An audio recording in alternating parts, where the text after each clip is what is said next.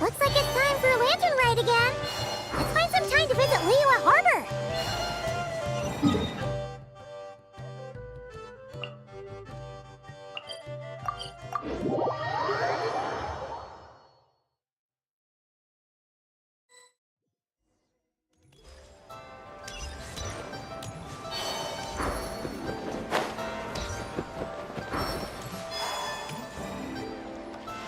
Split the bamboo in the morning, dry it till night. Shape and bend it nice and tight. Cross the strands to form a pattern, coat in silk, and you have a lantern. That's how you remember how to make a show lantern. Did you get all that, Chi-Chi? Morning, split bamboo, traveler.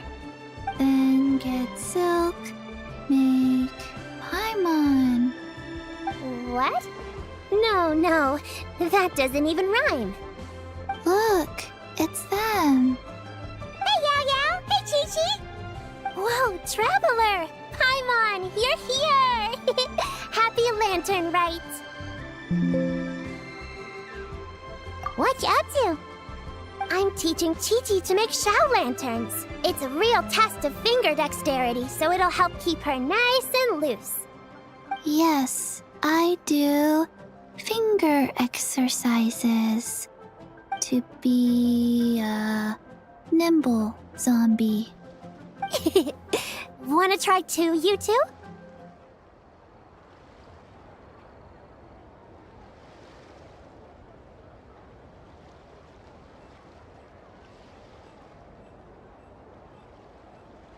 Oh, okay.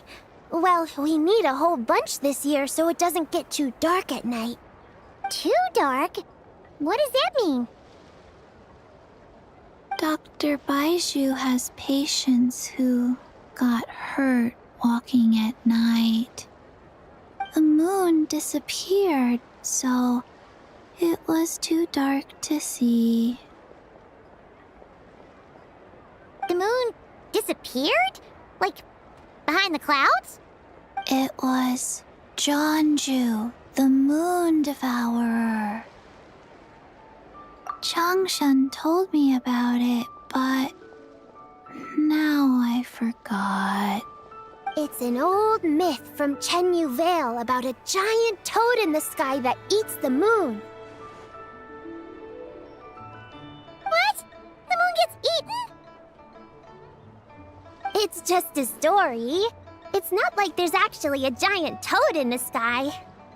I asked Master about it, and she said myths are just insights into how the people of the past understood the world. Well, I didn't see it that night. But I've checked several nights since, and it's been there same as ever. According to Chi-Chi, though, the Ministry of Civil Affairs sent someone to do some kind of serious investigation.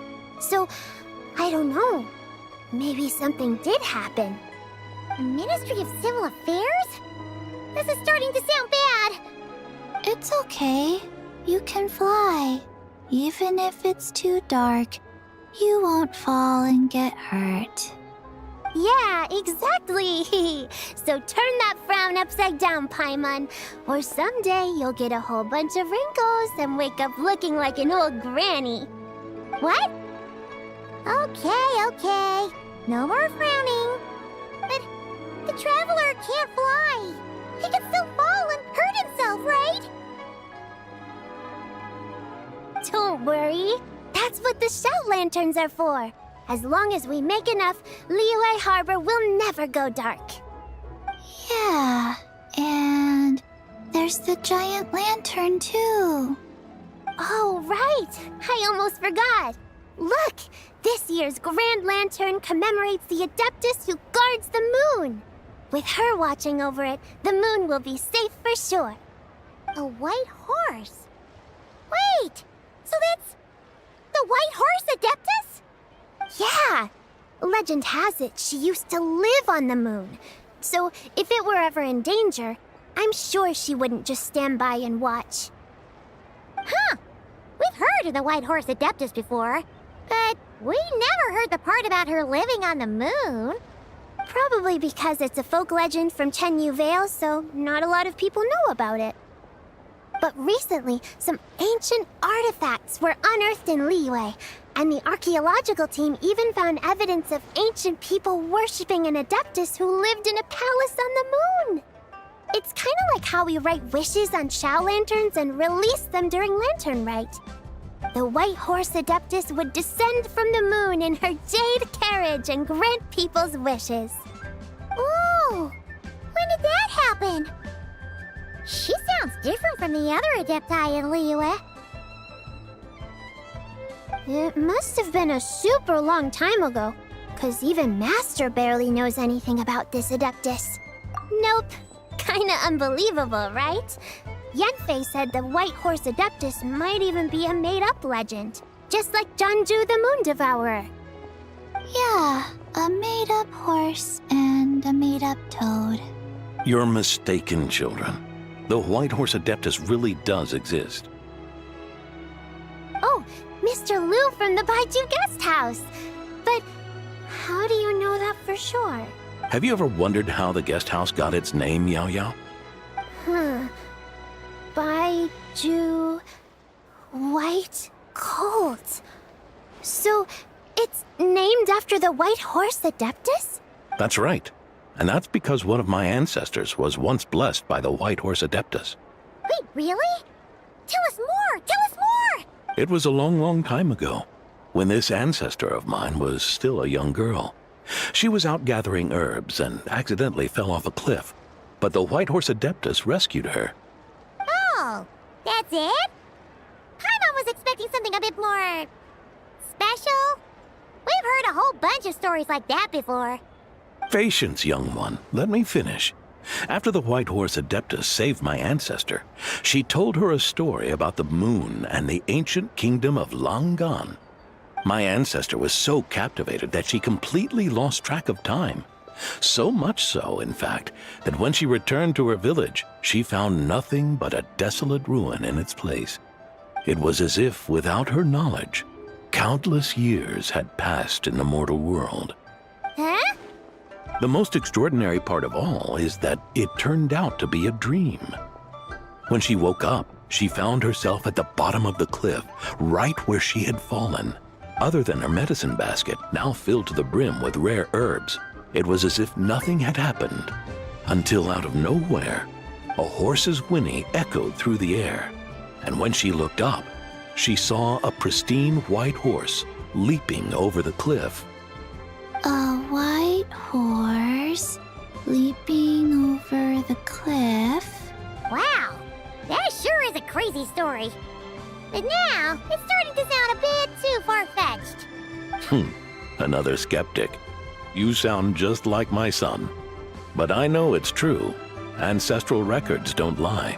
Wait, so your son doesn't believe it happened? Don't get me started. Not believing is one thing, but he even wants to change the name of our guest house. It's a disgrace, I tell you, a disgrace. Well, it was getting about time for him to take over the guest house. And what's the first thing he does? Starts going on about how the name doesn't attract enough customers and how we're losing business to Wangshu Inn. Can you believe that? As if Baiju Guest House and Wangshu Inn aren't miles apart from each other. Oh, what about something like the Geo Lord's Rest? Paimon bets that would get people through the doors. Geo Lord's Rest. I like that one. This isn't about getting people through the doors. This is about disrespecting our ancestors. Oh, White Horse Adeptus, my wish is this. Let your divine power be known. Teach my foolish son the error of his ways. Paimon wants to learn more about this Adeptus. Hey, maybe we should ask Zhang Li. Good idea. Mr. Zhang Li is super knowledgeable. He can answer questions even Master has no clue about. Yeah, we just saw him having tea at third round knockout. All right, then that's our next stop. Chi-Chi and I are gonna keep making Shao lanterns.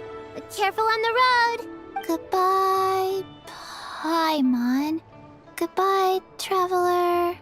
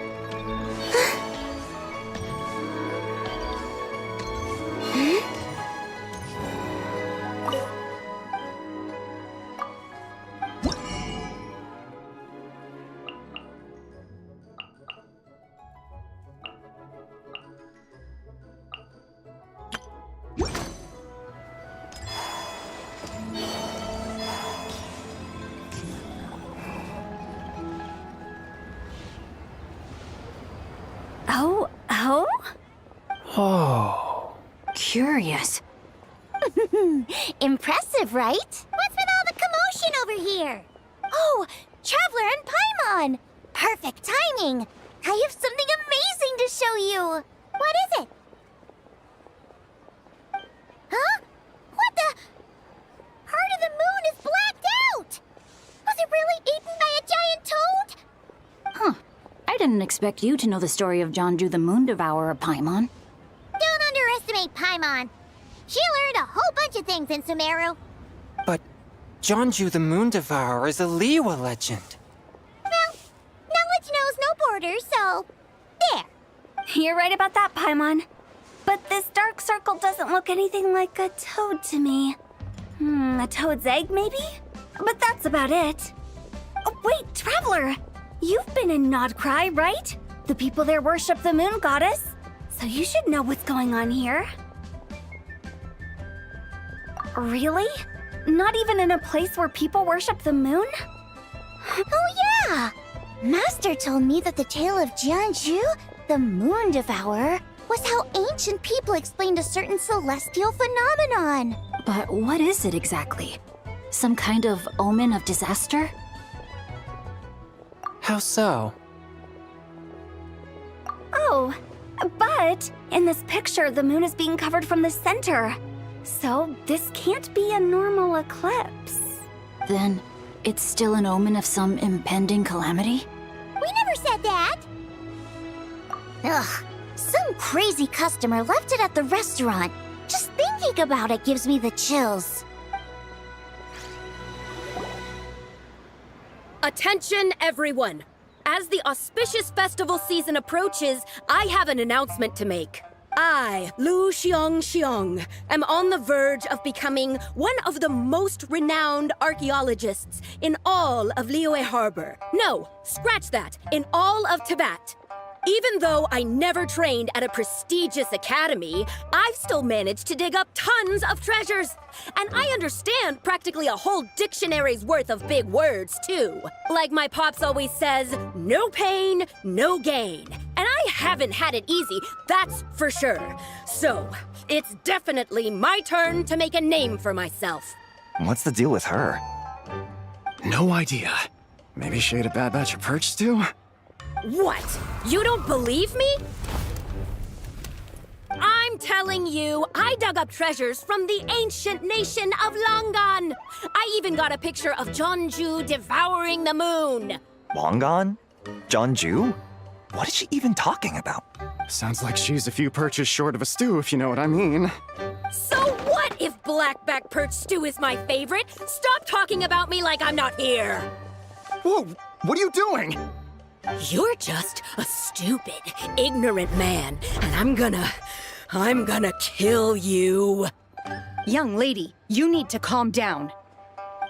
What? So you're looking down on me now too? How about I take you both out then? How does that sound? This is a place for dining. If you wish to take me out, you'll have to do it elsewhere. Don't act like you're better than me. Do you know who I am? I'm about to be the most famous archaeologist in all of Liyue. No, Tibet. Show me some respect. It's respect you want? Very well. For the sake of the other customers, we'll do this your way.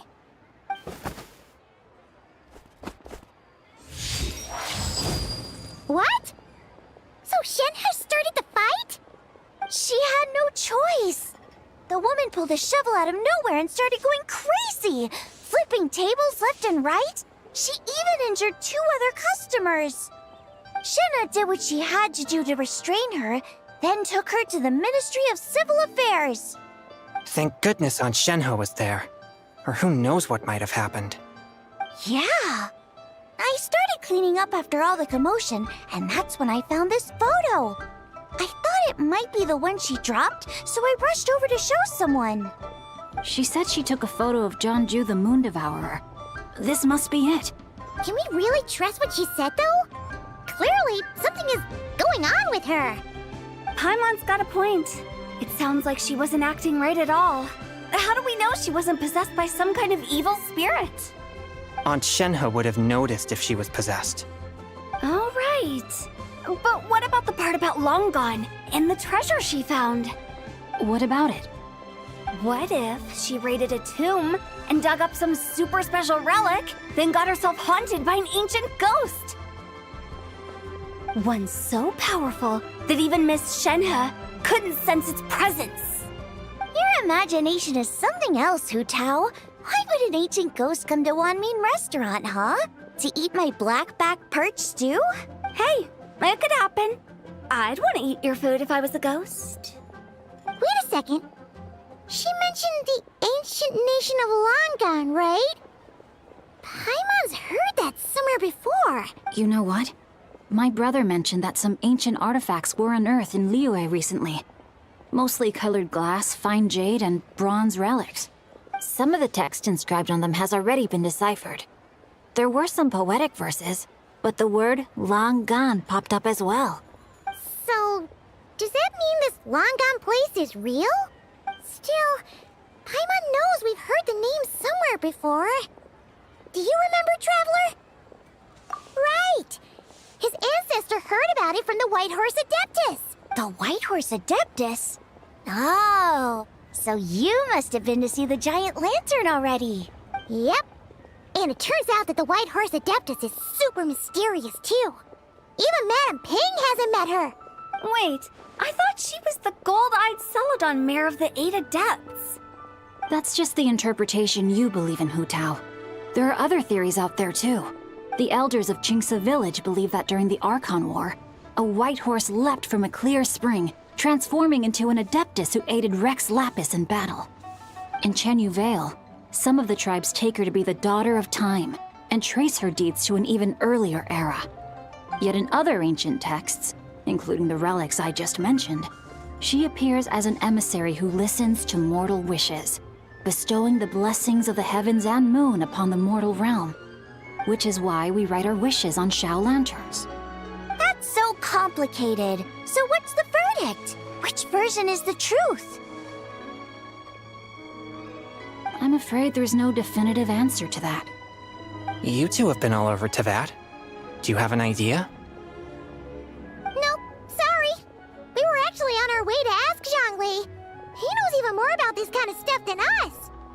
Ah, looking for a consultant, huh? He's having tea with Miss Linlong. Shigu Antiques is hosting an exhibition tonight. An exhibition? For what? All those antiques Xingqiu just mentioned. So if you head to the big ship docked in the harbor tonight, I'm sure you'll find him. So, where to next? How about we go to the Ministry of Civil Affairs to ask about the White Horse Adeptus? We might be able to find out more about the recent moon situation, too. If you're heading to the Ministry of Civil Affairs, could you give them this picture for me? Since it belongs to that customer, she deserves to get it back at least. It might even help the Ministry with their investigation. Ha! All right! We're off! Oh, wait! I almost forgot! Happy Lantern, right? Come have a meal with us when you're free. We'll be there, or we'll be... square. Thinking about it now, could it be possible that photograph was a fake? A fake? You mean like the customer fabricated it to gain academic recognition? Nice one, Chongyun. I never even thought of it like that. How about we go check out that place tonight? I know exactly where it is. All right. I'll get scolded if I get home too late. Live a little, Xingqiu. You act like this is a first for you. Worst comes to worst, we'll get Xiangling to cook you something delicious, okay? Well, when you put it like that, I suppose it's worth the risk. You were just waiting for the promise of free food, weren't you? Fine. It's a plan then. We'll meet up tonight.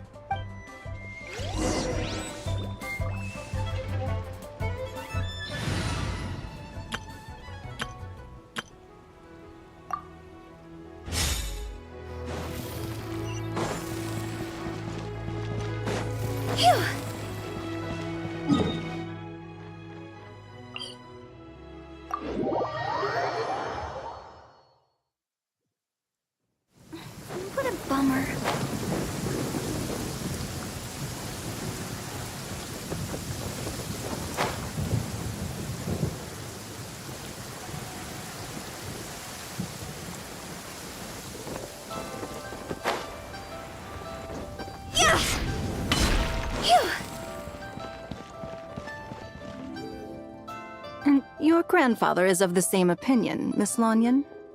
Yes. On Lanternlit, the moon shall go dark. That's what the signs are indicating. Celestial observation isn't Grandpa's strong suit. But he discussed it with several other elders from our clan, and their conclusion was the same. It's consistent with the information we've received from other sources as well. You mean the whole thing? About the legend of Jeonju the Moon Devourer? Happening in real life? Yes, that's one of them. So it's true. I thought it was just a rumor.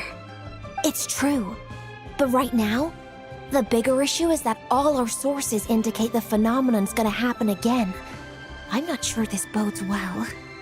Let's remain optimistic for now. We're making progress interpreting the artifacts, and Ganyu is consulting with the Adepti as we speak. Besides, apart from the incident at Wanmin Restaurant, there haven't been any other moon-related disturbances. Ningguang, Keqing, and Lanyan! You're all here! Oh, Traveler! And Paimon! It's been a while. Happy Lanternlit. Yes, happy Lanternlit. What brings you here, though? I thought you'd be in the harbor enjoying the Shao lanterns. You're certainly not the type to visit Yujing Terrace for no reason. Is there something I can help you with? What? We're not allowed to just drop in on our friends during the festive season? I was only teasing. You're welcome to visit us anytime you wish. Happy Lanternlit. Oh, and about all the moon business you were just talking about? We have something to show you. Here, take a look! Whoa! Something really did take a chunk out of the moon. Someone managed to capture a picture of it. Is this Jeonju, the Moon Devourer, then? Even though we confirmed this event took place, I still can't quite believe what I'm seeing. Where did you get this picture? From Xiangling! She found it when she was cleaning up after that customer caused a scene. She thinks they must have dropped it. Wait, is this Chawang Terrace? No, it's just where I'm from. It said that Chawang Terrace was where the ancient people of Chenyu Vale communicated with the heavens. And in this picture, the moon happens to be right above Chawang Terrace. I was just surprised, that's all. It's probably just a coincidence. That's interesting because the ancient people of Chenyu Vale migrated there from the chasm area. The chasm? So, that place is involved too?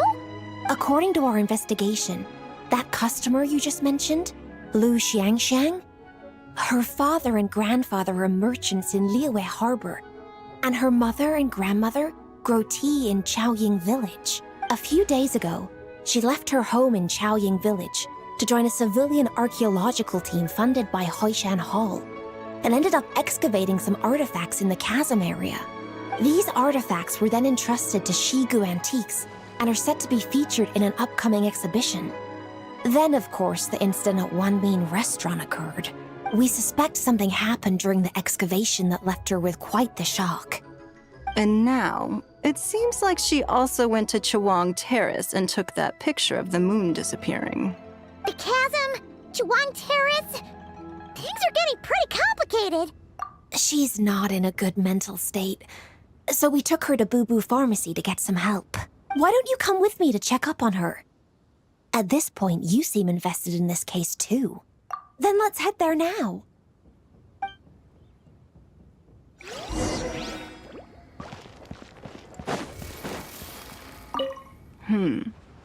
Now that I see this picture, it looks less like a piece of the moon was eaten, and more like something is obscuring it. But what sort of thing could block out the moon?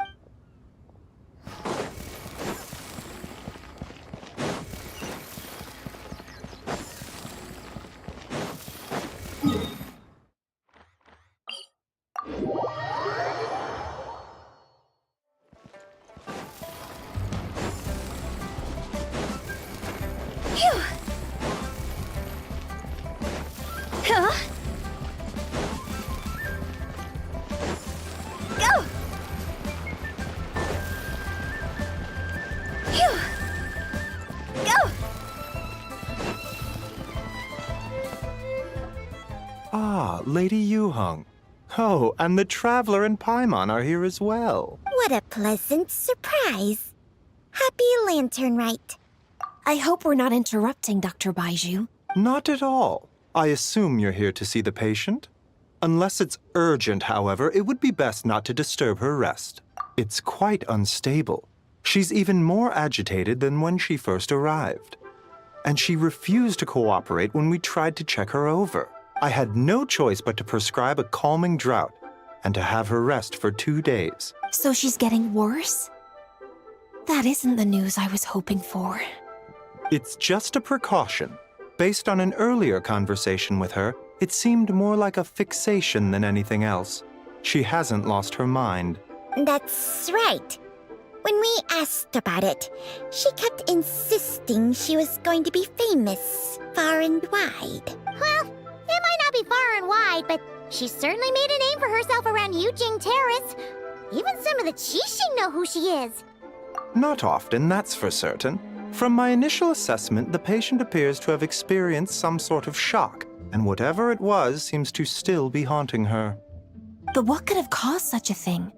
The relics from the chasm? Or the moon above Chuang Terrace that night? Come back in 2 days, and you might just have your answer. I suppose that's all we can do for now. We'll take our leave then, Dr. Baiju. Of course. If you need anything else, don't hesitate to stop by. Speaking of those relics from the chasm, aren't they being featured in an exhibition tonight? That's right. Are you planning to attend? Yeah! We wanted to have a talk with Zhangli anyway, and now Paimon's even more curious about these relics. I would, except every item in the exhibition had to be registered with the Ministry of Civil Affairs. So I'm afraid it's been spoiled for me. I reviewed them all myself. There are some rather peculiar artifacts, that's for certain. We're still working on decoding the ancient text that appears on them. Yeah!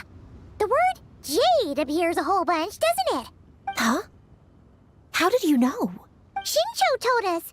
He said there were some ancient poems on them, too. He's quite well informed, isn't he? Well, he's right. We believe they're direct references to the ancient nation of long gone. As for the other text, instead of regular poetry, it seems to be more like ceremonial language used to worship the moon and the gods. The moon and the gods? Well, looks like it's almost time for the exhibition. You two should head over. There's an usher at the harbor who will lead you to the venue. Not at all. The exhibition is free to the public. The people of Liyue have a great respect for our history and are eager to learn from it. Plus, the exhibition is being organized by Linlong, the owner of Shigu Antiques. As far as I know, it's been a long-time goal of hers to hold a cultural exhibition of this scale, where people can learn all sorts of information about the past. Guess we're in for a real treat tonight, then. Yes, have a great time. There's still more artifact decoding work I need to finish, so we'll have to part ways here. After seeing the picture you brought, there's a few ideas I'd like to follow up on. You're hard at work even during festival season? Huh. You haven't changed one bit, Kaching. I'm simply fulfilling the responsibilities of my position. That's all. All right, I should get going. See you later. Well, guess we should head over to the harbor and find that usher.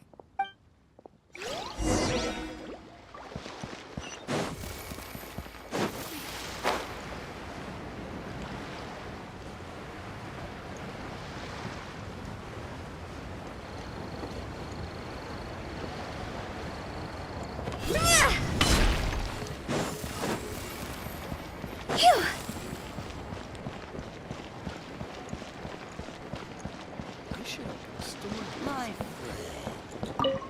Ah, here for the exhibition? I can take you aboard. After you.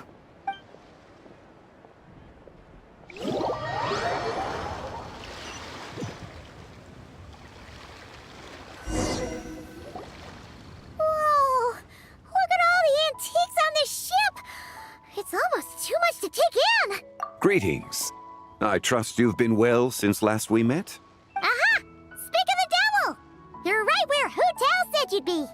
Ah, so Director Hu gave me away, did she? Don't act like you're up to some super secret business. We know you just do whatever you feel like. Yo, Traveler, Paimon, what's up? It's been a while, you two. Happy Lanternlit. Beidou! Yunchin! It's great to see you! You're here for the exhibition too? Yes.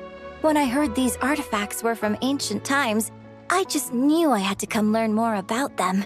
I mean, what a discovery, right? Yeah, Ningguang pretty much said the same thing.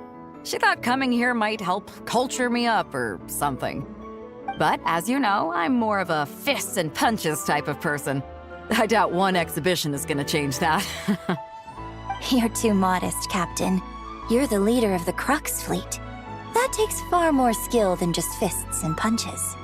Plus, at the end of the day, you still decided to come, even though you didn't have to listen to Ningguang. Well, she's the Tianquan. If she can't even get an average ship captain like me to do her bidding, how's that gonna look? You sure know how to think from her perspective, huh?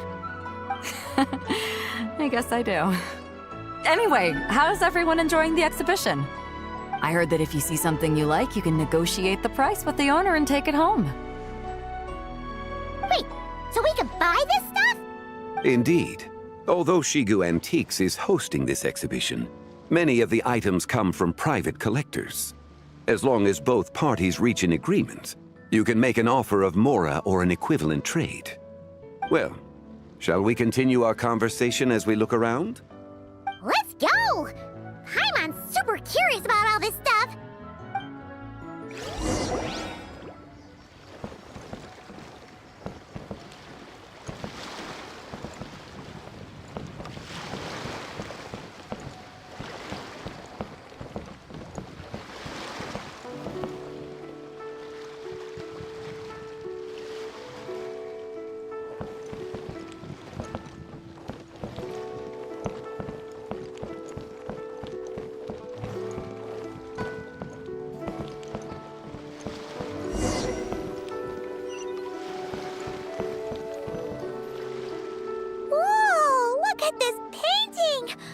There's a huge toad on it! Could it be... Huh. This material is quite unusual. It doesn't look like paper. More like silk, or some other kind of fabric. Yeah, I was thinking the same thing. Well spotted. This is a painting of Jianju, the Moon Devourer, made primarily with mulberry silk. Such craftsmanship is rarely seen in modern-day Liyue. Ha! Jianju the Moon Devourer! Paimon knew it! That toad made it super obvious. What's that? A new dish at Wanmin restaurant? No! It's a kind of lunar eclipse. You heard about how the moon disappeared recently, right? Oh, yeah. You're saying a toad did that? That's what the legend says. So, nothing to do with food then. Noted. And the figure next to the toad. Is that the White Horse Adeptus? From the stories I've heard, her palace lies on the moon. That would seem to be a logical assumption. No. In fact, this item was discovered in Chenyu Vale, and many years ago at that. Oh, so it's from Chenyu Vale? Actually, that's not quite right. You see, this painting is primarily comprised of mineral-based pigments, such as cinnabar and azurite, which are usually found within stratified rock. This suggests its place of origin may very well have been the chasm. You could have just started with that. You're as knowledgeable as ever, Mr. Zhongli. I had only ever heard the legend of Jianju the Moon Devourer, but now seeing it depicted in this painting, I wonder, if I purchased it, perhaps it could serve as inspiration for a new opera. Though I'm not quite sure who the painting belongs to right now. A splendid idea, Miss Yoon. Perhaps in lieu of mora, you could offer the lyrics to said opera as recompense. The lyrics? But to whom? Why, to me, of course. I am the owner of this painting, after all. Wait, so you're one of the private collectors of the exhibition? No wonder you knew so much about the painting. But lyrics in exchange for a precious antique? My work could never possibly be of equal value. I don't know about that. I'm not much of a scholar, but even I know your operas are in a league of their own. An astute observation, Captain Beto. In my possession, this painting is nothing but a lifeless artifact. In your hands, however, it could be transformed into a new piece of art entirely. Quite the worthy exchange, no? But I'm not sure when I'll be able to finish writing it. It certainly won't be ready this year. Allow me to be equally forthright, Miss Yoon. This silk painting is merely a copy I made of the original work. There is no need for such concern over its value. Huh? So it's a fake? I had no idea you were such a skilled artist, Mr. Zhongli. I pride myself on having some knowledge of antiques, but I didn't notice anything that would point to it being a replica. You never cease to amaze me, Mr. Zhongli. You flatter me. All that said, Miss Yoon, you must accept. Truly, I insist. He's gone from handing out fake mora to fake paintings now, huh? Your kindness is impossible to refuse, Mr. Zhongli. Rest assured, I'll be sure to return the favor. I shall look forward to it. Man, that was quite the find. I should buy something too, if only so I can show it off to Ningguang. Let's keep going and see what we can find.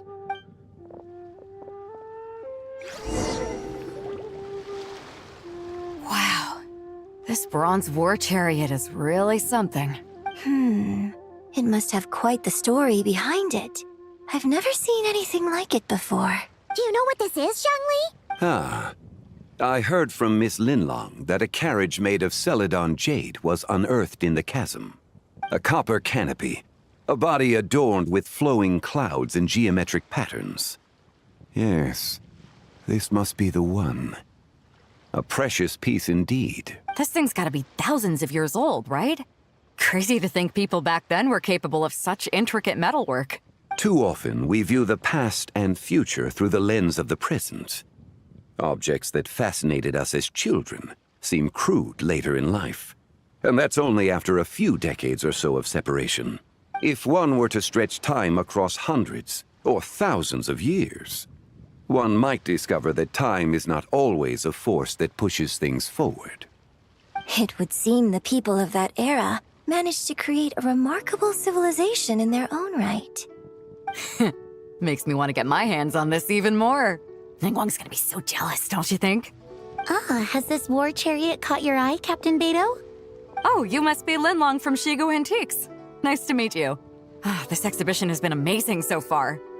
Well, that's all thanks to supportive patrons like you and Mr. Zhongli, of course. As for this war chariot, it was discovered by an archaeological team sponsored by Hoishan Hall. The price comes in at 90 million mora. How much? 90 million? Woo, looks like my eyes were a bit too big for my wallet. Quite a bargain. A bargain? 90 million mora could feed Paimon for like 1,000 years! And if you actually went on an eating spree that long, perhaps you'd be considered an antique worth that kind of mora too. What, 90 million? Nuh-uh! Paimon's worth way more than that! Well, if Mr. Zhongli thinks it's a good deal, I'm sure it's worth it. Beto's putting way too much faith in Zhongli. What if he's only here to drive up sales? I'll take the chariot, Miss Linlong. Someone will come by with the payment. Quite the discerning eye you have, Captain. After the exhibition ends, I'll have someone deliver it to the Alcor. Actually, could you send it straight to Yujing Terrace? I'd like for the Tianquan to see the proof of my discerning eye for herself. Understood. Great. Yunjin and I both found something. What about you three? Want to keep perusing? And don't worry about the mora. It's all on me. Nobody's going home empty-handed tonight. I appreciate your kindness, Captain. But I'm afraid I have some private matters to discuss with Miss Linlong. In that case, don't let us keep you, Mr. Zhongli. Right this way. Traveler, Paimon, perhaps you would like to accompany me. What? So you can show us another bargain antique that's so far out of our price range it's not even funny? Other people are always demanding Mr. Zhongli's time, but it's quite rare for him to extend an invitation himself. I wouldn't pass up this opportunity if I were you, Paimon. Yeah, just don't forget to come aboard the Alcor for a drink later. Yeah, Guess you're right. Taking a quick look isn't gonna cost us anything. Let's go!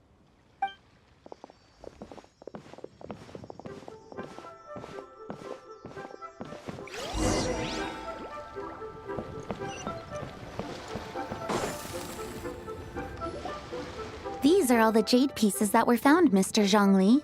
Wow! So many styles! What kind are these? These are a type of ceremonial jade. You're familiar with Chenyu Vale's rain jade, right, yes? Oh, yeah! So these pieces are all used in the rain jade ceremony? Well, you may not know, Paimon, but before the rain jade rite came into practice, Chenyu Vale was known for a different ceremonial tradition that also involved jade. The Bi is used to honor heaven, the Cong to honor earth, the Gui to honor the east, the Jiang to honor the south, the Hu to honor the west, and the Huang to honor the north.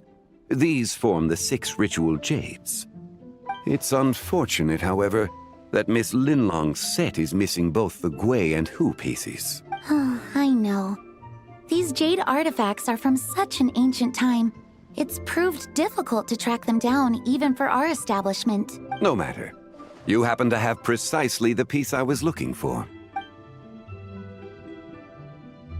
Huh? This broken jade token?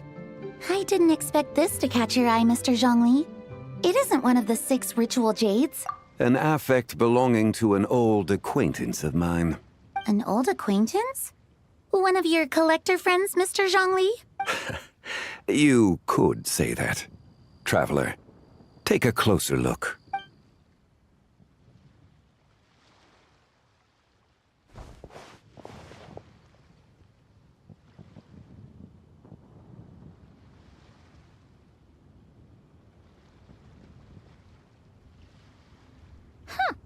It doesn't look all that special to Paimon. Just seems like a broken artifact. Indeed. It's been thousands of years since the moon has appeared in such a form. So, in the past, the moon wasn't always full. Then, could this missing chunk be from when Jianzhu devoured part of the moon? It's worth looking into. Your insight is invaluable, Mr. Zhongli. I had no idea how special this piece was. Since it has caught your interest, allow Shigu Antiques to cover the cost. Oh, that is far too generous, Miss Linlang. Not at all. I've always wanted to give people a chance to appreciate these snapshots of history. So, holding an exhibition like this has been a lifetime wish of mine, and it never would have been possible without your help, Mr. Zhongli. I merely put in a good word with a few acquaintances of mine. And it had a profound impact. Without your recommendation, I doubt half of these collectors would have come to the exhibition. So, on both a personal and professional level, I owe you my thanks, Mr. Zhongli. Wow! Zhongli actually did something useful for once.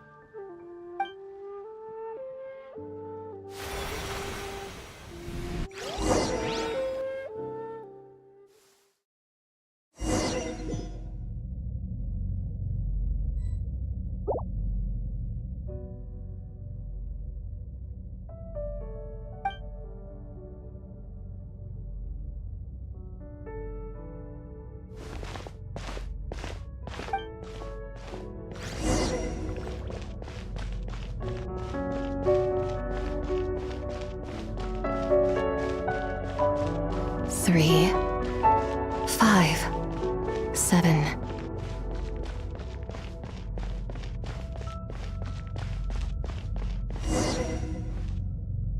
$11, 13, 17, 19, 23, 29.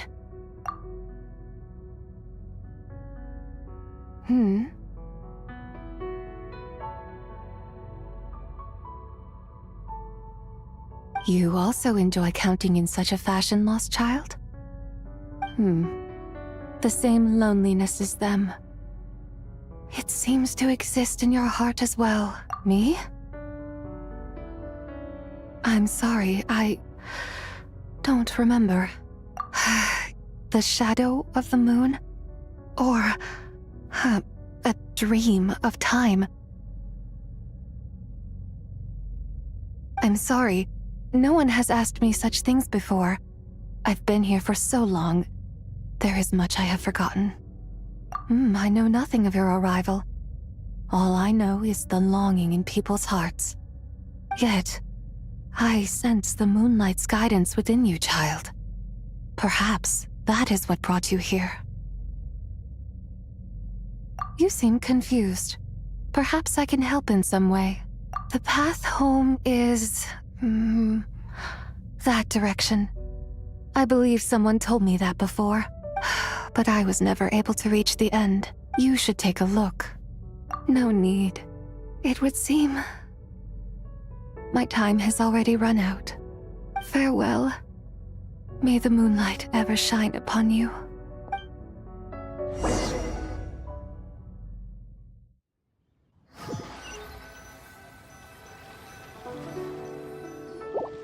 Wow!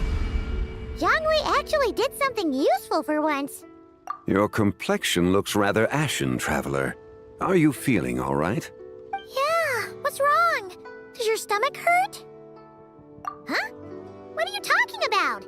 You were right here the whole time. Ah, I see. I'm afraid we must take our leave, Miss Linlang. My friend has taken ill and I must escort him to get some rest. Of course. Traveler, Paimon, please, come with me. Ah, yes.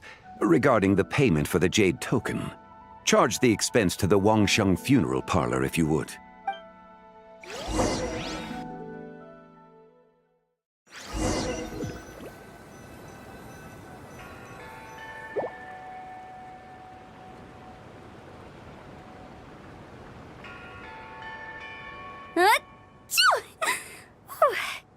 Guess someone's thinking of me.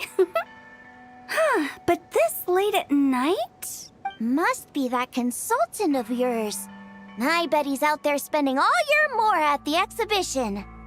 Yeah, he'd be the perfect employee if he just knew how to rein in the spending. But never mind him. Let's focus on the moon. We gotta see if it gets eaten tonight. I don't think it's going to happen. We've been out here all night and the moon's the same as ever. It is quite late, and Chongyun's getting tired. How about we head back? We can come back another time. Head back? Already? Actually, I do have a new dish I'm testing out tomorrow. And as part of my New Year's resolution, I'm trying not to oversleep. All right. Guess it just wasn't meant to be. Let's go.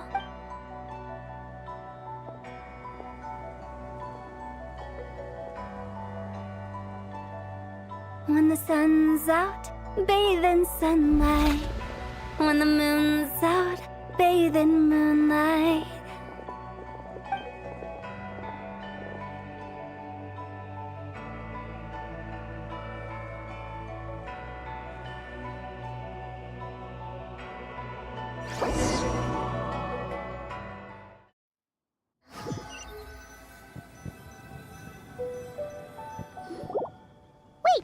Aren't we going to rest? Why did you bring us here? Because I imagine the traveler would like to know what just happened to him. Oh, right. Ugh, Paimon's confused, though. She could have sworn you were there the whole time.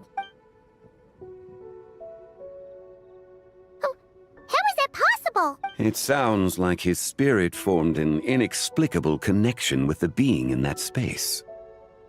Ah, you suspected from the beginning, didn't you?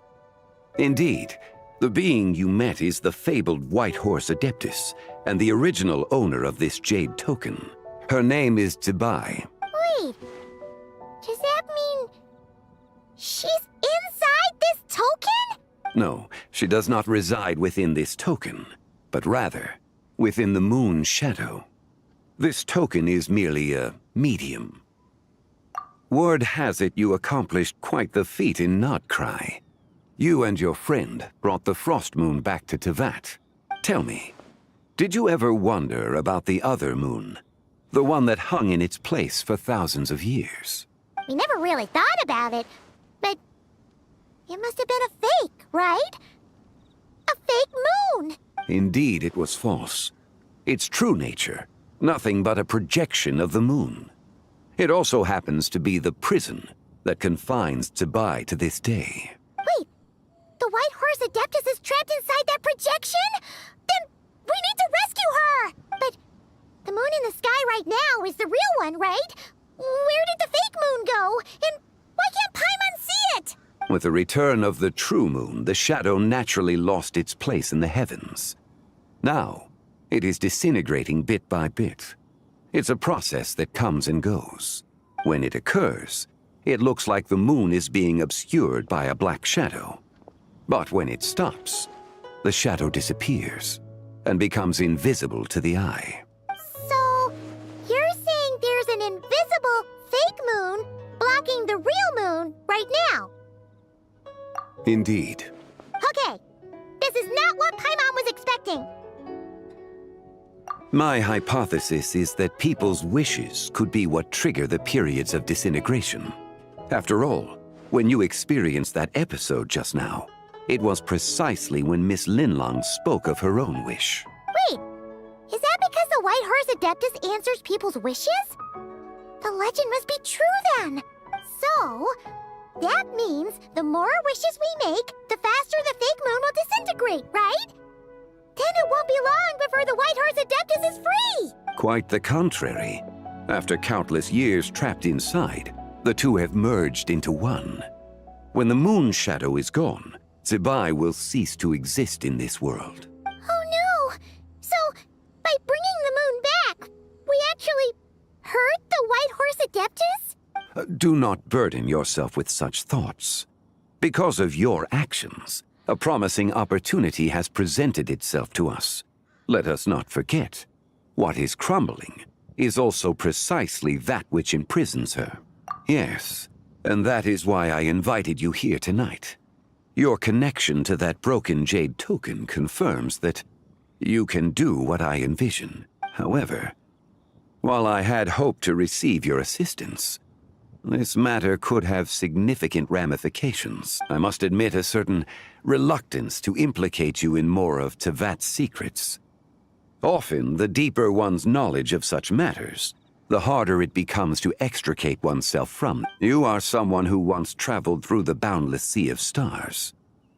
I cannot help but wonder, perhaps it is wrong for your fate to become too entangled with the fate of any one world. Such is your conviction, then. Since journeying beyond Liyue, you have had ample time to reflect on these matters, it would seem. Very well. The first secret I must reveal is that Zibai has long since passed away. The being within the Shadow Moon is merely one of the 3 deadly selves she severed before her death. Wait, the White Horse Adeptus is dead? Weren't you supposed to tell us how to fix this? Now it just seems even more impossible! Please, remain calm, Paimon, and allow me to explain. The 3 deadly selves is a practice used by those engaged in spiritual cultivation. The intent is to sever the 3 vice-laden mortal selves to reveal one's true, pure self beneath. However, Zibai's 3 selves are more complicated in nature. Because in the moment before her death, someone preserved the shattered essence of her soul and placed the fragments within her 3 deadly selves. If we retrieve the 3 fragments of her soul, there is a chance we can restore her presence in the mortal realm.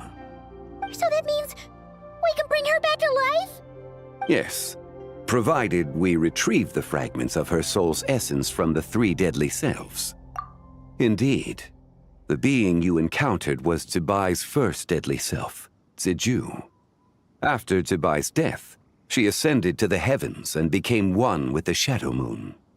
The essence that resides within her is a heavenly soul, also known as Taiguang.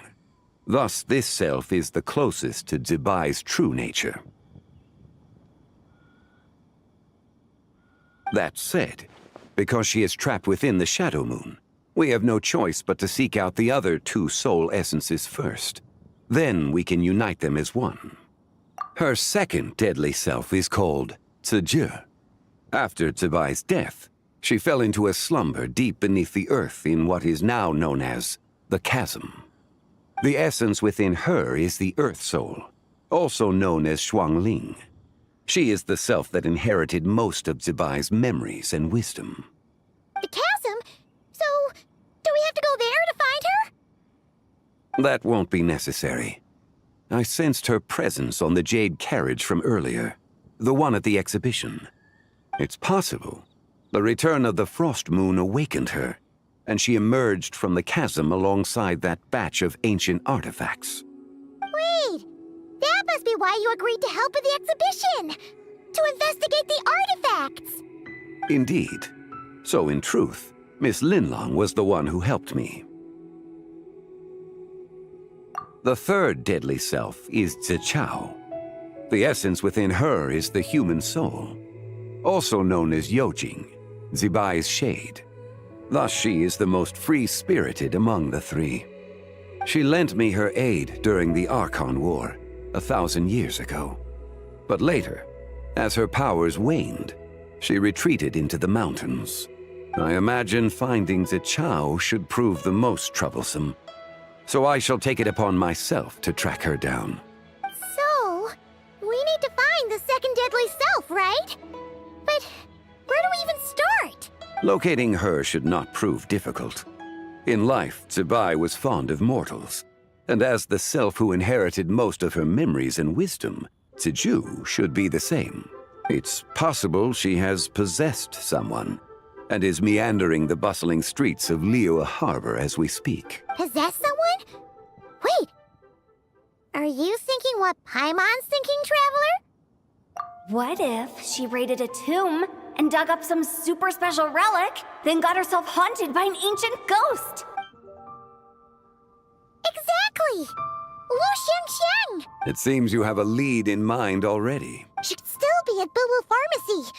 She was super agitated when she first got there, so Baishu gave her some calming medicine and told us to come back in 2 days. Do you think it could be her, Zhengli? It's quite possible. The deadly selves are impure beings that can easily influence mortal minds.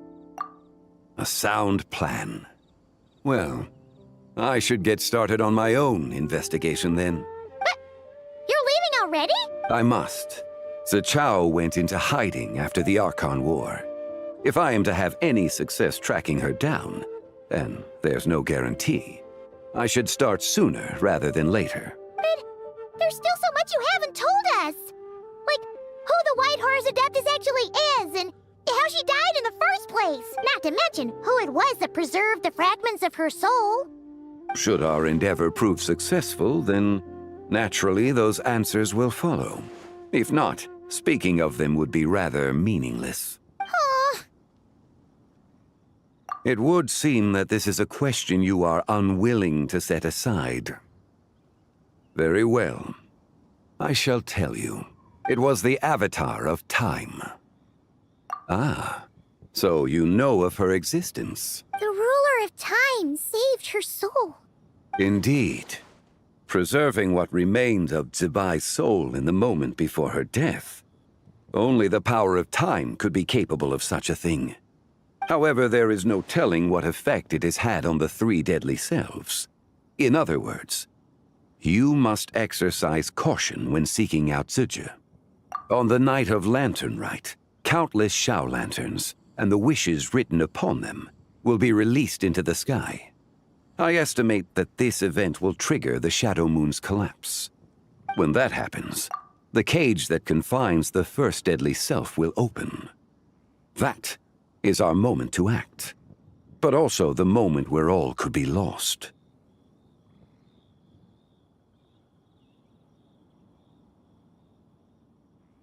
For if we fail to retrieve the other two soul fragments in time, Zibai's resurrection is hopeless. As I mentioned before, the answers to your remaining questions should come in time, providing our efforts bear fruit. Let us hope that all proceeds smoothly in the days to come.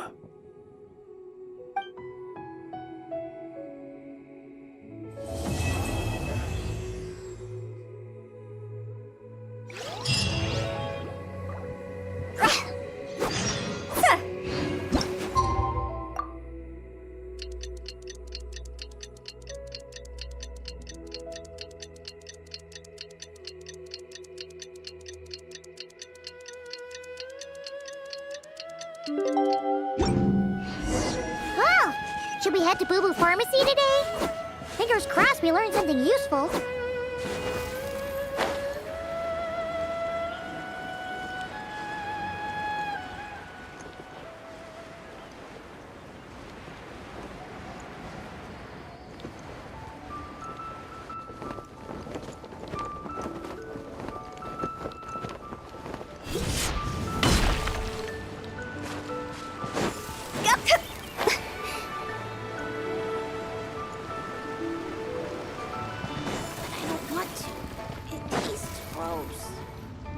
So let me get this straight. The patient disappeared right as you were delivering the medicine. I know it's hard to believe, but that's exactly what happened. It's true. 1 minute she was there, and the next she was nowhere to be seen. Hey, it's Yelan! Fancy seeing you here! Oh, is this a bad time? Not at all. Just a small roadblock in the case I'm working. Mingguang asked me to investigate a patient named Lu Shangshang. If you're here to find her too, then you're out of luck, I'm afraid. She went missing this morning. What? According to Dr. Baiju, the patient vanished right under his nose. But it just seems like that should be impossible. There 1 second and gone the next? Pretty sure Xiao can do something like that. Then you're suggesting this Lu Shangshang is the vigilant Yaksha in disguise? Or some other adeptus? Guess not. But this is so weird. How can a living person just vanish into thin air? Unless... Linny decided to take his act to Liyue? Who is this Linny you speak of? He's... Oh, never mind. Paimon's just grasping at straws. Let's set aside the how for now, and focus more on the where. You mentioned this patient has a strong obsession with achieving fame and recognition? Yes. She kept talking about becoming a renowned archaeologist and making a name for herself. So, are we looking for a place where it's super easy to become famous? I think we should check out the Xiao Lantern crafting stalls. Because it's easy to become famous by making Xiao lanterns? Not exactly. When the people of Liyue need a solution to a problem, their first thought would be to pray to the gods and the Adepti. If her wish is to become famous, she might write it on a Xiao lantern in the hopes that the fabled White Horse Adeptus might make it come true. That certainly sounds probable. Turns out, the White Horse Adeptus might be a lot closer to home than she thinks. What was that? Nothing! Let's go check out those stalls!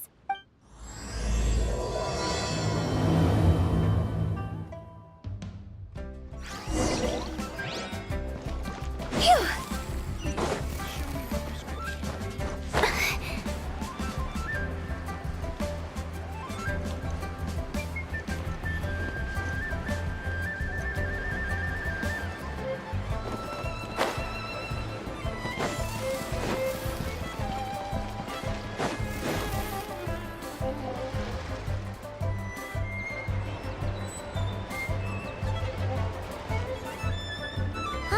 We're here!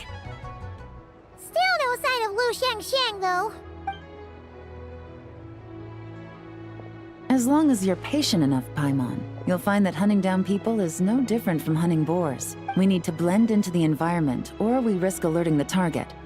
So as far as everyone here is concerned, we're just ordinary tourists. Oh, okay. If we need to blend in, then let's make some Xiao lanterns and write our wishes down, like everyone else. What's your New Year's wish, Yelan?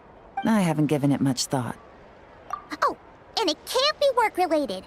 You gotta take a break once in a while, right? You're always sticking out this suspect, tailing that criminal, hunting down this gang or that.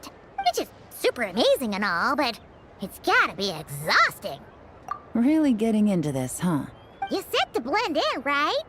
Come on! It's all part of the act! So you gotta think of something! Then, I suppose, it'd be to go traveling, the next time I get the chance. Traveling? That's our bread and butter! Wanna join us? Thanks for the offer, but my desk is piled high with reports on your exploits. And that's not quite the kind of traveling I had in mind. I was thinking more The lie down and do absolutely nothing kind of travel. Ah, something a bit more easy and breezy, right? Hey, wait! We know just the place! The Easy Breeze Holiday Resort in Netland. It's super relaxing and full of fun activities. You've got the beautiful ocean and tons of cute little creatures called Asha. Seriously, you gotta go! I suppose I'll have to check it out. Hey guys, happy Lanternlit! What a coincidence! You here to make shell lanterns too? Well, it's that time of year, am I right? Thought I'd join in on the fun. You can't have Lanternlit without making one of these. What you gonna wish for? Oh, man, it's kind of embarrassing, but whatever. The truth is, the mighty mythical beasts are seriously struggling with recruitment. So I'm hoping to find a few apprentices and teach them the art of wushu dancing. Awesome! Shurfugami, here we come! Whoa there, Paimon. One step at a time. I actually need to find people first. Yeah, but Paimon bets people will jump at the chance to learn from you! Well, I wouldn't be so sure. Wushu dancing is super physical and takes a lot of hard work to master, so it's not easy to find people. At this point, if the Adepti can't help me, no one can. I'll do it! Huh? You just said you wanted an apprentice, right? Well, I'm offering. What do you think? Whoa, the White Horse Adeptus works faster than I thought. Traveler, it's her. Lu Shangshang. Our target!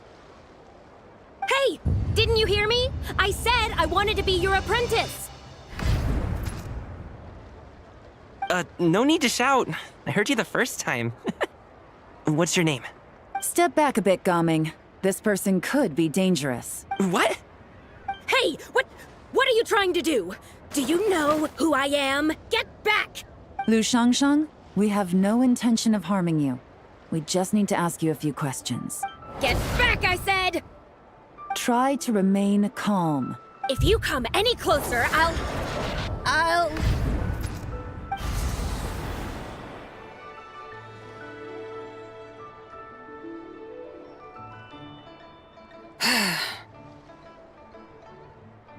Little wisp of a being. How are you able to see me? So what if I am? Leave at once! You, a mere mortal, whose own life hangs by a thread, would dare reach for the power of life and death?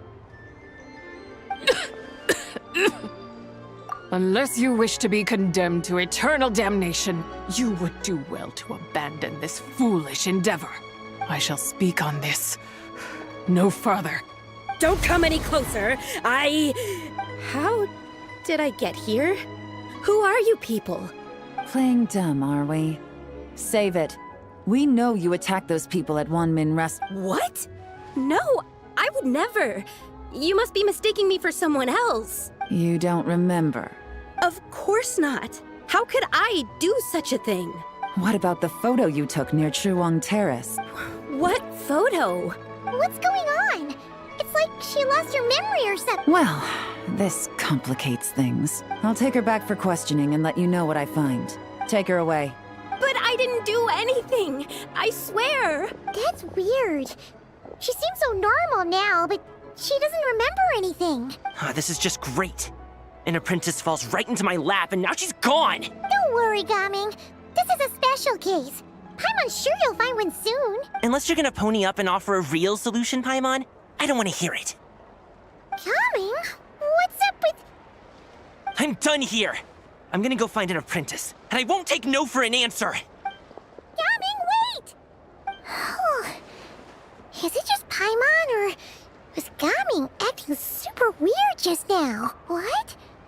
How do you know? Whoa! So you saw the second deadly self? And you think she moved from Lu Shangxiang to Gaming? Uh-oh. Then we better find him before something bad happens! Let's go!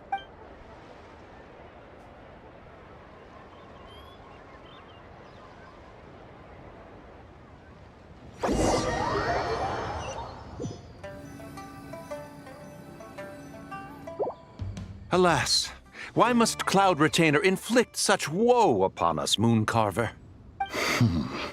By the order of Rex Lapis, we were supposed to make haste to the harbor to stand watch. Yet we arrived late, for you, in your inscrutable wisdom, chose that very moment to tend the mint. It is no wonder Cloud Retainer banished us to the wilderness in anger. A pity only that I, blameless as I am, was made to share in the punishment. Blameless indeed. You speak as if it was not you who decided to plant all that mint in the first place. Yet now, in its wretched state, overrun by blight and vermin, you would turn away? Utterly heartless, I say. Were I truly that heartless, would I have rescued those seedlings from this desolate wasteland, granting them haven in your hallowed garden? Alas, if blame must be laid, let it fall upon Cloud Retainer for failing to recognize the virtue of our plight.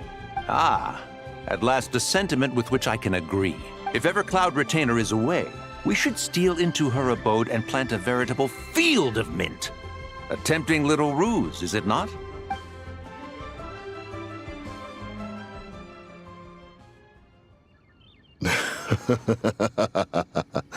Positively ingenious. Please stop chasing us. Just let us go. Get back here! If you keep running, I'll kill you! Please, we don't know anything about wushu dancing. Just leave us alone. What? You think I'm not good enough to teach you? Just agree to be my apprentices, and then we can talk.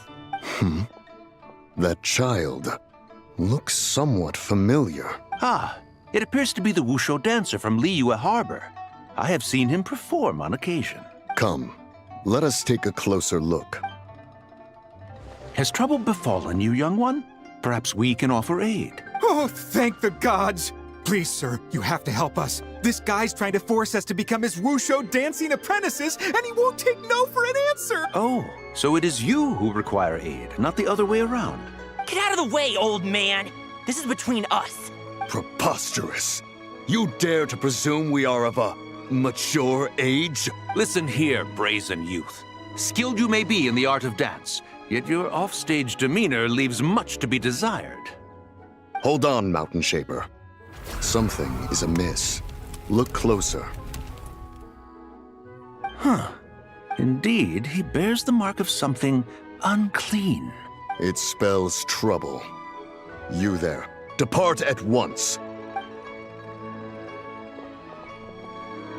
Hey! You drove off my recruits, old man! You'll just have to take their place, even if you're a bit on the decrepit side. Many years it has been since a being has dared speak to us in such a manner. Now let us see what evildoer has sought to use you as its puppet, young one. You two, you're Adepti! Does that strike fear in your soul? Whoa! Two Adepti recruits just fall right into my lap? That white horse sure knows how to grant a wish. Coming! Slow down! Wait for us! Jeez, take a hint, will you? I told you to stop following me! Traveler, Paimon, keep your distance from this youth. Evil has taken a hold of him. We know! It's one of the White Horse Adeptus' deadly selves! She's possessing Gaming! The White Horse Adeptus' deadly selves? Could it be that Rex Lapis called us to Liyue Harbor for this very reason? Hey! What are you two whispering about over there? Who's gonna be first apprentice and who's gonna be second? It doesn't matter! I'm not the kind of Sufu who plays favorites. Insolent spirit! Be gone from this child at once!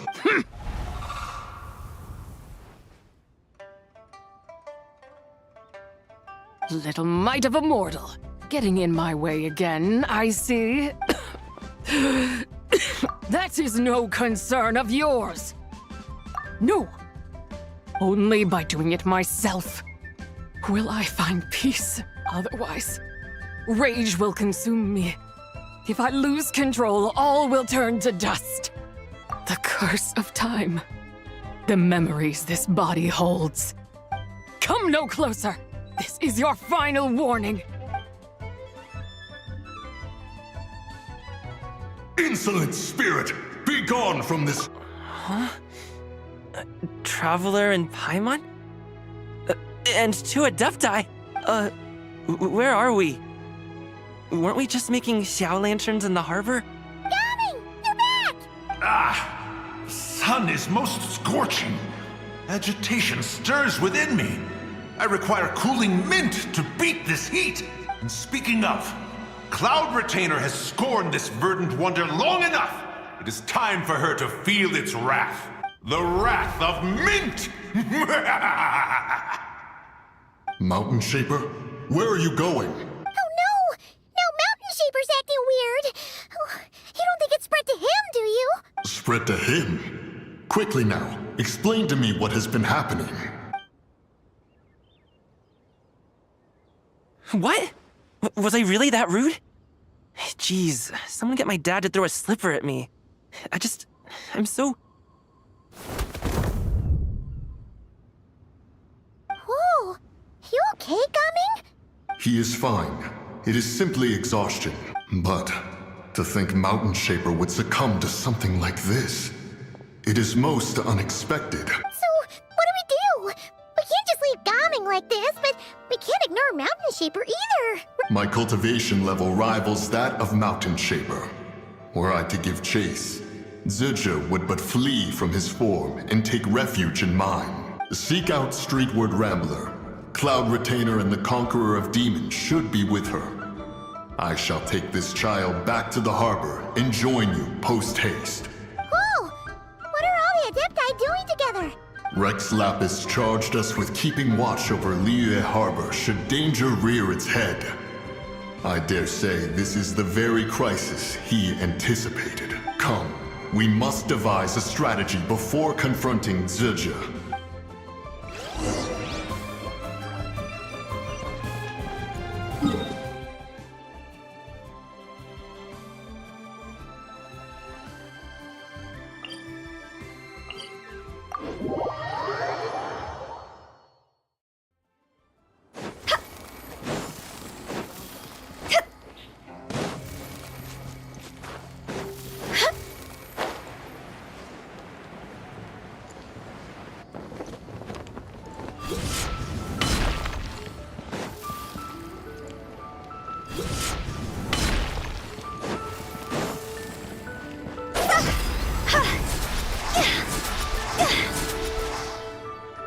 The White Horse Adeptus?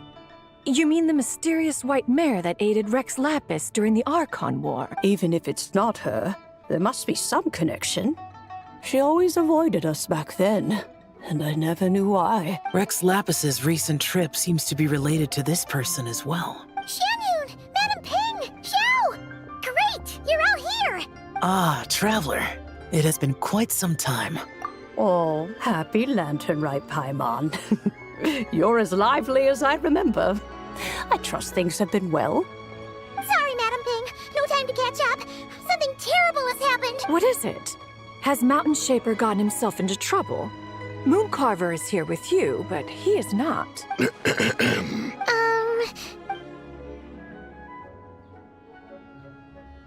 The Wrath of Mint? That old fool dares to utter such nonsense behind one's back. Yeah, that's not really our biggest concern here. So, even a mere deadly self of the White Horse Adeptus was able to possess Mountain Shaper and affect his mind. No wonder Rex Lapis told us to gather here and await his orders. Mountain Shaper's cultivation is inadequate. He was caught unprepared. Were it one of us, Zibai would hardly have found a vessel quite so... ready for the taking. Hey! That's not what you said earlier! Where is Mountain Shaper now? A question that hardly bears pondering. Obviously, he intends to plant mint in the vicinity of one's abode. Ah, then he poses no great threat. We might as well let him be. Once he fulfills his wish, it's possible that Zibai will relinquish him of her own volition. Your ulterior motive is most obvious, Mountain Shaper. You two hope for Mount Outsong to be covered in mint. One can see it clear as day. Not to mention, deadly selves are born of malevolent human desires, and naturally pose a great risk to the form and mind of all living beings. We cannot let this go unchecked. Let me handle it. I have relevant experience and know how to deal with such situations. One has no doubt of that. Yet your involvement would likely end in armed confrontation. In one's own estimation, the time for such measures has not yet come. Before his departure, Rex Lapis knew that Zizhu was active in Liyue Harbor, yet told us only to wait. It would seem, then, that Rex Lapis did not believe extreme measures were warranted here. Yes, this is quite a peculiar case. After all, Zizhu's possession does not seem to come with ill intent. It's more like she's guiding those she possesses to fulfill their own wishes. There is another matter of import, however. I sense tremendous resentment emanating from her. What could be its source to render her so unable to find peace? She was talking about the White Horse Adeptus memories, right? From what the Traveler said, it seemed like she was about to explode with rage. But why? With Rex Lapis away, if we wish to understand that which occurred in the past, we shall have to ask her directly. She also mentioned the Curse of Time. What could that be about? Perhaps erosion. Indeed. We are of the same mind. I heard that ancient clans in the mountains once regarded the White Horse Adeptus as the daughter of time. It seems there was some truth to that, after all. The Daughter of Time. Cursed by time? Time does not treat everyone equally. The longer you dwell in this world, the more it takes from you. Then what do we do? One has devised a solution. Based on what you have told us, it seems that Zizhu is in the habit of leaping to a different host when provoked. One's plan is for us to block all escape routes while you confront Mountain Shaper, forcing Zizhu to reveal herself. Then, if prior experience stands, she will have no choice but to possess you. However, not only are you able to sense it, you are also unaffected by the peculiar state of stasis. In other words, in that moment, you would have the chance to either subdue or persuade her. That is akin to walking straight into the lion's den. Allow me to go instead. Yeah! Isn't this plan a bit too risky? Why doesn't Paimon try first? After all, even if she got possessed, it's not like she would pose a danger to anyone. Paimon's wishes aren't all food-related, you know. One would not suggest this course of action if one had any such reservation. Time and again, the Traveler has proved immune to Zizhu's influence. Consider for a moment why that might be. Oh yeah! That's what the First Deadly Self told you, right? Perhaps your time in Nodcry left you with the blessing of the newborn moon goddess, Traveler. And this White Horse Adeptus clearly has a profound connection to the moon. Indeed. Indeed. I see. Have you other concerns, Conqueror of Demons? I was just trying to fathom why Rex Lapis left without explaining the situation in detail. But now I think I understand. Rex Lapis entrusted this matter to the Traveler, which means in his estimation, the Traveler must be the key to its resolution. So I have no other concern. I trust Rex Lapis, and I trust you. Then we are all in agreement on proceeding with this plan? Very well. We should depart at once, lest we lose our chance. Let us see whether that old fool truly dares to face one's abode with Mint.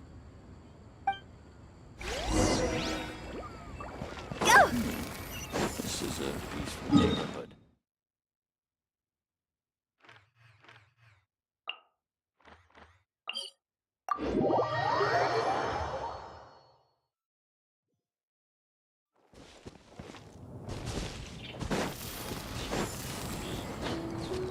Huh?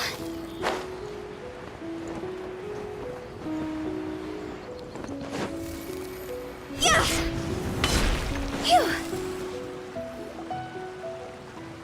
1 mint, 2 mint, let us plant a whole slew of mint. Once I reach 10,000, Cloud Retainer's abode shall be Mount Outsong no more, but rather Mount Mint Song. Oh, to behold the look on her face when she is confronted with such verdant splendor! Mountain Shaper, you dare disturb the tranquility of one's abode. Do not take personal offense, Cloud Retainer. He is not in control of his faculties. Exactly. Let it go this once. Zidja is the one driving him to do this. Huh? But Zidja just helps people fulfill their own wishes and desires. Not now, Paimon. Oops. Sorry, Mountain Shaper. Paimon might have just thrown you under the bus. When he wakes up, we shall have words. Everyone, to your positions.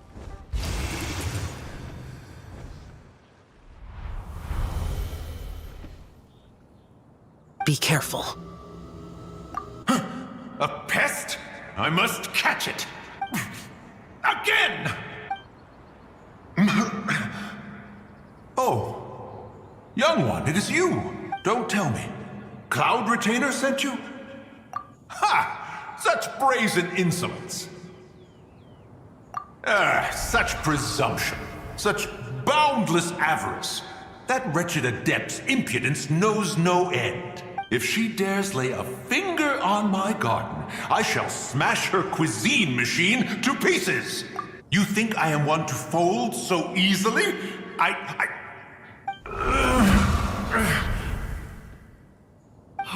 Insolent mortal! Time and again, you interfere in that which is beyond you. You make it exceedingly difficult to contain my rage. You have no conception of that which you seek. It is forbidden! You know nothing of my past. My warning was given. The cost entwined with this is beyond what you can bear. Stubborn mortal! You... Very well. If death is what you seek, who am I not to oblige? Come, let us see the extent of your resolve. Your wish is to behold the curse of time and the memories of this form? Then, let it be granted.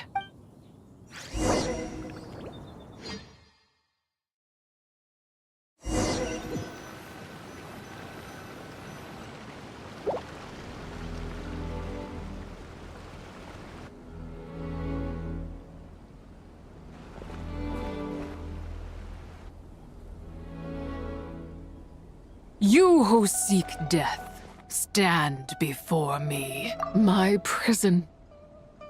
I was merely a trace of impure energy within Zibai's immortal body. When her soul was shattered, it should have been the end of me. But then, the one who governs time descended from on high and froze the moment of her death. And so, I remain in this world, unable to find release. A mortal who knows of her existence and would dare to speak her name. Who are you? Help. No, there is nothing we can do for each other. Her power, the one who governs time, it has surrounded me ever since. A blessing and a prison, all at once. No, I have been asleep in this prison for countless years, until a familiar presence woke me.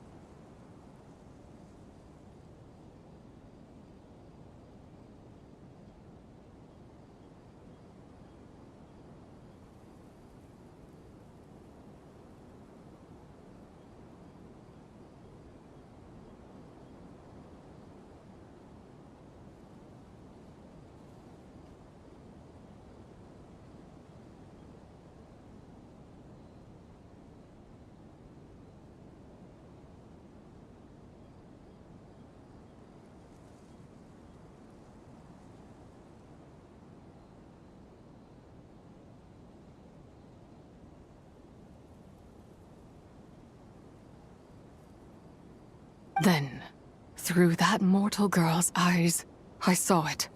As pure and bright as ever, unchanged across the millennia. It was the moon. That place is called Chiwang Terrace. Did later generations rebuild the altar in a new location? It looks just like the one used to honor Zibai. Could it be that traces of what happened back then still remain in this world? That memory is embedded deep within the essence of Zibai's soul. It is one that should have been forgotten, yet it is precisely that which haunts my every waking moment, fuels my rage, and denies me a modicum of peace. Now you, a mere mortal, come to seek that which is forbidden. So, let us see whether the fire that fuels your ambition is a hero's wisdom or a fool's courage. I shall relinquish control over this body's curse and let it devour everything within sight. Run as fast as you can, lest this prison become your grave. Look, it draws near. The river of time, come to sweep all into oblivion. A torrent of tears for the dead and departed. I shall wait for you at the end, mortal. Evade being swept up in its waters, and I will show you everything. Fail, and we shall sink into oblivion together.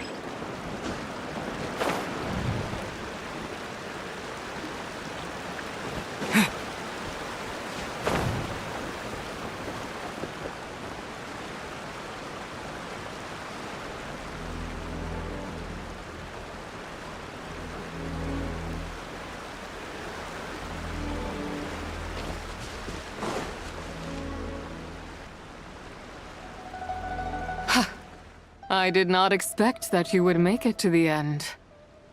Yes, it would seem even time cannot hold you back.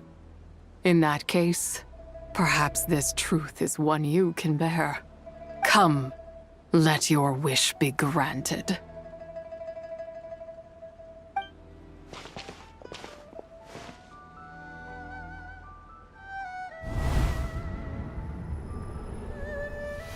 Under moon eternal, in radiant night, a maiden grants silk, soft and light.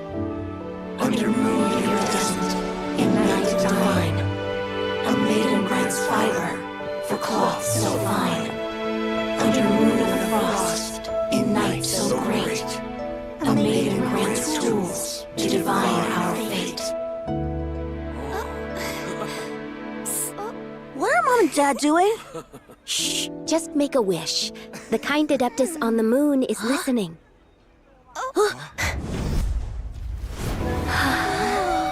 Look, it's Lady Zibai.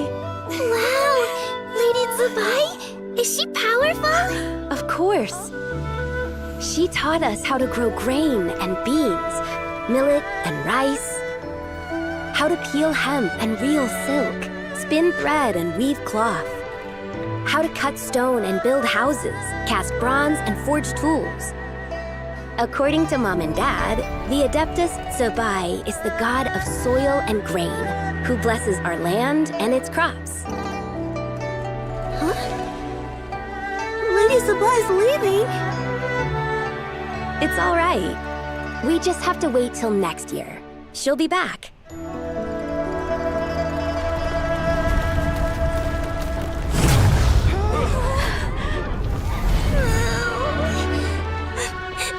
Mom and Dad are gone. Why hasn't Lady Zibai returned? She'll come. We just have to believe. What is that?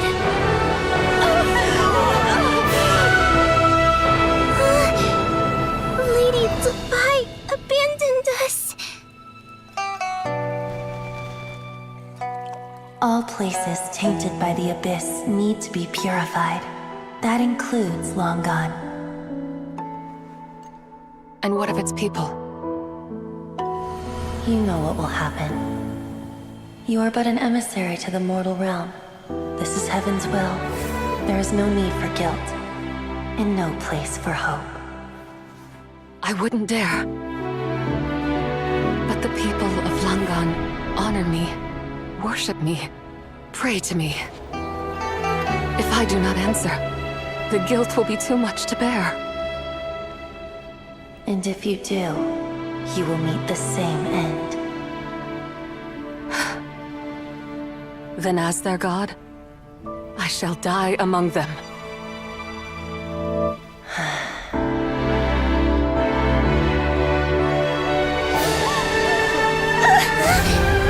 Look! Lady Zibai came to save us! I knew she wouldn't abandon us! Run!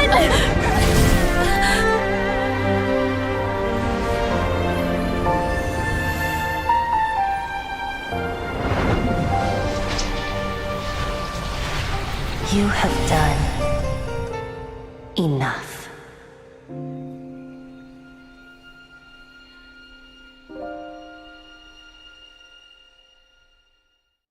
Now you know the truth. These are the memories that suffocate me where I stand and crush me under their weight. Not just my nation, but the people I loved. Were it within my power, I would ignite a blaze fierce enough to burn a hole through the heavens themselves. It was a time of war, one that ravaged heaven and earth. Remnants of the battles tainted with cursed power fell from on high and devastated Langan. The heavens decreed that the tainted filth had to be cleansed. No matter the cost, if I just had more time. I could have helped more people to escape. But it wasn't enough! I just needed a bit more, and they all could have survived.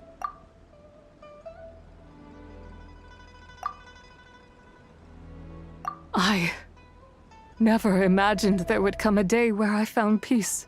So long this rage has been within me. Yet here in this moment, it has stilled at last. Thank you. If you wish to bring Zibai back to life, mortal, then you may take the part of her soul that lives in me. Just remember, from this moment onward, the fate of Langan's fallen rests on your shoulders, and that cannot now be changed. As I said before, I am but a remnant of Zibai's adeptal form, a manifestation of her wrath that was not meant to linger in this world. By taking away this fragment of her soul, you take away my shackles as well. So, let it be done. Ah, it's your turn to grant one of my wishes, is it? Very well. In regard to my fate, and that of Langan's fallen, I know there is little I can demand of you. However, should another raise a war banner against the heavens someday, let my name be set upon its cloth. I ask for this, and nothing more. Now, take what you came for. I was a lone moon, shrouded and dimmed in cloud-veiled night. Now darkness breaks, free and unburdened. I reclaim my light.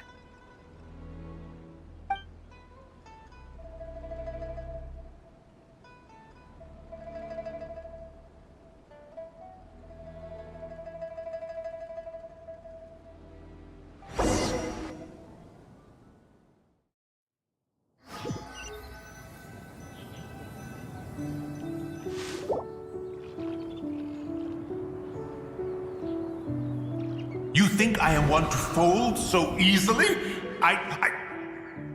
Ah, young one. What brings you here? My, what exquisite mint seedlings. Was it you who planted them? I had not taken you for one so versed in the horticultural arts. I must insist that you visit Mount Hulao. There is much we could learn from one another. Ah, but this is Cloud Retainer's abode. She does not appreciate the verdant wonder that is mint. We should leave at once. If she sees us here, there is little I can do to protect you. You weren't? Was it Mooncarver then? My, what nerve he has. What? Looks like Mountain Shaper is back to normal. Has the matter with Zibai been resolved then? Wow, that was fast. That took, what, like a second? A second to us, perhaps. But for the Traveler, I imagine it felt much longer than that. One's plan was most successful then. And you're all right, Traveler. You don't feel strange in any way? Well, sounds like good news all around. I'm glad this matter is resolved. What is this matter you speak of? The possession of that mortal child? The matter of Zibai may have been resolved, but there is another that is far from over. The mint you planted around my abode. Perhaps you have a moment to spare for a little chat, Mountain Shaper.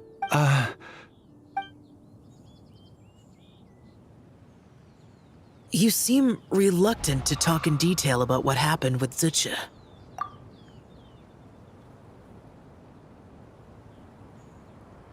Don't worry. I won't ask you to reveal her secrets to me. And I doubt the other Adepti will either. Huh? You don't want to know what happened? The expression on your face. I know it well, Traveler. It's one I've seen Rex Lapis wear on many occasions. Whatever you learned, it must be too heavy to share. But you're okay, right, Traveler? That deadly self didn't hurt you, did she? Well, as long as you're not hurt, Paimon doesn't need to know anything else. Even so, I hope you feel like you can entrust me with it. If I learned anything from our time together, it's that one should not have to shoulder such a weight alone. Not to mention that certain knowledge brings danger in its wake. I would never want you to feel forced to be the sole keeper of such secrets. Yeah. Kinda like how one person can't finish a whole slime, you know? Better to grab a bunch of friends and eat it all together. Exactly! Wait, no! Paimon's just saying we've got loads of friends who'll be more than willing to lend an... I never knew there was such a tragic chapter in the ancient past of this land. So, the people of that nation worship the White Horse Adeptus as the god of soil and grain. It would seem, then, that Rex Lapis had a similar reason for withholding the details of his recent trip. I've often wondered if he had companions to stand by him before we met. Or if he was forced to face things alone. Regardless, Lanternlit takes place in 2 days. Let's meet back up again there. If there's no news of Rex Lapis by then, we'll have to come up with a plan. Fingers crossed it all goes well.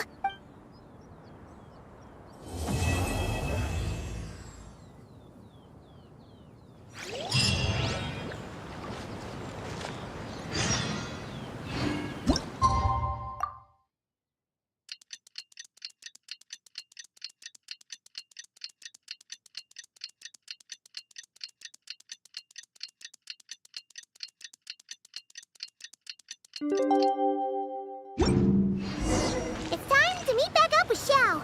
Let's head to Mount Outsong.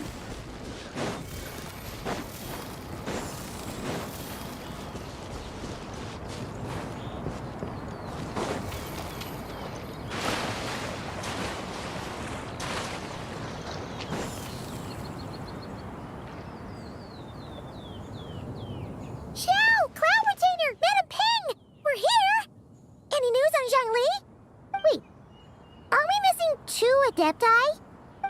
Well, Shenyun banned Mountain Shaper from Mount Outsong for 3 days. Oh! Then what about Mooncarver? The scheme to plant mint in one's abode was one those two fools devised together? And when it comes to punishment, one does not discriminate. His banishment ends in 3 days as well. Wow! That's pretty harsh, Cloud Retainer. Let's get down to business. We have news of Rex Lapis. Huh? Isn't that... Yes, Rex Lapis's geopillar. It descended from on high this morning. He must have sent it for a reason, but it does not respond to our touch. So, what does it mean? Is he in trouble? Not necessarily. It could be a message only a specific person is meant to receive. Traveler, you alone spoke to Rex Lapis before he left. Oh, so it must be for the Traveler. Give it a try.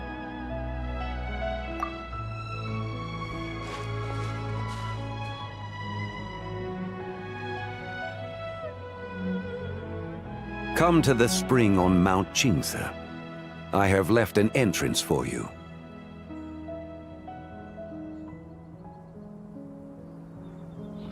Well? Just as one surmised, it seems that Rex Lapis will not countenance our involvement in this matter. That would not surprise me in the slightest. He's always had a soft spot for the Traveler, after all. But be that as it may, we have served Rex Lapis for millennia now. In other words, I'm sure this has nothing to do with favoritism. He's probably just trying to protect us. That's right. So you mustn't let your guard down, even if Rex Lapis is by your side. All right, let's get going. We'll try not to keep you all waiting.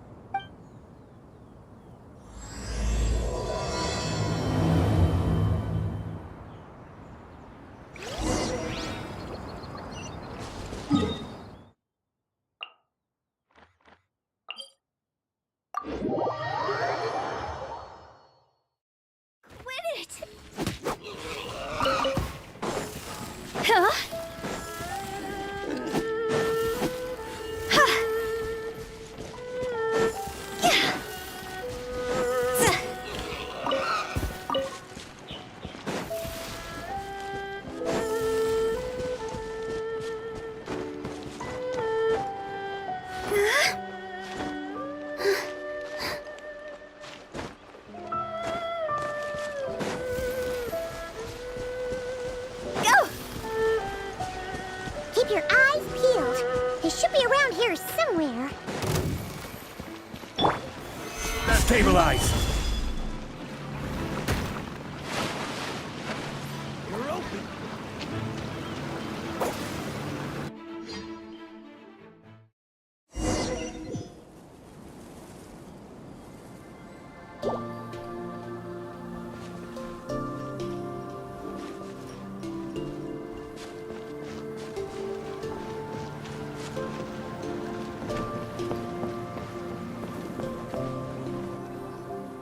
Who could have imagined that the once mighty Geo-Archon might end up so, sitting on a humble stool in the woods, quietly weaving moon lanterns? You really do look like an old man now. This is a Shao lantern, not a moon lantern. In ages past, when the gods waged war and the world was in turmoil, these lanterns were lit to guide fallen warriors back to their homes. Had you tarried in the mortal realm for but a little while longer, you might have become quite accustomed to them. Even so, it bears such a striking resemblance to the moon lanterns they used to offer up to the heavens. Could this truly be mere coincidence? Perhaps in some sense it is, yet in another, it isn't. For instance, who is to say that some of Langan's magnificent jade did not become part of the very foundations upon which Liyue Harbor now stands? It is conceivable that this ritual was transmitted in such a manner too. Now, let's not let ourselves get carried away. For all its splendor, do not forget that, in the end, even Langan could not escape its heaven-sent fate. Alas, it is just a pity that the little creatures of this world may never again lift their eyes to the moon, even should misfortune befall them. But you, Geolord, now that you rule this realm, why take the trouble, not to mention the risk, to visit one who bears such profound guilt as I? Are you not afraid that you might be sullied by the curse of time that was laid upon me? There is no risk to speak of. At least, not in comparison to that which you took when you defied the heavens all that time ago. As I have stated, time and again, it was not I who defied the heavens. Geolord, the ancient affairs of Langan have nothing to do with me, for I am but one of her deadly selves, severed before her demise. My name is not Zibai, but Zichao. Surely you did not take us for one and the same solely on the basis that we may all assume the form of white horses? Sorry to break it to you, but you seem to have found yourself the wrong white horse. Anyway, do tell me, what urgent matter brings you here? Very well, then. I have come to ask for Zibai's shade. Oh? So, the Geolord has set his sights upon Zibai's human soul. And what is it that you intend to do with it? The world outside is changing. With the new moon's birth, the confines of the Shadow Moon are gradually disintegrating. In other words, the heavenly soul is set to return. Consequently, strange phenomena have manifested within Langan's former domain, leading to the earthly soul's reappearance as well. The last of the trio, the human soul, is in your possession. Most intriguing. My intention is to gather all three together, so that an old friend may finally make her return. I must admit, it seems that some remarkable affairs are coming to pass in the outside world. Yet there is one thing you seem to have overlooked, Lord of Geo. Back in the day, it was you that freed me from that painting. And afterwards, I took up arms in your name. Together we first subdued Chenyu Vale, then brought peace to Mount Qingse. It was for this cause that the contract between us was made. But now that the debt has been repaid, what cause have you to expect my aid? Zibai and I have long been friends.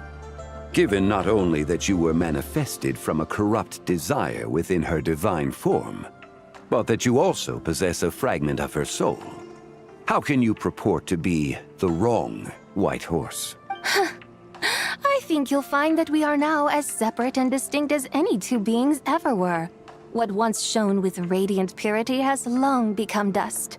What you see is no longer what it was. Oh, great Lord of Geo. Should this still be unclear to you, I bid you take your leave.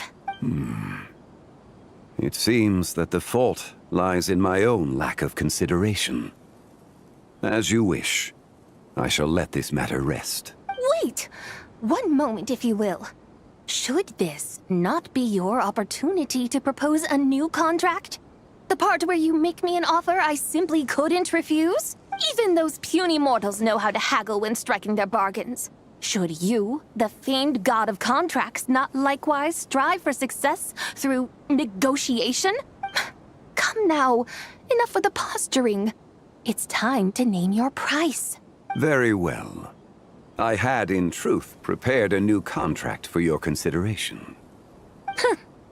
I knew you would not come before me unprepared.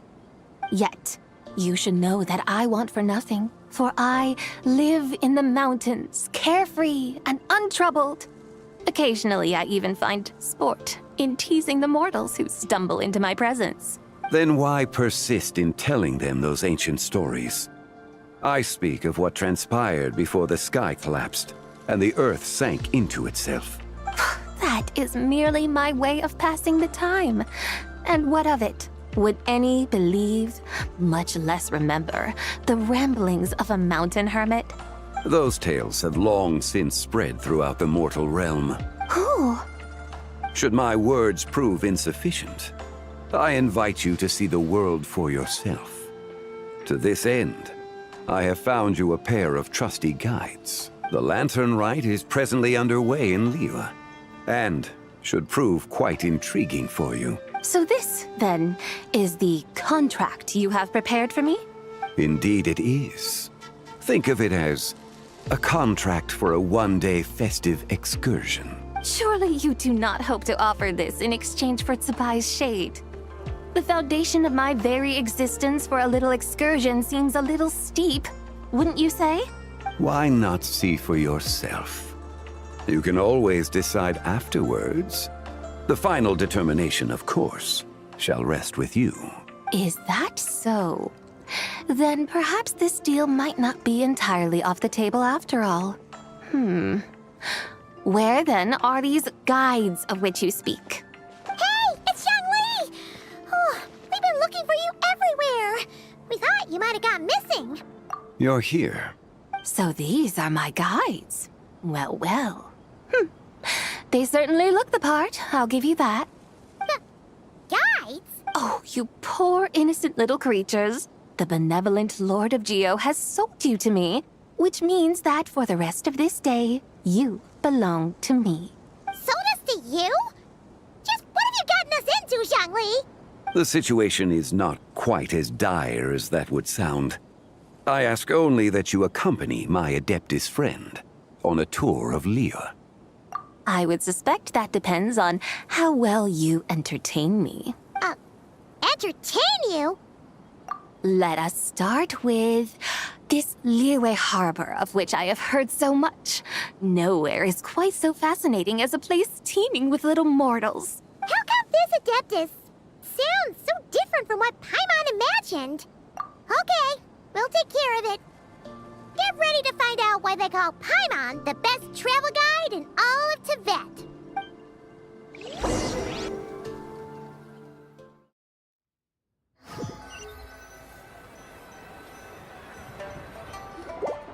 Look! We've arrived at Liyue Harbor. Not only is it Tibet's busiest port, it's also the beating heart of Liyue. So, dear Madam Adeptus, where would you like to go first? With humble fare and wine to sip, in comfort clothed and soul at ease, one eats, and all the heart's ills cease. So we're heading straight for the good stuff? Well, you're in luck, because Paimon's an expert when it comes to food. There are two main cooking styles in Liyue. Li cuisine, which is all about mountain delicacies, and Yue cuisine, which is centered on seafood.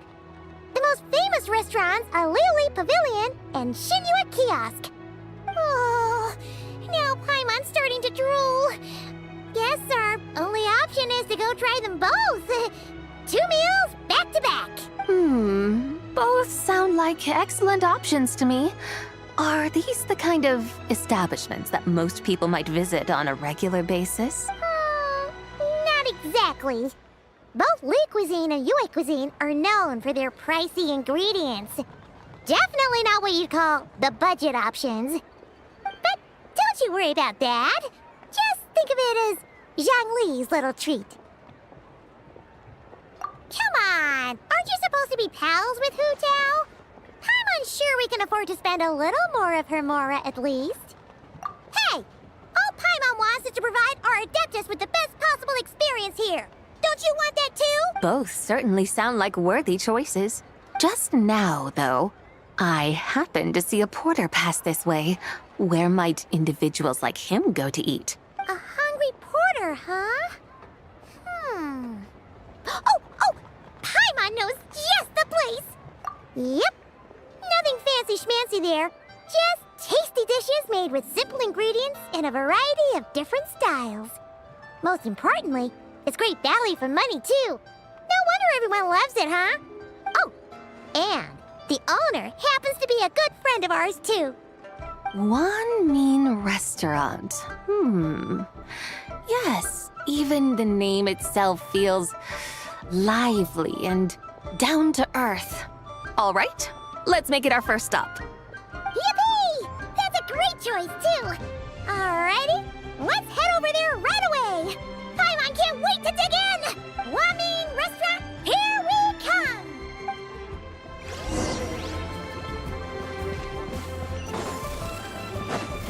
Huh?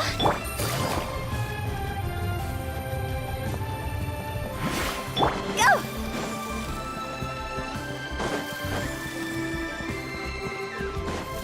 Phew.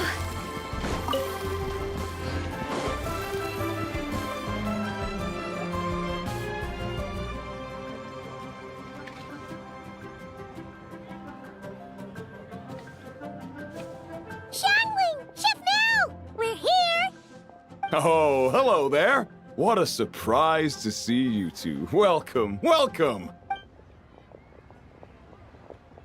Hey there, Traveler and Paimon. We're a little busy today, so grab a table while you still can. But I don't think I've met this lady before. Is she a new friend? You could say that. Oh, I see. Well, hey there. A friend of the Traveler's a friend of mine, too. Don't worry, we'll take good care of you. Just order whatever you want, it's on the house. By the way, I'm Zhongling. I cook here at Wanmin Restaurant. What's your name?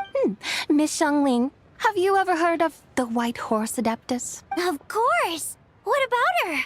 I am her, and she is me. Huh? You mean you're an Adeptus? Oh, you young'uns crack me up. Come on, Xiangling. You've got to keep up with the times. Haven't you heard of cosplay? It's like a role-playing game where you dress up as famous characters and pretend to be them. Seriously, it's all the rage, and it looks like this young lady is quite the expert. Your friends sure keep their fingers on the pulse, huh, Traveler? Wow, Dad. Didn't know you were so tuned in. But how come I haven't heard about it? You gotta listen to our customers. Didn't I tell you to spend less time chasing after wild vegetables and more time making friends? You're even more out of touch than I am. Hey, I like making friends too. Isn't that what I'm doing right now? Anyway, even if it is just a costume, is it alright if I still call you White Horse Adeptus? Of course it's all right, because that's exactly who I am. Okay. I can see you're really committed to the role.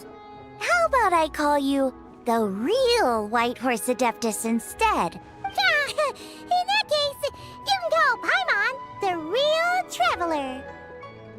Yeah, right. You could have at least switched outfits. Puny mortals. Nevertheless, I suppose it might be amusing to indulge in your little charade for... All right, go grab yourselves a table. I'll come take your order in a bit.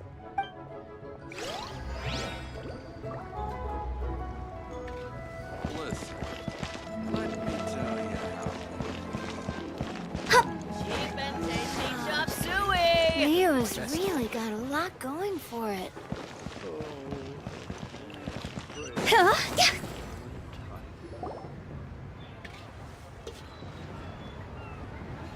Hello.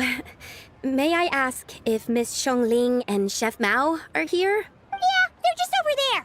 Wait a sec. Aren't you? So, what would you like to... You're... Hello, Miss Xiangling. It's me, Lu Xiangxiang, the one who broke some stuff here at your restaurant a few days ago. I just wanted you to know how sorry I am. I honestly don't know what came over me. Please, please forgive me. Oh, it's you. You really gave me a fright that day, young lady. You didn't actually get food poisoning from our blackback perch stew, right? Come on, Dad. She's come to say sorry. It's all right, Miss Lu. You must have been feeling a bit off that day. You're looking so much better now, though. Why don't you grab a table, too? This one's on the house. No, I couldn't possibly. Hey, it's totally okay. We all feel under the weather sometimes, especially when we're away from home. Go on, find yourself a... yikes. Looks like all the tables are taken. Wanna come sit with us? We've got an extra seat over here. Thanks, guys. So what would you like to eat today? Feel free to order anything you like. I should very much like to sample your renowned poisonous blackback perch stew. It wasn't poisoned. That was all on me. So that's one portion of blackback perch stew. How about you guys? Paimon wants... Sure thing. Looks like Paimon's having trouble making up her mind. Anyway, I guarantee you'll love it. Let me think. Well, since the blackback perch stew is on the spicier side, I guess it makes sense to balance it out with a serving of stir-fried shrimp. And since it's Lanternlit season, you better try out the triple-layered consomme and come and get it too! Those are our seasonal specialties. As for the carbs, since we've got a full table, how about some right at home? Along with our special chili mince cornbread buns. Trust me, you won't be disappointed. Then for dessert, I'll whip you up some Lucky Snow Delight. I just came up with it a few days ago, and I can't wait for you to try it. Wow! Sounds like quite the feast! Looks like Paimon's in luck today! Am I the only one who thinks that's way too much? Not at all. Don't worry, I know what I'm doing.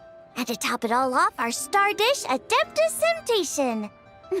You should know that we don't often serve this here at Wanmin Restaurant. But since this is my first time cooking for the White Horse Adeptus, I'm pulling out all the stops. Okie dokie, just sit back and relax. I'll have your dishes out in no time. Hold on. Did I just hear Miss Xiangling mention the White Horse Adeptus? You did indeed. And you're looking right at her. That's a joke, by the way. She's cosplaying.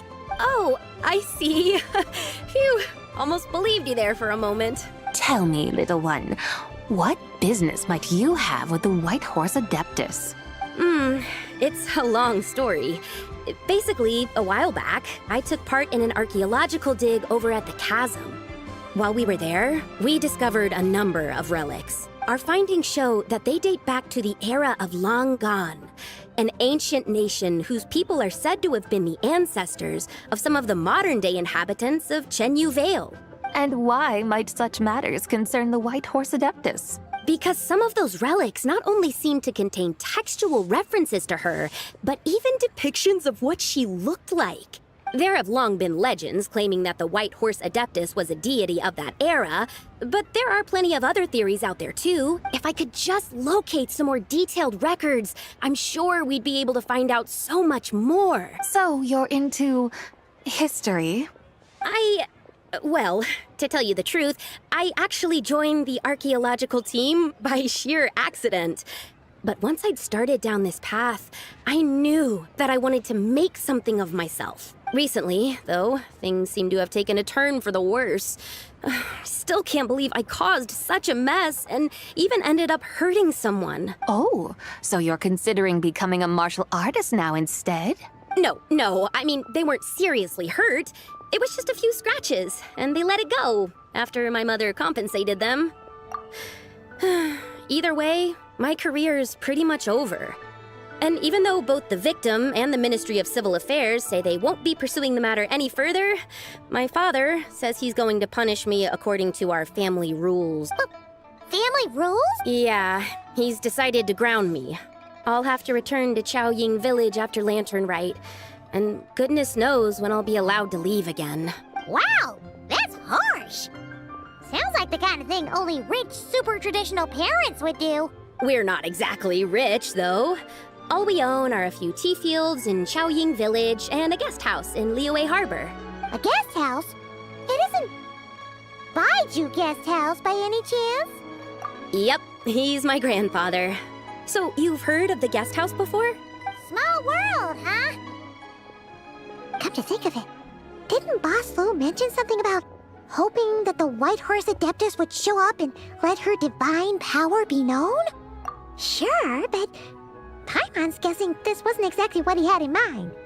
Little one, it sounds to me that your family is rather well off after all. What then drew you to archaeology?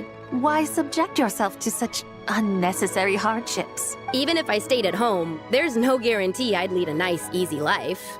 Just look at my father. Recently, my grandfather put him in charge of the guest house, and he came up with a bunch of ideas right away, starting with changing its name. That didn't turn out well, though. My grandfather yelled at him for days, even calling him a bad son, and they still haven't let it go. Oh! Paimon thinks we might have heard about that too. Long story short, being dependent on others is never fun. You just end up being completely under their thumb. That's why I want to make it on my own out here, no matter how hard it is. After all, as the saying goes, to rise above others, one must endure the hardest of hardships. What's so funny about that? You poor, innocent little creatures never fail to amuse me. To think you would endure all manner of hardships in your brief time on this mortal plane, and all that merely to rise above others. I would have thought that the wiser path would be to simply roam this world as I do. Huh? Tell me, what is it that you truly delight in? Archaeology? Martial arts? Tea planting? Or perhaps the keeping of a guest house? What I delight in? Yes.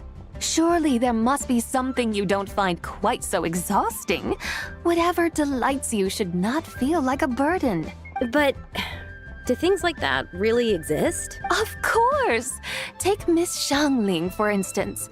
I defy you to detect even a hint of hardship on her face when she wields her walking spatula.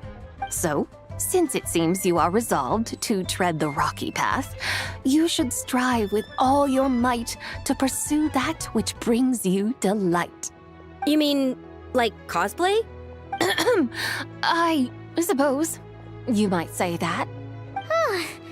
Looks like the White Horse Adeptus is really getting into her role. I think I get what you mean then. Maybe I should have a chat with Miss Xiangling before I head home. Okay, everyone. Sorry to keep you waiting. Here's your food. Wow. It all smells so good. Oh, finally! I get to try that famous poisonous stew. Hey! Didn't you hear what Shang said? It wasn't the stew. If anyone's to blame, it's that other you. What's up? How fiercely this mortal fare burns upon the tongue!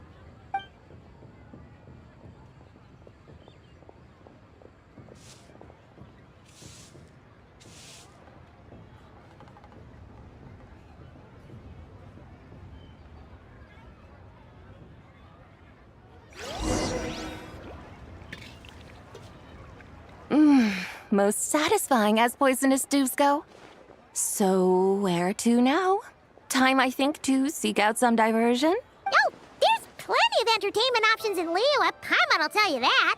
The locals like to drink tea, walk their pets, play chess, watch operas, attend storytelling performances. Storytelling performances? You know, like listening to people telling stories. They're usually based on old Liyue legends, just like their operas. Stuff like The Divine Damsel of Devastation, Through the Eyes of a Dragon, or The Sanctification of Tao Do. What about the story of the bright moon that sits in the sky above us? Paimon doesn't think she's heard that one. Still, the moon does come up quite a lot. It's even in the name itself. The Yua in Liyue actually means moon. Since we're on the subject, you like telling stories yourself, right? Why don't we go check it out? In that case, I'll have to trouble the two of you to lead the way. Awesome! Let's go! Third round knockout, here we come!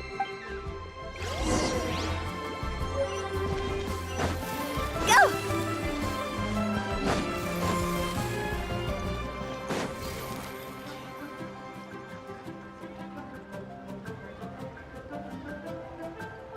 What a tongue twister! I'd have made a complete fool of myself if I tried to say it on stage without practicing it first. Huh. Call yourself Iron Tongue, Tien. Wobbly Tongue, Tien, more like. I used to have that problem a lot. But if you just take your time to grasp the meaning and commit it to memory, you'll be able to say it smoothly in no time. You're right, Miss Yoon. I'll give it another try. Hey, Yunchin! Fancy seeing you here! What are you two talking about?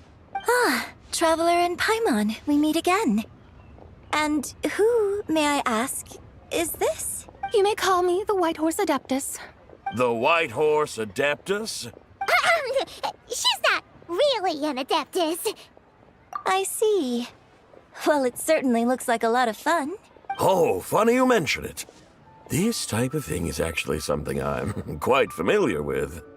Once, to perform Through the Eyes of a Dragon, I decided to imagine that I was Rex Lapis himself. It was the only way to truly inhabit his mindset and understand his resolve to quell those demons. Sounds like you just wanted an excuse to feel all big and powerful. Hey, You just don't understand how inspiration works. You're one to talk. Paimon's traveled all over with the Traveler, and she's seen things that would make your jaw drop. All right, then. Since you claim to be so knowledgeable, why don't you prove it by reciting an ancient poem? An ancient poem? Which one? Ha! See? You mean to tell me you've never even heard of the ancient poem called... What kind of a title is that? Quit teasing, Paimon. We only just found out about that ourselves. He's talking about the writing on those ancient relics. When we first saw it, we couldn't figure out what it all meant. So in the meantime, we decided to just refer to it as an ancient poem. However, thanks to the painstaking work of the scholars who were tasked with decoding it, it seems like that's exactly what it was. Or rather, an ode offered in veneration of the moon and the White Horse Adeptus. Oh yeah! Didn't Kuching mention that before?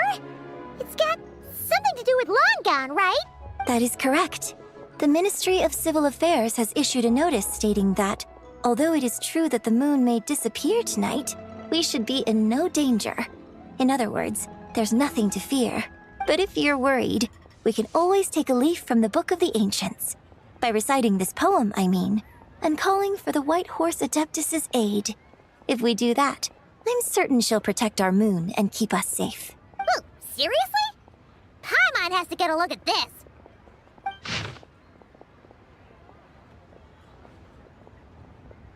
Under moon eternal, in radiant night, a maiden grants silk, soft and light? What in Tibet's that supposed to mean? Under moon iridescent, in night divine, blah blah blah, something cloth so fine. Something about fields being plowed, something else about seeds being sown from the earth. Seriously? What is this? The fields are plowed, the seeds are sown, and from the earth, life is grown. Whoa! You did that without even looking! Bravo! Bravo! We have an expert in our midst. Looks like this young lady really does know her role inside out. If I didn't know any better, I'd have taken her for the real deal. That's because I am the real deal. That's the spirit. This is exactly the kind of mindset I was talking about. Behold, mortals, I am none other than the indomitable Rex Lapis himself. Kneel before my godly splendor. Believe me, young lady, I know exactly why you do it. Back in the day, I was just like you. I must say you are rather amusing as mortals go. Miss White Horse Adeptus, it is a great pleasure to make your acquaintance today. I have some questions regarding the poem, and I was wondering, perhaps, if you might be able to shed some light on it? You want me to explain the full meaning of its verses? Your guidance would be much appreciated. Fascinating. Tell me, do all the people of Liyue still express such reverence for the ancient ways? Well, it's true that we hold a deep fondness for our history, but it is hardly our only pursuit. One of my good friends, for instance, is even more devoted to the modern Fontanian art of rock and roll. Exactly! And don't forget, great practitioners of the role-playing arts walk among us too. People like me and you, young lady. Yes. So rather than placing too much emphasis on our reverence for the ancient ways, it might be better to say that here in Liyue, 100 passions bloom, each with a voice of its own. I see. Then I suppose it wouldn't do any harm for me to enlighten you. In truth, it is but a simple poem of blessings. Its meaning is this. As the eternal moon rises in the night sky, a maiden adorned with lustrous jade descends upon the earth. She blesses the kudzu vines and mulberry leaves so that they may be used to make coarse cloth that is nevertheless soft, light, and comfortable to wear. As the iridescent moon rises in the night sky, a maiden adorned with lustrous jade descends upon the earth. She blesses the kudzu vines and hemp so that they may be used to make fine, luxurious cloth. As the frost moon rises in the night sky, a maiden adorned with lustrous jade descends upon the earth. She blesses the mugwort and artemisia so that they may be perfect for divination. So she really did come down from the moon? She shows the people how to use the plow and spade to purge the land of weeds, till the soil, and heap up the earth to make it fertile. Then with the hoe, she teaches them to sow their grain, bestowing the promise of life upon every seed. She blesses the millet and the beans, ensuring that their stalks and vines stretch forth without end. She graces the wheat and the rice, so that their heavy heads are filled with plump, glistening grain. Sounds like she's a real pro at all this farming stuff. The fruits of the field are harvested and brewed into sacred wine for honored guests. This we reverently present to the divine maiden, with every ceremonial step flawlessly observed, so that she may witness the depth of our piety and respect. Oh, divine maiden, how can your graceful presence in the sky not seem like that of a fairy descending from the heavens? Oh, divine maiden, how does your pure and radiant form not resemble the guardian spirit of our land? I send my heart's desire, ascending to the heavens, beseeching you to grant us good fortune and blessings in the coming year. Huh? So, that's what it's supposed to mean? I find myself speechless, moved beyond the power of words to convey. Oh, young lady, you have shown me the heights to which a true role player might aspire. A truly remarkable performance. I did not anticipate that anyone could unravel this poem with such depth and clarity. And so soon after the Ministry of Civil Affairs noticed, too. I'd even begun to consider myself somewhat versed in the matter. But as they say, there's always someone more knowledgeable out there. Allow me to extend my thanks to you, Miss Whitehorse Adeptus. You are far too humble, young one. I must confess, it is I who have been surprised, not only by you, but also by this Liyue harbor of the present day. Ah, so you're not from Liyue. And what, may I ask, has surprised you about it? Oh, it's nothing really. Just some old memories scattered here and there. Very well, my guides. I suppose it is time we set forth on the next part of our excursion. I'd like to go see that wharf now. What say the two of you? No problem. We'll take you wherever you want. Oh, leaving so soon? Before you go, allow me to introduce myself. I am Yunjin, director of the Yunhan Opera Troupe. May I ask your name in return? My own name is scarcely worth mentioning, but since you asked, perhaps I'll tell you the title of that poem instead. Huh? So, it isn't actually called an ancient poem? Of course not. Its real title is Odes of Long, Zibai. Odes of Long, Zibai. All right then, until we meet again.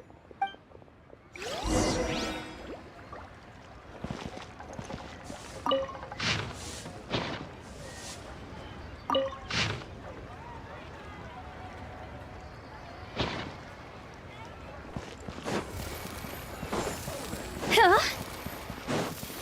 Go! Huh?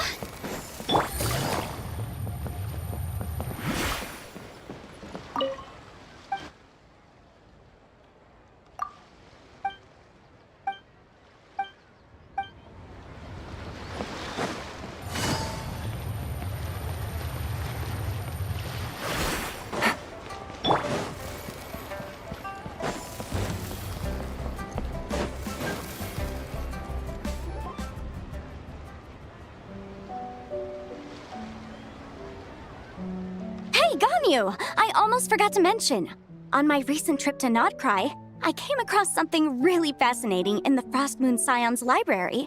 I found records in their collection of another divine envoy living on the moon. A divine envoy on the moon? You don't think it could have been referring to the White Horse Adeptus too, do you? No way to say for sure. Still, the similarities between our legends are intriguing, to say the least. Isn't it amazing? Especially when you consider how far apart we are. It truly is. We might live in different lands, but when we look up at the night sky, we all see the same moon and stars. Right? It's like we're all bound together, no matter where we are.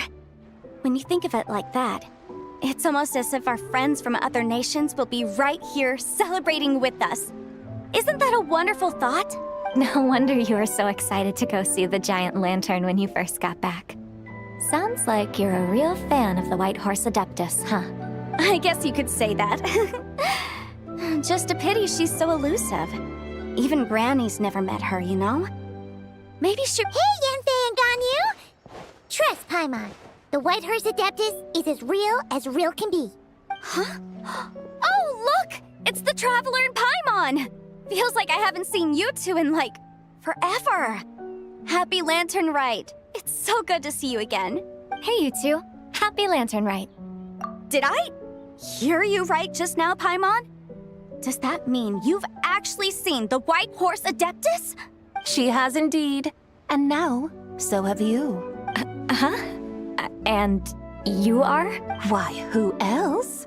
The White Horse Adeptus, of course. Could you maybe start with something else next time? You're the White Horse Adeptus? That's right. Allow Paimon to introduce you to our new friend, Zichao. She's been low-key obsessed with cosplaying the White Horse Adeptus ever since we met her. I see. Well then, greetings, Miss Zichao. My name is Yanfei, and recently I've been low-key obsessed with learning everything I can about the White Horse Adeptus. I'm sure the two of you will get along like a house on fire. Oh, and by the way, I'm Ganyu. So, Miss Zichao, you must be here to see the giant lantern too, right? A horse-shaped Zhao lantern? Is that what I think it is? That's right.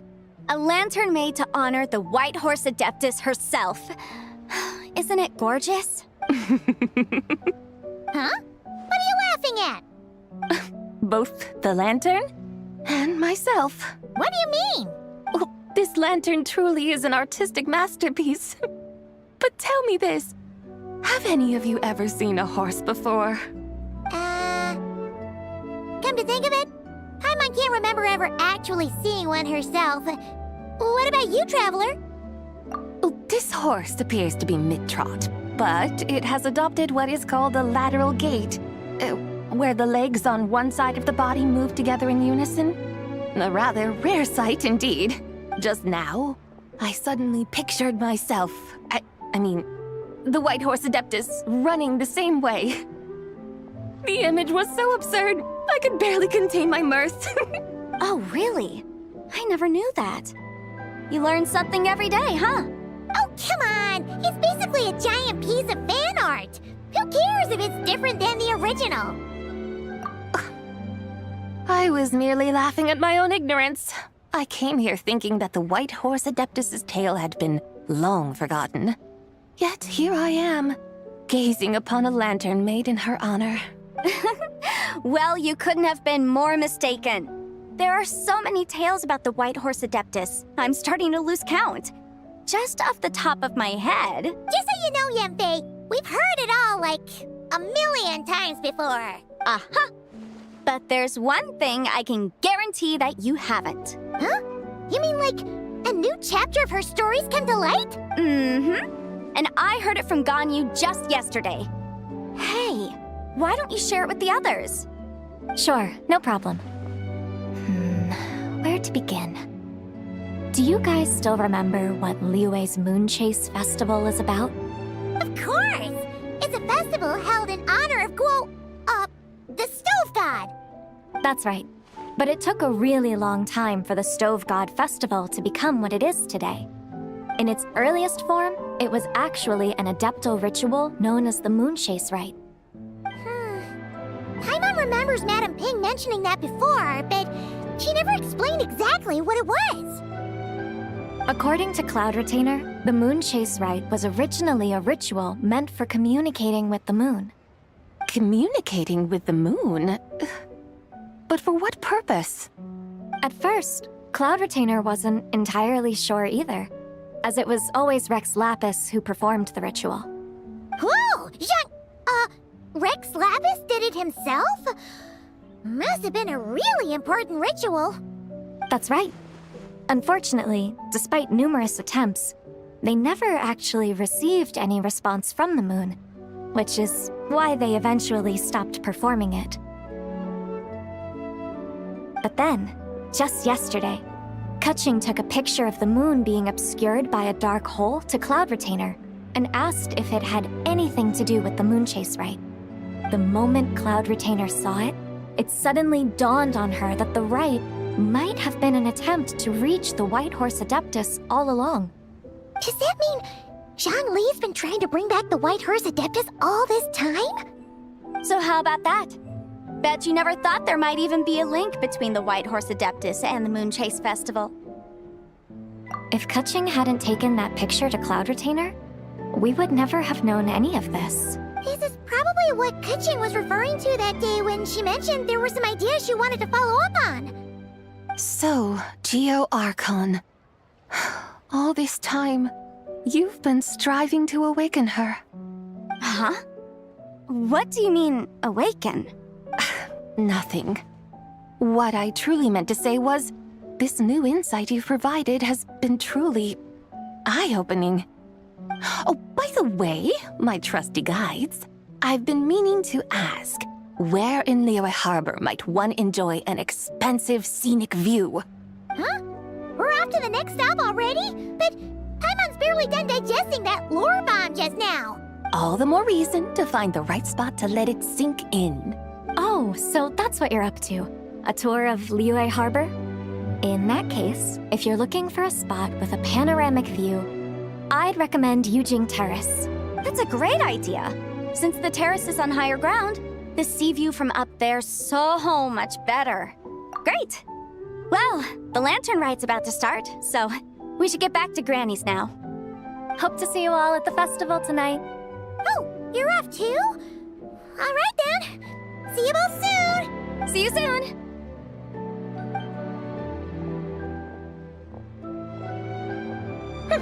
Very well, my guides. What are we waiting for? Okay, you're the boss. Yujing Terrace it is. After all, the customer's always right. Something else you needed to do? Oh, Paimon likes that idea. And what, may I ask, is a photo? It's this awesome invention that lets you record moments in the blink of an eye. Except, you've gotta try not to actually blink. Oh? What must I do in preparation then? Nothing. All you gotta do is choose a pose. The Traveler will handle everything else. Come on, let's give it a try. Look, we got a great picture. Paimon's gonna call it The White Horse Adeptus Meets the White Horse Adeptus in Liyue Harbor. Huh. They've even discovered a way to preserve moments in time. Now I truly am curious to witness what else these mortals might accomplish. Very well, let us proceed. Yujing Terrace lies in that direction, does it not? Hey, wait for us!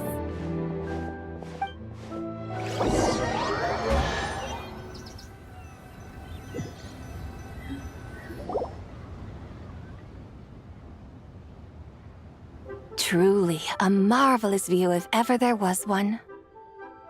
It seems the charm of this Liyue Harbor is only heightened by the sun's dying light. And soon, people will start releasing their Xiao lanterns to mark the most important day of the year. Practically everyone will be with their friends and family, eating a big meal, chatting, and even setting off fireworks. Trust Paimon, it'll look even more amazing then. What do you say? Want to stay to see that? No need. Let us bring this weary day to a close. Weary day? You mean you didn't enjoy your tour? I had imagined you would arrange for me to witness some grand spectacle. Perhaps the descent of divine beings, the manifestation of the sacred before mortal eyes, or the appearance of a selfless hero come to aid the helpless and downtrodden. Or, should that not come to pass, then at the very least spend a little more coin. For that, it seems, is how one finds true enjoyment. Alas, but there was none of these. Instead, we merely filled our bellies, listened to tales, and gazed upon a crude imitation of my likeness. And now the sun begins its descent. What a day of quiet tedium. Well, we're so sorry. If we'd known that was what you wanted, we'd have done it all differently. It's all that Zhang Li's fault for not making the customer's requirements clear. Well, it's too late now. Do you still believe I would part with that soul fragment, now so intertwined with my very being? But... I knew you were the more astute of the pair. Huh? You were just trying to scare Paimon? It seems the realm of the Geo-Archon has a way of making one more stony-faced. So, you were just pulling Paimon's leg? Of course. I was merely engaging in a little banter with the two of you. Long ago, I shared tales with various mortals who chanced upon my mountain abode. Never did I imagine that those stories would endure. It seems I greatly underestimated them. Perhaps, as your Geolord said, a few pieces of ancient Langan's magnificent jade have truly become part of the very foundation of this land. So, you've decided to help us? Again, that goes without saying. I made up my mind some time ago now. When I beheld a rather intriguing scene as I set foot in this city, I saw porters passing through the alleys, setting down heavy wooden crates from their weary shoulders. Peddlers pushing carts as the kites and lanterns upon them rustled gently in the breeze. I saw cooks cooking, actors acting, scholars reading, soldiers marching, children playing, elders resting, officials officiating, and the common folk absorbed in this or that, reveling in the simple joys of life. Some, it seems, have already found that which stirs their hearts, while others continue to fret, troubled by uncertain futures. Yet, in this gentle and serene order, each holds fast to their anticipation, not only for the celebrations to come, but also for the first light of the morrow. Scenes I once yearned to behold now unfold before me, no longer in Langan, but in Liyue Harbor, thousands of years on. How wondrous is this mortal realm! Thank you, Whitehorse Adeptus! Thank you so much! Adeptus, Adepti, perhaps the singular art in which we are truly proficient is that of sequestering ourselves within the high mountains. But once we leave our mountain refuge, we find ourselves drawn back to mortal ways all the same. So, it is I who should offer my thanks to the two of you. Traveler, Paimon, you have made this day more delightful than any I've known in a long, long time. Come now, and take what it is you need. You mean, like, right now? But don't you think we should wait for Zhang Li? That won't be necessary. All things shall meet again in their time, for the waters know no rest, and the flowers their appointed season. One need not fear that life is but a journey of goodbyes.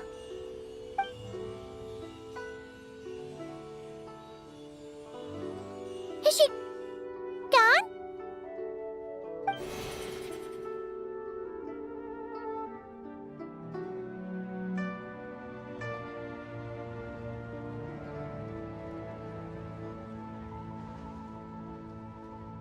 Yes, she's gone. A deadly self is formed from the body's impure vapors. so naturally it cannot survive long in this world. Had it not been sustained by the remnant of Zibai's soul, it would have faded away a long time past. Now that the remnant is gone, it has severed its ties to the mortal world. Zhengli! When did you get here? A while ago. Paimon would have thought you'd at least want to say goodbye. Though mountains endure, the ceaseless waters will, at last, wear away their sharp edges. Thus must I meet the marks wrought upon her by the ruler of time with great caution. It may be goodbye for now, but someday we will meet again. Really? And when might that be? Who can say for sure? Years and years from now, perhaps. Or maybe tonight, at the Lanternlit. Are you saying that if the White Horse Adeptus were to be resurrected, she'd still have the memories of the 3 deadly selves? That she'd still remember us? We will find out soon enough.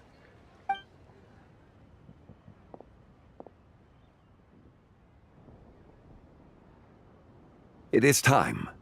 The rite is about to begin.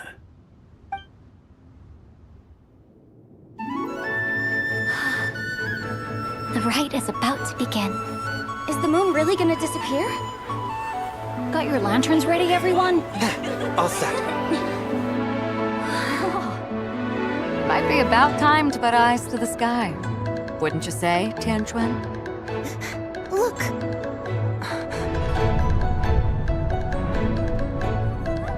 When the sun's out, eat the sun. When the moon's out, eat the moon. Whoa, is this the lunar eclipse?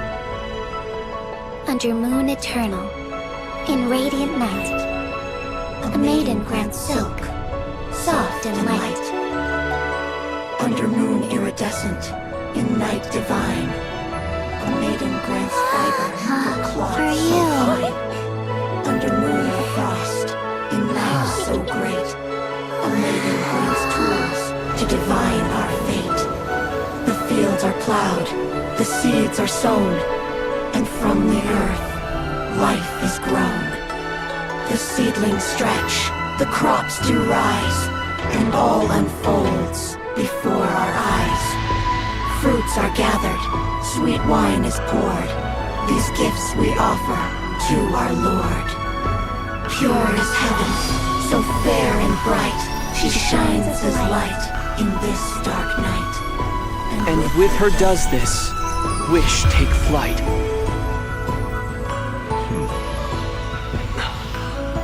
Devoted soul, scattered and unbound. Let this lantern guide you home. By its light be found.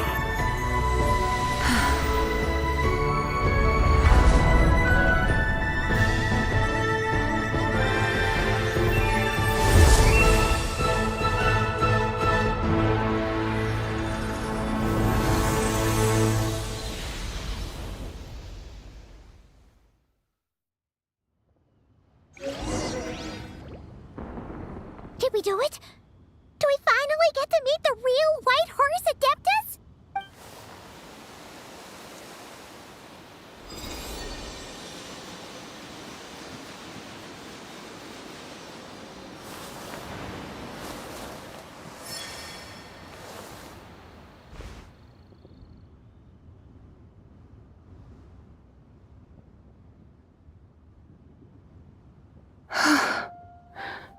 This place.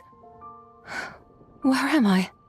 A familiar land, now known by the name of Liyue. Liyue? The peaks adorn the clouded moon. Then, who might you be? Oh no! She seems to have lost all her memories after all. And those countless lights in the sky. What are they? These lights, each like a dwelling in glad accord, usher in this day of joyous rebirth. And whose rebirth might that be? That of my old friend, Zibai. Zibai? Yeah, that's you! Don't you remember anything at all? That's... me? Oh, yes. The envoy of the Lunar Palace. My name is Zibai, indeed. Then you must be the Lord of Geo, Heaven's Star. Many years have passed since we last saw one another. Zibai, my friend. Welcome home. Home? But why does this place, this Liyue, feel at once so strange, and yet so familiar? Who you are? Who are you? Ah, yes, I remember now. You are that young Wushu dancer, the one who seeks disciples. How fares your quest for disciples? It must have yielded a truly prolific body of students by now, I trust. Hey, you've got it all wrong! You're talking about Gaming! But I could have sworn... Oh, that's right. You're that impudent blonde youngster who kept meddling in my affairs. And to think you even had the audacity to presume yourselves worthy of being... What was it again? Yes, of being my guides. How very wonderful to see you again, my most faithful and beloved guides. I trust all has been well in my absence? Well, she finally got it right. But that sudden mood swing felt even weirder. It's like her head's packed full of slimes. It is possible that her cells have not yet settled. After all, they've only just been brought back together. It may be some time before she fully recovers. Huh? You mean, kinda like she's still half asleep? That I cannot say for certain. Perhaps a few days. Perhaps a few years. A few years? Mortal years are but a poor measure when divine beings tread the realm of dreams. Well, if you say so. Anyway, at least she's whole again, right? That already seems like a pretty good outcome to Paimon. Yes, there is little cause for worry. We need only wait and let time take its course. Say, what are those little creatures over there up to? Celebrating Lantern Rite, of course. And those lights up in the sky? Those are all Xiao lanterns. This year, each and every one of them carries a little wish inside. Lanternlit. Then, may I join in too? Of course! Why else do you think we've been running around like headless chickens these past few days? Tell you what, Traveler, why don't we take the White Horse Adeptus out to celebrate? Who knows? Maybe seeing some familiar faces might help her find her feet? Hey, Xiangli! You've got some time on your hands now, right?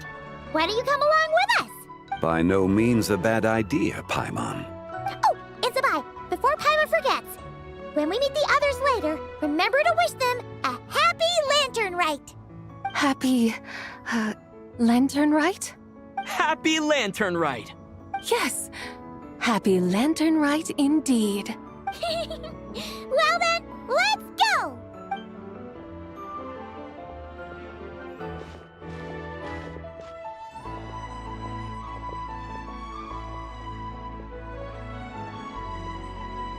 Lanternlit. A night of joy, reunion, and moonlit blessings for all.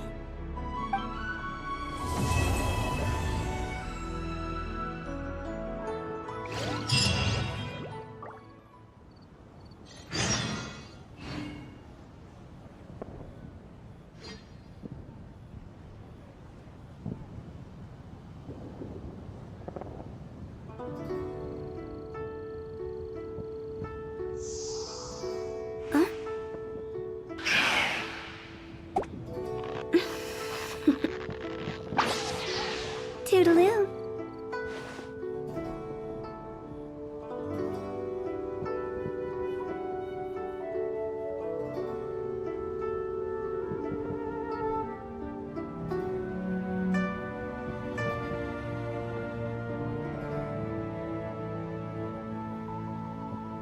One client, 2 clients, 3 clients.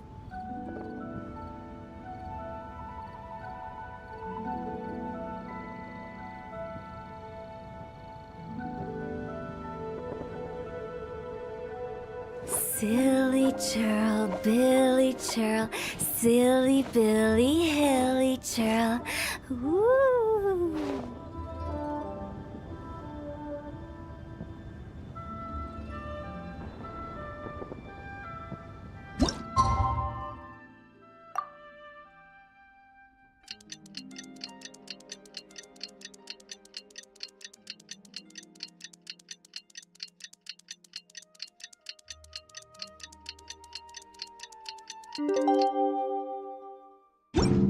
When the sun... Paimon wonders how the White Horse Adeptus is getting along. Maybe we should check in on her?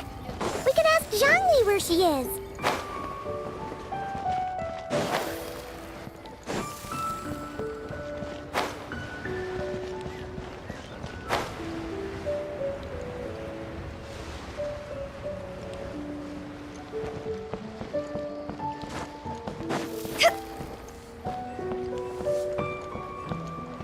With the wind.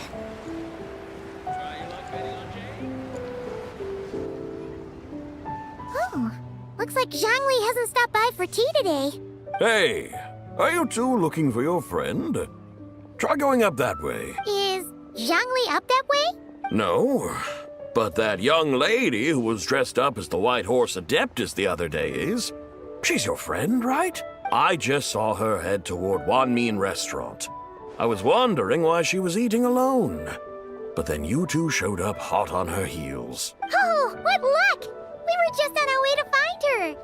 But what's she doing at Wanmin Restaurant? I have no idea. I said hello, but she completely ignored me. She couldn't have forgotten who I am, right?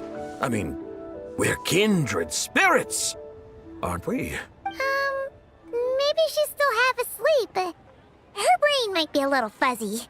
Oh, that makes sense. I was wondering why her eyes were so red. Her eyes were red? Oh, that doesn't sound good. You young people, staying up all night because you think you're invincible. Look at your friend, missing out on sleep so she can pretend to be the White Horse Adeptus. That's where that leaves you, you know. A word to your friend from someone who's older and wiser. She really needs some rest. Paimon won't be so certain about the older and wiser part. Yeah, what was that? Hurry along, then. Oh, and don't forget to come back and check out my Rex Lapis cosplay when you're done.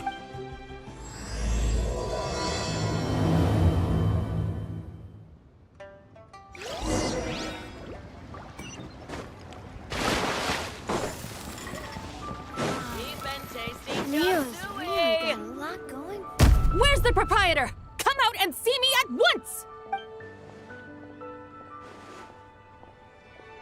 Xiangling and Chef Mao aren't here right now. What can I help you with? And who might you be? My name is Shenhe. I work here at Wanmin Restaurant. Shenhe. Shenhe.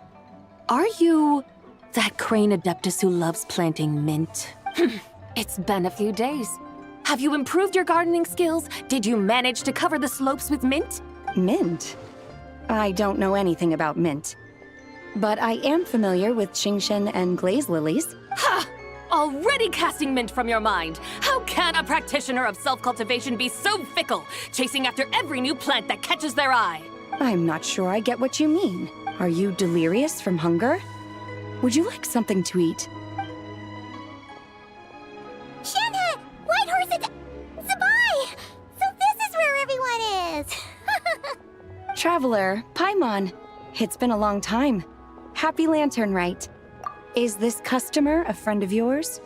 Don't mind her, Shenhe. She's just a little cranky because, she didn't sleep well last night and she's only just woken up. Look how red her eyes are. I see. In that case, Miss Zibai, I have a tonic here infused with Qingshen. It's cool and soothing when applied to the eyes. Would you like to try a few drops? Stop right there! Who are you two noisy children? Hey! Have you forgotten about us already? Guides. Yes, I seem to recall something about some guides. Ah, yes, now I remember.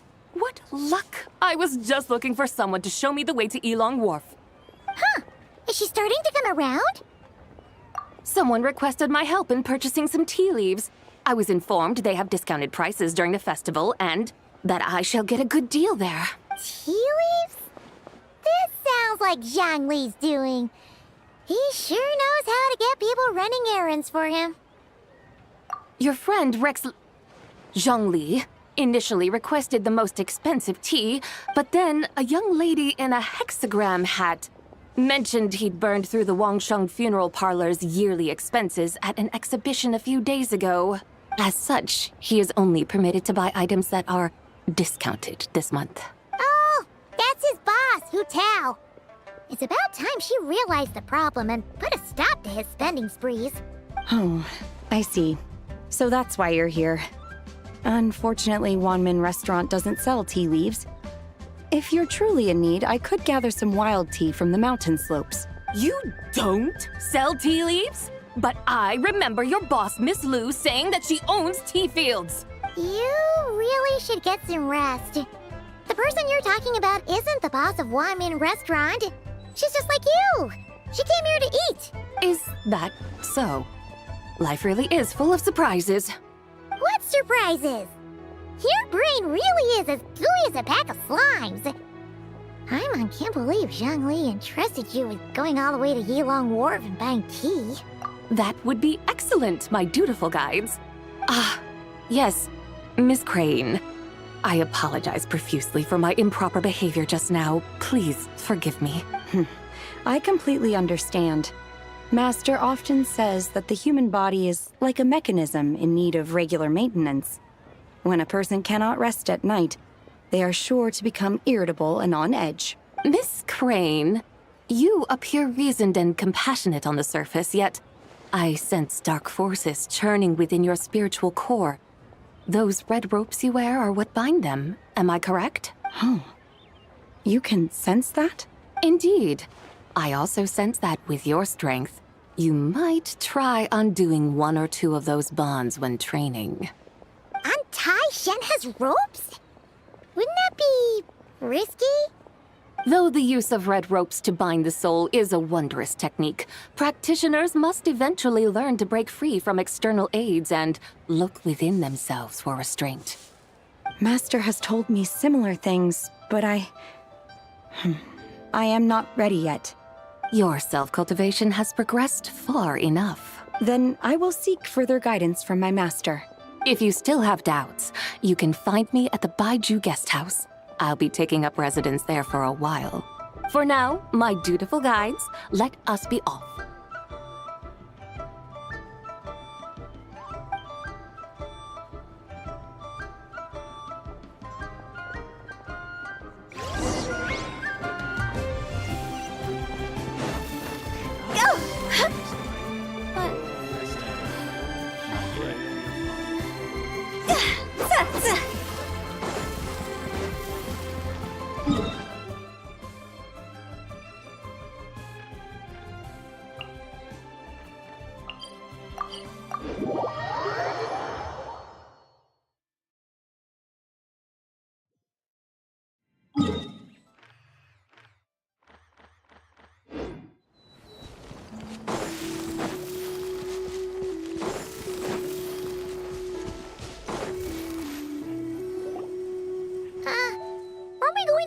Wharf? How do we end up on this mountain? Is that small town over there not Elong Wharf? I sense a familiar scent wafting through the air. You're right! Except for the smell part. Paimon doesn't smell anything. That is because this scent is the essence of jade, which can nourish the spirit. Oh, yeah! Chenyu Vale does have a lot of jade, but Paimon didn't think jade smelled like, anything. Naturally. This has reminded me of something. And what's that? A few simple tricks for mastering one's power.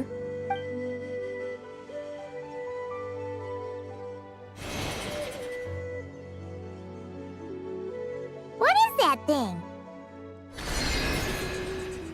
I'm sure you've been to Elong Wharf many times before, but I wonder if you've done so while cruising through the air. You've been such dutiful, dedicated guides, so allow me to offer this fresh experience as recompense.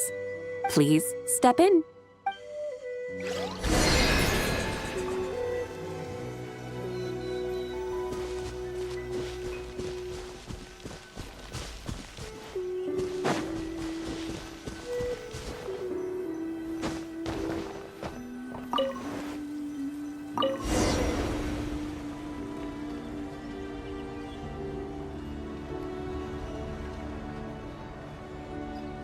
This is amazing! Paimon feels just like an Adeptus flying through the sky! What is this thing? I created it from my memories of the chariot of the Lunar Palace. Many years have passed since I last laid eyes upon it, so there may be some discrepancies. Nonetheless, it is functionally much the same. A lunar chariot? Wow! Paimon never imagined she'd get to ride in one! So, Zibai, does that mean you used to work on the moon? Work. That's an interesting way to phrase it, though I suppose you are correct. I was once an angel, a member of a race tasked with guiding humanity. Then, graced by serendipity, I became a moon envoy. Huh? What's a moon envoy? Some kind of super important angel? As you would understand it, a moon envoy is a job title. Any angel, or non-angel, can become a moon envoy. Does that mean you're not the only one? Of course not. Though my memories are still hazy, I vaguely remember some of my colleagues. There was one who liked to take on the form of an ibis. An ibis? Could it be... Can all moon envoys turn into animals? Does that mean Lauma could take that job? She can turn into a deer, and moonchanters are some sort of Luna envoy anyway, right? Moon chanter? I have no idea what those are. Oh, okay then.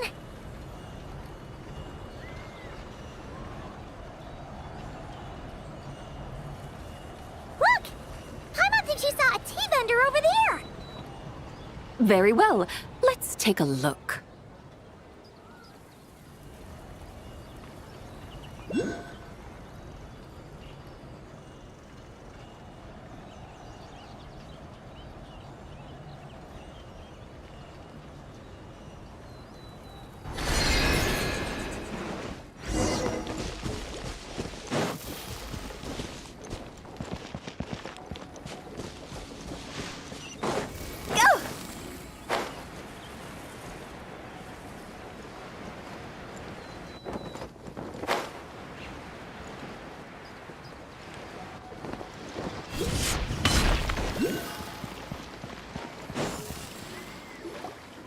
Welcome, please have a look around. We only sell teas of the finest quality sourced directly from Chaoyang Village. Right now we're offering a special discount for Lanternlit. Look over there! Discounted tea! Dear customers, are you looking to purchase some tea leaves? I can see from your bearing that you are no ordinary customers. My humble shop has some exquisite teas that should satisfy your more refined tastes. We're not here for quality. We're looking for a discount. A discount? Well, that's a coincidence. Our Sungla tea is on sale right now. A special festive offer. Something about the name of that tea sounds familiar to Paimon. Buy 3 boxes of Sungla tea during the festival to get 10% off. Buy 4, get 20% off. Buy 10, but... That's right! 10 boxes at half price. Have you been to our shop before by any chance? Oh, Paimon's definitely heard this spiel before. 3, 4, 10, 10, 20, 50. Zibai, what are you muttering about? When purchasing 3, 4, or 10 boxes, the corresponding discounts are 10, 20, and 50%. The intervals between the two sets of numbers are 1 and 6, and 10 and 30. Look! Her eyes turned blue! That's gotta be a first. If the differences between intervals remain equal, the interval after 6 should be 6 plus the difference between 6 and 1, which is 11. Similarly, after 30, the next interval should be 50. Therefore, extrapolating upward, the next two numbers in each set should be 21 and 100. You're making Paimon's head spin. Those numbers, what do they mean? They mean that if we buy 21 boxes of Songlot tea, we should get a 100% discount! 100% discount? You mean we'll get them for free? Oh, there was a pattern to the discounts. Is that right? The pattern we speak of is mathematics, little one. A pattern that is always right. That's amazing! You're a shopping genius, Zibai. Oh, wait. Something feels off here. I had no idea our shop's discounts were tied to the laws of nature. I've learned so much from you, dear customer. No need to thank me. Now, please give us our 21 boxes of free tea. Wait! What's the matter? Paimon just realized what it is that's not right. It took you long enough. We got the short end of the stick. Think about it. If we don't have to pay when buying 21 boxes, then if we buy even more, the vendor should be paying us money instead, right? Huh? Hey, Zibai, work this one out. If we buy 100 boxes, we'd make loads of money, wouldn't we? It stands to reason. Wait a moment, dear customers. Don't you think you're haggling a little too hard? You are the one dictating the discounts. We're simply extrapolating the numerical patterns within. As such, we are hardly haggling. You have a point. However, that's right. I'm so sorry. I just remembered. My supplier didn't come today, so we don't have any tea after all. Such a shame. Terribly sorry about this. Awful luck. Where can we find your supplier? Well... Not to fret. We'll save you the effort and go straight to the source ourselves. Well, you see, dear client, the supplier's discount isn't as generous as ours. You won't be able to get the same price from them. Huh? Does that mean they won't pay us for taking their tea? They might not even offer you a 100% discount. How very unfortunate. Nevertheless, as the original supplier, they must offer some sort of discount. Besides, we're not looking to make money. We just want a good deal.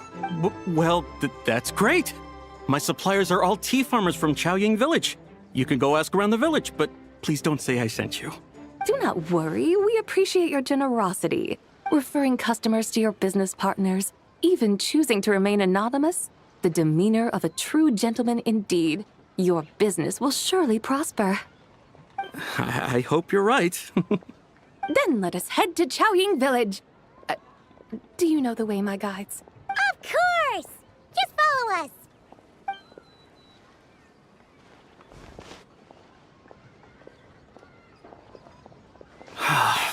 What otherworldly beings were those? Thank the heavens I managed to send them on their way. I should hurry home and pray to the White Horse Adeptus. May she bless me such that I never encounter such customers again.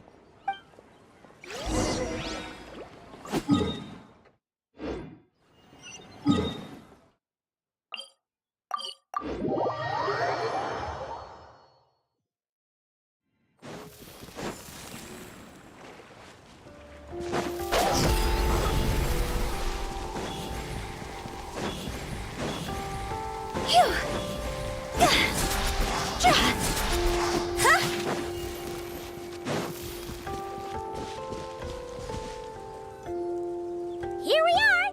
Chaoying Village! The mountains and waters are pristine.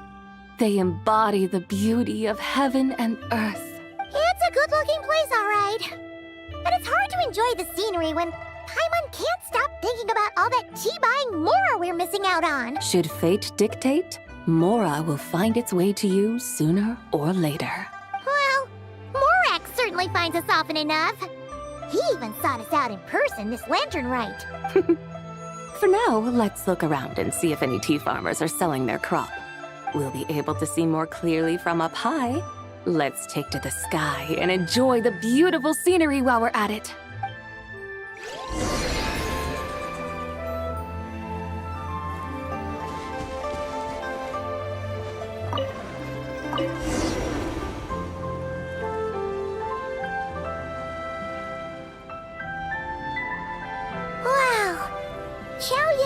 house looks beautiful from up here. Indeed, the houses here are quite different from those in Liyue Harbor. They follow the natural contours of the mountains, forming unique, elegant structures. Yeah, it's super beautiful. The white walls and dark tiles frame the emerald waves of the terraced fields, while the curved eaves and tall gateways juxtapose each other with grace. It's almost too beautiful to be true. The crowing of roosters and barking of dogs, the calls of farmers working the fields, a vibrant pastoral chorus overflowing with earthly vitality. Yeah, it's incredibly beautiful, huh? Have you studied the linguistic arts by some chance? Huh? Your vocabulary for beauty seems rather constrained. Paimon knows how to say pretty as well. I see. Now then, let's take a look around and see if we can find any farmers selling tea.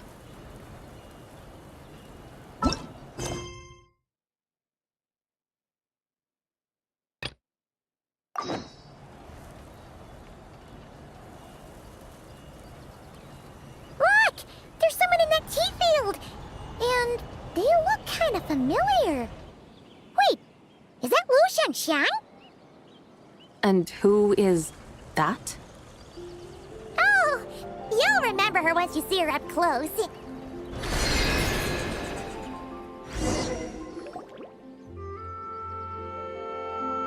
Hey there, Lu Xiangxiang! It really is you! Huh? Paimon, Traveler, and the White Horse Adeptus. Fancy seeing you here. The White Horse Adeptus has a name now. You can call her Zibai. And you are... Wait. I remember now, you're... Don't say anything about food poisoning or fish. You're the young lady who wanted to rise above the rest, are you not? Yes, that's me, but I'm in a bit of a state right now. At best, I can say I've fallen below them. Fallen below them? What happened? Like I said the last time we met, I'm being punished according to family rules. My father, mother, grandfather, grandmother, other grandfather, other grandmother. Oh, that's a lot of family members. Yeah, and on the night of Lanternlit, they held a family meeting to discuss my situation. So, they do care about you. There's no doubt they care. But they think that since I caused all that trouble in Liyue Harbor, it shows I can't be trusted on my own. They decided to ground me. Ground you? Yeah, though they're not confining me to my room. Instead, I have to personally nurture a tea seedling until it grows big enough to be sold at market. Aw, a tiny little tea baby. Do they want you to experience what it's like to be a parent? It's supposed to cultivate my character and temperament. They say this will help me calm down and reflect on my issues. What happened in Liyue Harbor really wasn't your fault. Oh well, at least this punishment doesn't sound too harsh. So, how long will it take for the little tea baby to grow? Actually, I don't know. I've never grown a tea tree before. It usually takes 2 or 3 years. 2 or 3 years? Yes, the tea in this garden requires 2 or 3 years to mature. That long? Zibai, you're not making this up, are you? How do you know so much about growing tea? When the plants thrive and grow, that is the meaning of my name. I can tell at a glance when their season of ripening will come. Do I really have to waste 2 or 3 years here? Why is this happening to me? I'd only just found my direction in life. Yes, during the night of Lanternlit, I heard many people reciting poems from long gone in praise of the moon. In that moment, I suddenly felt a great sense of pride. I mean, I helped excavate cultural artifacts from long gone, so I contributed to the revival of these poems too, right? So I decided to stay with the archaeological team. I want to unearth even more history. I see. And are you sure that's what you want to do? If you don't achieve anything significant in the years to come, will you still enjoy it? Yes, Because archaeology gives me that boom shakalaka feeling. Wait, did Xiangling teach you that? That's right. I was asking her for advice. She said that if something gives you that boom shakalaka feeling, then it has to be worth pursuing. I immediately thought about how when I'm excavating in the ruins, I always feel like there's a ghost standing beside me, and not in a spooky way. It feels like my great-great-great-great-great-grandmother patting me on the shoulder and saying, "Keep going. You're about to rediscover some grand ancestral knowledge." Right? It feels like I've made some kind of connection with my ancestors. Isn't that amazing? Since you've made up your mind, you should give it your all. And I'd love to, but I'm still grounded. Run away, summon up a little boom shakalaka, and leave the tea garden behind. Flee this village. That might be going a bit far. You don't want to lead others astray, Zibai. Yeah! Tell them about your great-great-great-great-great-grandmother. She must be the most super-duper ancestor to have ever risen above the rest, right? I'd be better off telling them about the White Horse Adeptus. After all, she's the supreme riser above the rest who saved my great-great-great-great-great-grandmother. Then it's settled. Tell your family that your decision has my blessing. Thank you, Zibai, but I don't think cosplay is going to work on them. They won't listen. They don't need to listen. You need only follow the rules they've set out for you. What do you mean? As I'm sure you know, some ancient texts refer to the White Horse Adeptus as the Daughter of Time. My family history contains such records. But what of it? If the White Horse Adeptus were to manipulate time to make your tea seedling grow overnight, then you'd be free, correct? Is that how it works?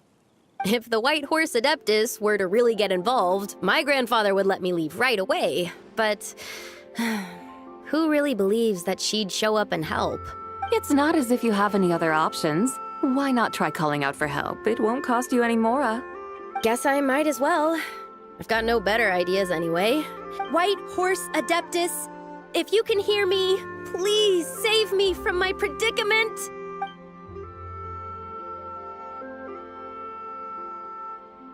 Ugh. Nothing happened, as expected. Perhaps the White Horse Adeptus has already heard your prayer.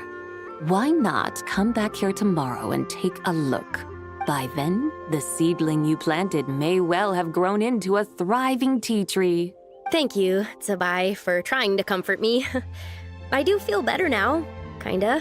But can't you really do something like that? Oh, it's getting late. Why don't you all stay at my house tonight?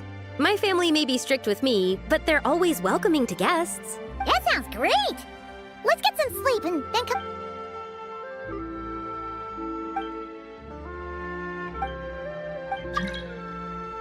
Oh, the tea tree! Whoa! Your tea baby is all grown up! Indeed, it has grown into a mature tea tree that can stand tall in the face of wind and rain. How is this possible? It must be the work of the White Horse Adeptus. Her prayer must have moved her. Are you sure? Perhaps she heard your prayer and chose to answer the call. She once saved my great-great-great-great-great-grandmother. This time, she saved me. That's incredible! Your family must be blessed by the White Horse Adeptus. I guess so. I need to tell everyone the news right away. They'd better. Since this is the will of the White Horse Adeptus, I don't see how they could object. Go. And if you run into any more trouble, call out to the White Horse Adeptus just like yesterday. Thank you so much. Paimon really thought you were going to use adeptal energy to make the tea baby grow, Zibai. When an Adeptus exerts effort, consuming their energy, is that not using adeptal energy?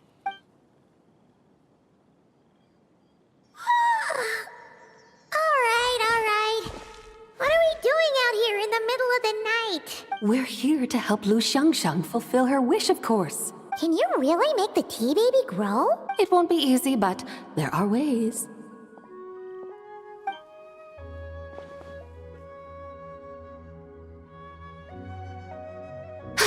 There, it's grown. Hey! You just transplanted a tea tree from over there! So, there's a mature tea tree here now, yes? Oh, yeah, but... And am I not the White Horse Adeptus? Well, yeah.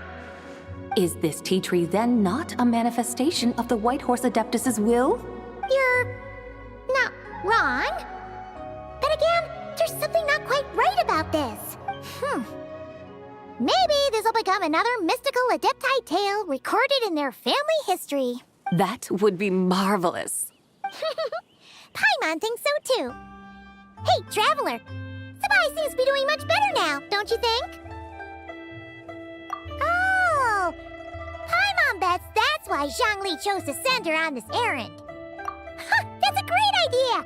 We've already shown her Liyue Harbor, Yulong Wharf, and Xiaoying Village. How about we head to Qingce Village next? Qingce? That name sounds familiar. The scenery there is really beautiful. Pretty, too. It's the perfect sightseeing spot. How about we show you around? I must say... All right, let's go!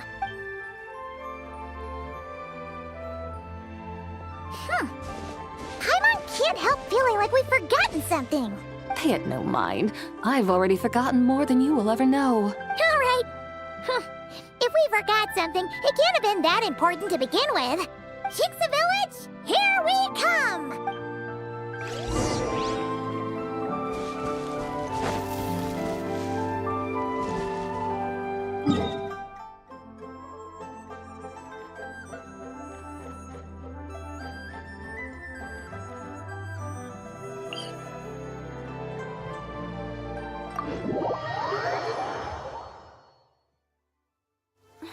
What a bummer.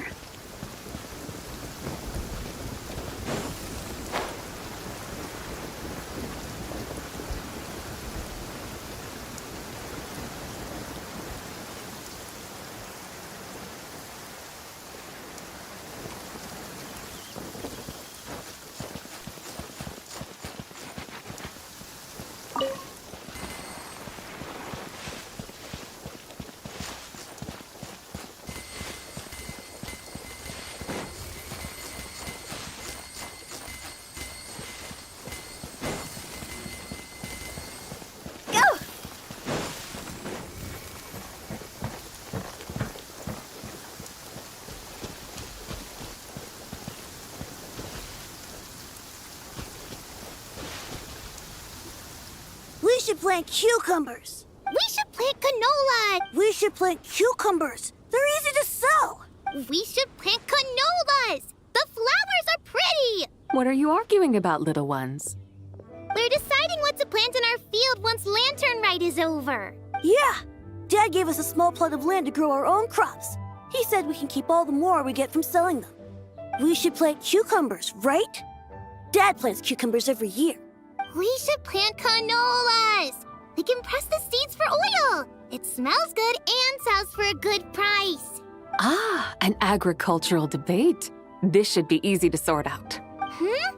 Granny, are you a farmer? Could you tell us what to do? Granny? What did you just call me, you rapscallion? Oh no, her eyes are gonna turn red again. It's just... my granny smells really nice, and you smell nice too, so... Sorry. How about we call you Auntie instead? Auntie? Oh, all right. Big Sis Zibai, can you help us decide whether we should grow cucumbers or canolas in our field? You little rascals! Using priceless land like this just for cucumbers and canolas? What a waste of heaven's gifts! Huh? What should we plant instead?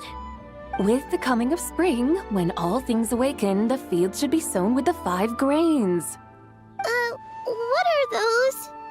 The 5 grains are life's staples, the heart of the people's table. I notice the people here mostly eat rice, so that is where you should begin.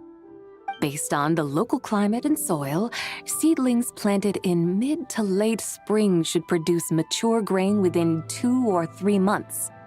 When autumn comes, you can plant a second crop, with time still to harvest it before the first frost. The rice you harvest can be sold at market or kept in your stores. It's a far better choice than cucumbers or canolas. Oh, but Big Sister Zibai, I like canolas. That's no issue. It is unsuitable for continuous cropping in any case. You can rotate it with rice to maximize your yields. After the second rice harvest, around wintertime will be the perfect opportunity to sow their seeds. And when they mature in mid to late spring, you shall be just in time to sow the first rice crop of the year in turn. This way, your field will sustain balance. Rice and canola in a harmonious cycle. Wow, that means we'll have crops to harvest all year round. Wait a minute! If rice and canola take up the whole year, then what about my cucumbers? A firefly dares rival the brilliance of the moon? In what twisted universe should cucumbers vie for land with rice? Big Sis Zibai, you're going to hurt Lil Lee's feelings. Auntie hates cucumbers. Stop crying this instant! I meant that cucumbers are simple enough to grow. There's no need to devote a whole field to them. Just find an empty corner of your yard, scatter some cucumber seeds in the earth, and before you know it, you'll have a thriving patch of vines. Cucumbers delight in sunlight and moisture, but they suffer in cold weather. If you wish to plant them this early in the year, you should make sure they're protected from frost. Wow. Is it really that simple? Let's hurry home and get started right away! Are you really in that much of a rush? Well, thanks, Big Sis Zibai, who's fierce but really good at farming. We gotta go! Thanks, Big Sis Zibai! See you around! Paimon never imagined you'd know so much about farming. What's so strange about that? The people of Long Gone called me the god of soil and grain. Are the fields not made of soil? Is rice not one of the 5 grains? Huh, that's true. So, if the god of soil and grain is a farming god, that means the White Horse Adeptus must be a farming adeptus, right? Of course, the god of farming is down to earth. Mind your tongue, impertinent child. How dare you diminish the lofty bearing of an adeptus? Hey! You're the one who said the god of soil and grain is all about farming. Enough! It's time for us to take to the skies once more. Join me now. Witness the majesty of mountain, water, and field, and broaden your horizons.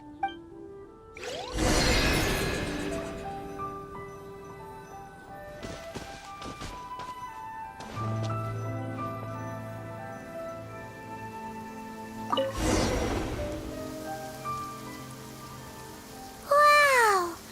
The terraces look so pretty from up here. The mountains tower like pagodas, the hills coiling at their feet like shells. Layers built upon layers, rising and falling in harmony. A truly unique and mesmerizing sight.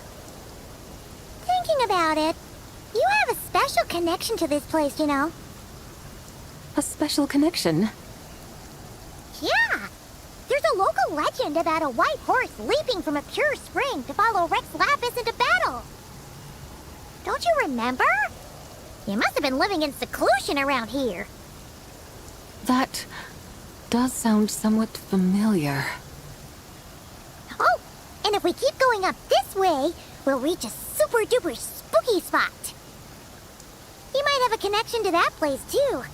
There's an ancient array that seals away the remains of a fallen god. A god's remains? Yeah! The people of Liyue turned that story into an opera called The Sanctification of Tao Do. Does that ring any bells? Tao Do. Huh. The 7 and 8 gates array. That's right! You do remember! Puna, the god of the underworld, who could pacify the forces of life and death. Huh? So, Tao Do had another name? Let's go take a look.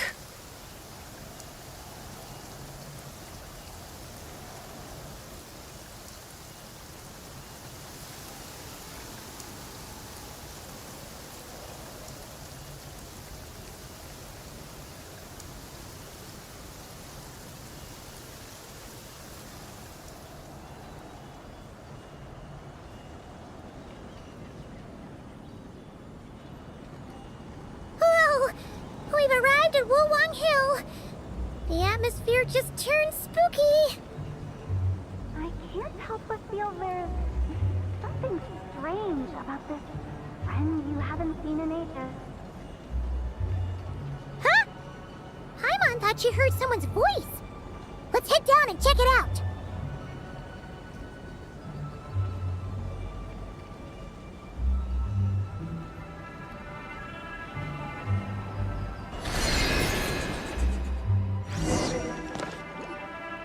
I can't help but feel there's something strange about this friend you haven't seen in ages. Strange? Whatever do you mean? Her strangeness defies description. This Miss Zibai is a full-blown enigma, don't you think? I'm afraid I have no idea what you're talking about. Aren't you worried about sending her all the way to Yilong Wharf on her own to buy tea? What if she gets lost? Where there are people, there are paths. Now I'm the one with no clue what you're saying. She can ask for directions. And then what? She will meet strangers in unfamiliar lands, build friendships, part ways. Hers will be a long journey indeed. The further the journey, the more footprints one leaves behind. The deeper those footprints, the harder it is for time to erase them. Ah, so you want her to make new friends. I see. But from what you say, it sounds as though she's not from Liyue. I believe she was not, but perhaps she will be. You're sounding stranger by the second. Huh. Oh, over there. Oh, look who's here. Hu Tao! Zhongli! What are you doing here? Traveler. Paimon. Fancy meeting in a place like this. Oh my, and Miss Zibai too. Sounds like fate to me. We were taking Zibai to buy some tea from Yilong Wharf. Zhongli sent her there, though she didn't even know the way, and... Oh, drat! We forgot the tea! Oh, Paimon knew we were forgetting something. Why didn't you say so earlier then? What's done is done. There's no need to dwell on it. Fresh tea grows with each passing year. Let fate deliver it as it wills. Exactly. You can get tea wherever you go. You're hardly running low now, are you? Paimon feels a lot better now that you've said that. Still, I'm a little confused. If you were buying tea, how did you end up all the way out here? We're taking Zibai on a sightseeing tour.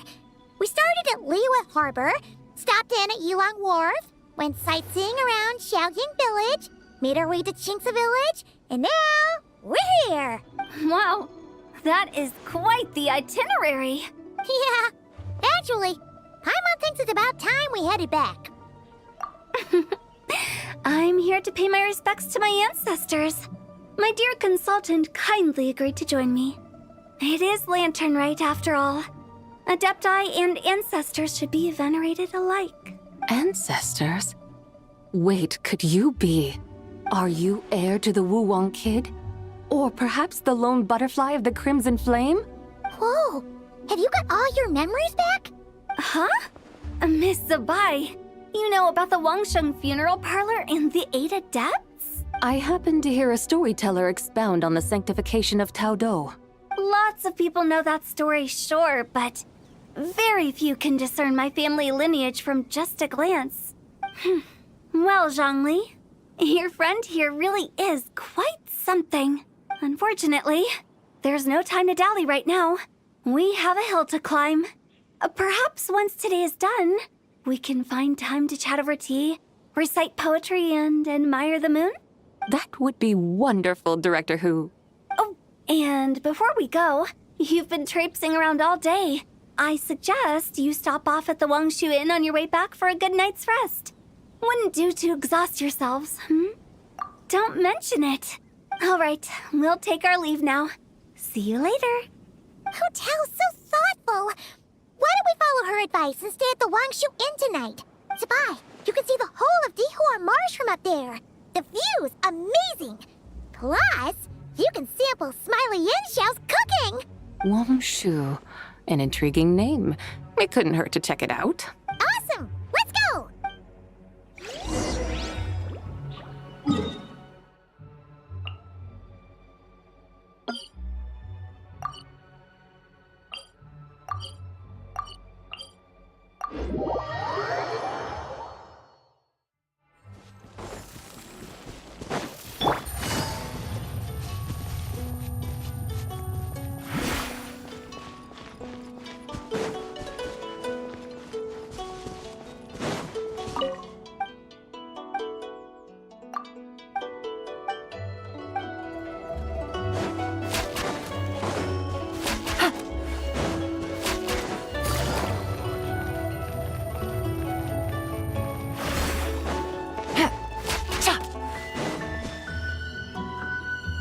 Is that towering structure Wangshu Inn?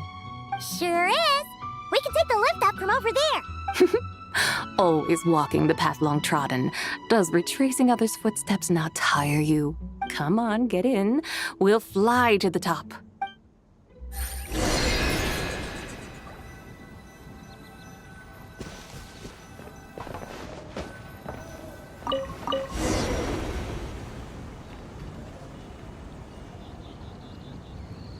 Are we really going to fly up to Wangshu Inn? Isn't that a bit showy? All the guests are going to see us. Is that a bad thing? To be able to witness an Adeptus. This will surely add to the inn's appeal, not to mention the room prices. The owner will thank us. You seem to really like showing off your powers. This inn's architecture is incredible, and the surrounding countryside radiates a picturesque charm. No wonder the new proprietor of the Baiju guest house thinks he can't compete and has decided to change his own establishment's name. The new proprietor? Ah, you mean Lu Shengsheng's dad. So you know about that, too. Personally, Paimon thinks it should go with something like Rex's Rest. That's a contender's name if Paimon's ever heard one. A fitting name indeed. So you think the guest house should change its name too? Paimon kinda thought you'd say something like, such sacrosanct traditions must never change. Time flows ever onward. Why should the rules of yesterday be carried forward into the world of tomorrow? The people of today should determine what is to be kept. Huh. You're not as old-fashioned and stuffy as Paimon thought. The years ebb and flow, seas recede to reveal fields. In the vastness of time, I am but a wild horse in a boundless sea of dust. Even Rex Lapis, having waded through the waters of the river of time, is not quite the same as before. Zhongli, what was he like before? That is another story for another time.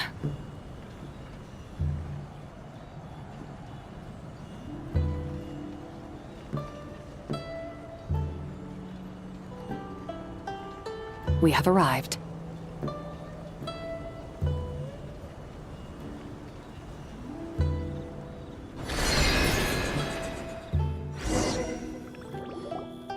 Whew. This is the first time Paimon's ever flown up to Wangshu Inn on a chariot. Everything's so different when you're up high. Wangshu. Like moon lanterns and shao lanterns. Might it all be a coincidence? What's a coincidence? Do you not know what Wangshu means? Not bad. You're clearly much sharper than your diminutive companion. Wangshu can refer to the moon, but its original meaning is actually the goddess who rides the bright moon's chariot. And you must be the conqueror of demons. Chow! Paimon was wondering if we'd disturbed you by flying down from the sky. Not at all. I sensed an unusual presence long before you arrived, though I didn't expect it to be you in a flying chariot. Ah, a witness at last. I was starting to think we should fly a bit lower. 'Twould be awfully dull if no one ends up marveling at my lofty bearing. No need. This is already showy enough. I'm not one to do good from the shadows, as Rex Lapis is wont to do. Then you must be... Nay, I'm only cosplaying as the White Horse Adeptus, in truth. Cosplaying? What's that? Ugh, ignore her nonsense. She's a genuine article. The one and only, completely authentic White Horse Adeptus. It's just... Xiao, did Zhongli say anything about her being a teensy bit... not quite right? Mental instability, perhaps? Did Zhongli tell you that? No, this is my own speculation. Well, you pretty much hit the nail on the head. It's like her brain's filled with a bunch of slimes right now. All gloopy and messy. There's a hot-tempered pyro slime, a math-obsessed hydro slime, and a mischievous little animo slime. But don't tell her Paimon said that, or she'll come and tell us all off. You white-haired rascal! Do you think I can't hear you? Uh-oh! We're in for it now! White Horse Adeptus. You must be weary from your journey. Why not take a rest? Oh, yes! You must be hungry, right, Zibai? How about we get some food? The chef here is incredible!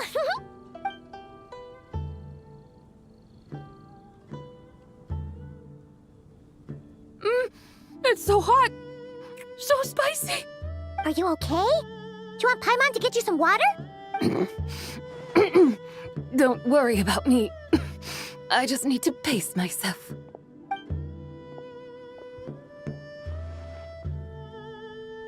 So, regarding your friend and her condition, does even the Lord of Geo have no solution? Zhongli said we should wait and she'll get better on her own. But who knows how long that's gonna take. Is that why her personalities change so easily? Paimon thinks that has something to do with her 3 deadly selves. Zhongli told us that the deadly selves are impure, affecting living things that get too close. The White Horse Adeptus's remnant spirit was attached to the deadly selves for a long time. It makes sense that her temperament and memories would have been influenced by them.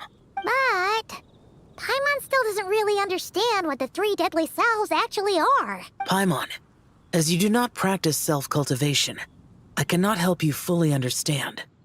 But you can think of them simply as emotions and desires. The act of severing the 3 deadly selves is a means of exercising wicked desires and cultivating one's true self. I believe other nations have similar practices. In Sumeru, it is known as shattering Atmagraha. Oh, so it's about emotions, desires, and attachments, that sort of thing. It includes those. I wonder, does she still remember what happened in the past? Some of it. But right now, it's like she was suddenly awakened. Like she's still half dreaming. The half that's still dreaming might remember things, but the half that's awake doesn't quite get it. Conqueror of demons, are you looking to learn about Rex Lapis's past from me? You are an old friend of his, so please, call me by my name. But Conqueror of Demons sounds so much more imposing. In days of yore, he was the Lord of Geo, Heaven's Star. Huh? You said the same thing the day you came back. But what does it mean? I'm afraid I can't remember. Hey! Did you really forget? Or are you just pretending so you don't have to tell? Why not ask Rex Lapis himself? Whether I've forgotten might be up for debate, but I am certain he remembers. He must have his reasons for not raising the past, and you likely have similar concerns. I shouldn't have asked. An answer that suits your style, General Olatis. Now that we're on the subject, though, I suddenly remembered something. Which is? In the distant past, there was a feast, which I attended. I faintly recall the Lord of Geo also being present that day. Oh! And then? What happened? Among the dishes served, there was one that could be found in every household throughout Langan at the start of spring. A dish called Flavor of Spring. I suddenly remembered the recipe for this dish. Is that it? Yes! Since it's Lanternlit here in Liyue, why don't I make some for you to try? That sounds good. Wow! It might not have been the story Paimon was hoping for, but this looks delicious! The spring breeze stirs. Now is the perfect time to savor this dish. My dutiful guides have gone to great trouble to show me around Liyue, and even the Conqueror of Demons has graced us with his presence. I feel deeply honored. This Flavor of Spring is my way of expressing my gratitude. There's no need for such grand words. What's this? Hey! It's that broken jade token from the antiques exhibition! Indeed. This was once an Adeptal treasure of mine. I'm amazed it ended up in your hands. Alas, it serves little purpose now in its fractured state. Please, keep it as a memento. Oh, that's a shame. Can't we fix it? This is the way of the world. Once jade is broken, it can never be made whole. Then, what about forging a new one? That is a good point. That it has ended up in your hands must be a message from fate. I could try to craft it into a little trinket for you. One that might prove useful on your journey. Ooh, what sort of trinket? It's just a passing thought, one that will require the right opportunity. I'll think about it more when the time comes. Now that we've had our fill, we should get some rest. Tomorrow we return to Liyue Harbor, where I'll have need of your guidance once more.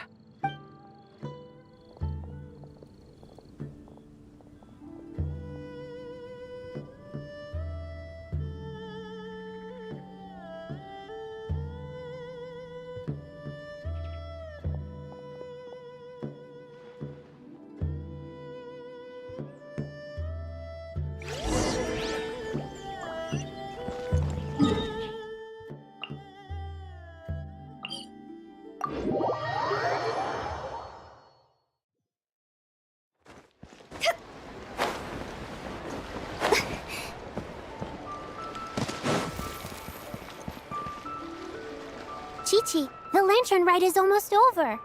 Do you remember how to make a Shao lantern?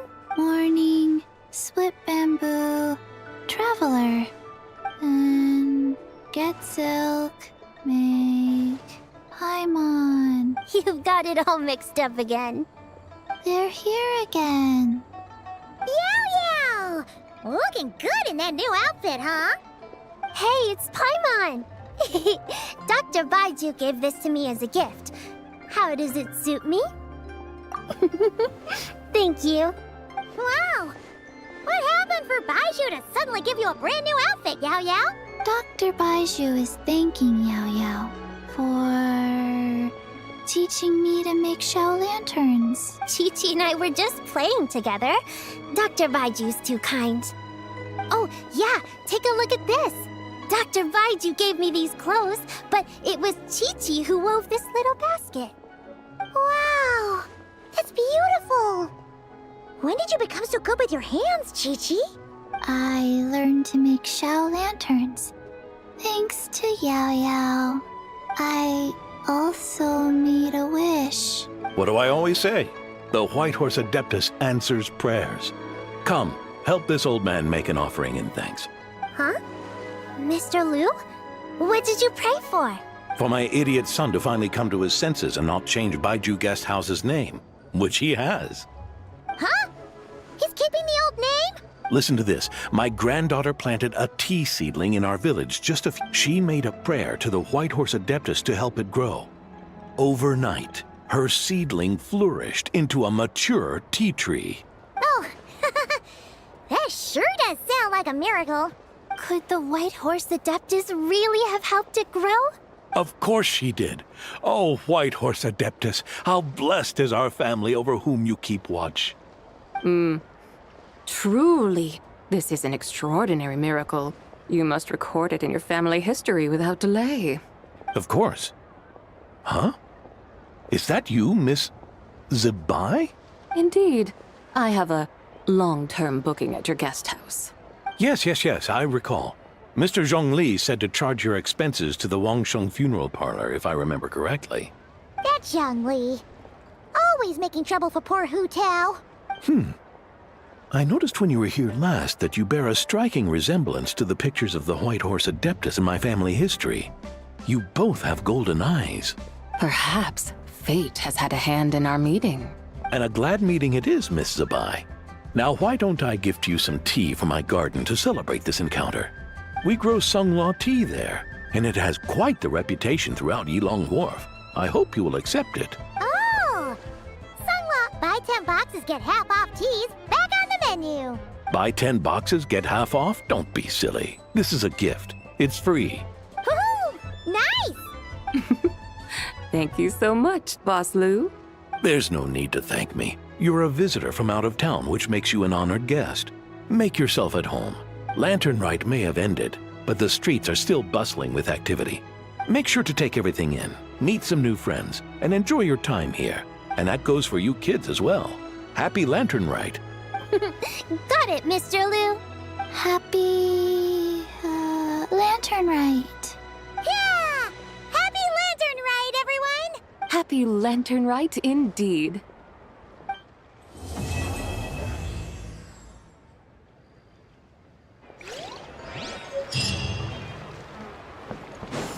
Huh?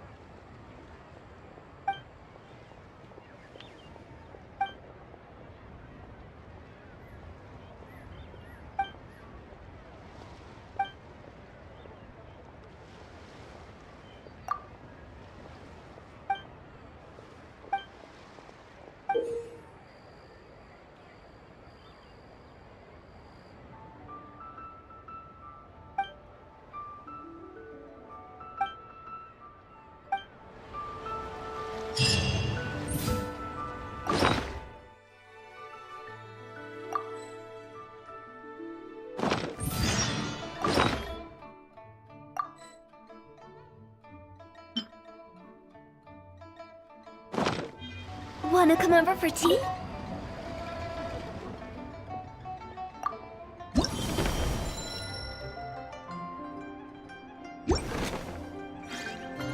Phew! Huh?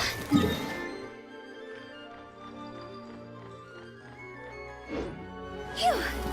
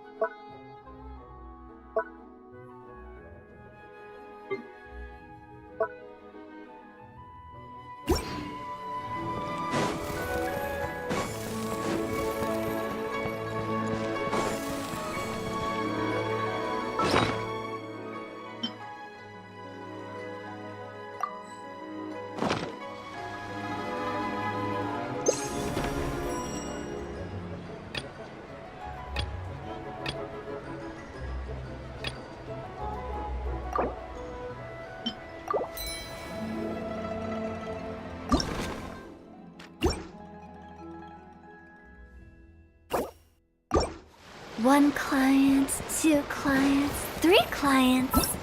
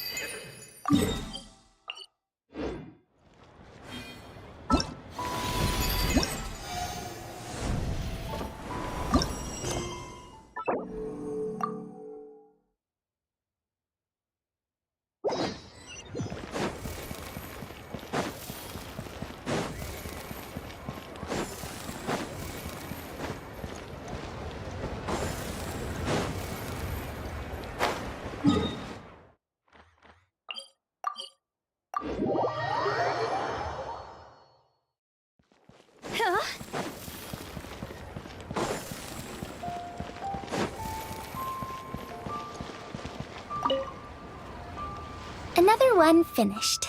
And the paint's all dry. Oh, happy holidays! Are you here for a Xiao Lantern too? Yep. You know how Miss Pingxi made a customizable lantern frame? Well, lots of people bought them to tinker with. Oh, Gaoming got one too. I offered to help, but he was adamant about doing it himself. Some of my neighbors had an idea about what to make, but didn't know how to execute their vision. So they came to me for some hands-on help. And after weaving them for everyone else, I made one for myself too. Now it's just time to release it. Huh. What wish should I write?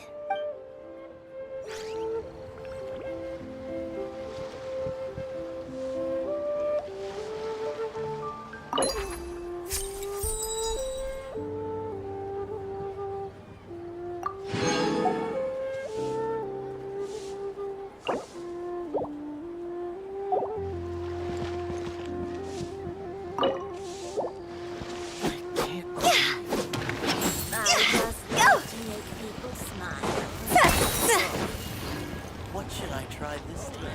Come and see these red precious cues.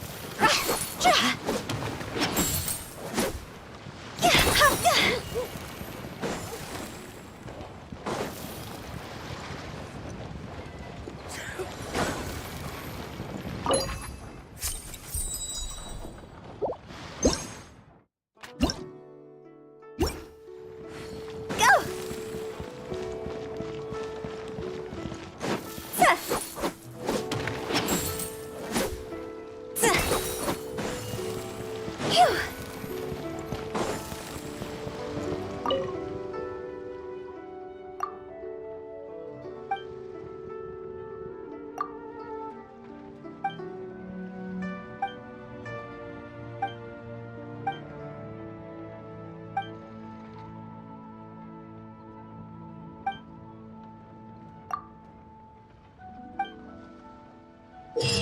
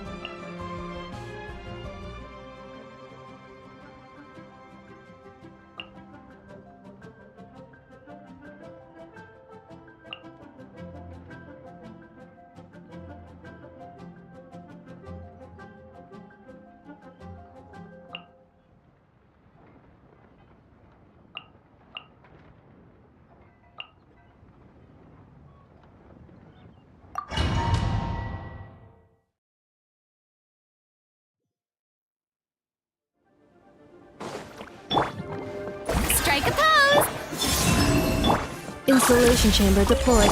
Let the world come alive! A moonlit night for all. Annihilation mode. Silence! Be sanctified.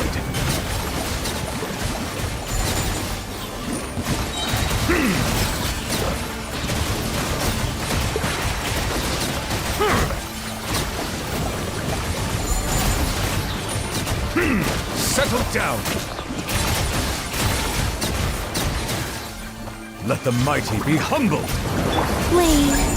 Yoo-hoo! Defensive mode engaged.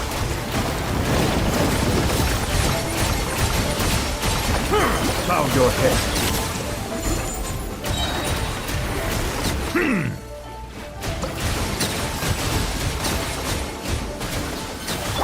Time to shine! Surge. 3 moons converge. Preparing for dust up. Strike a pop! The tides beckon.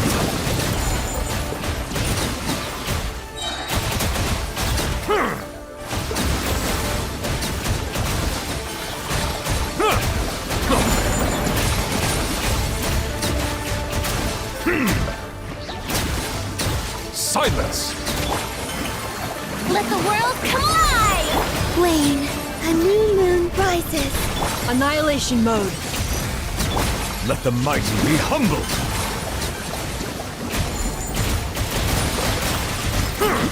Settle down!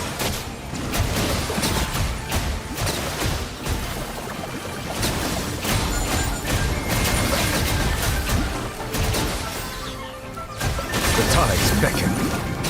Silence!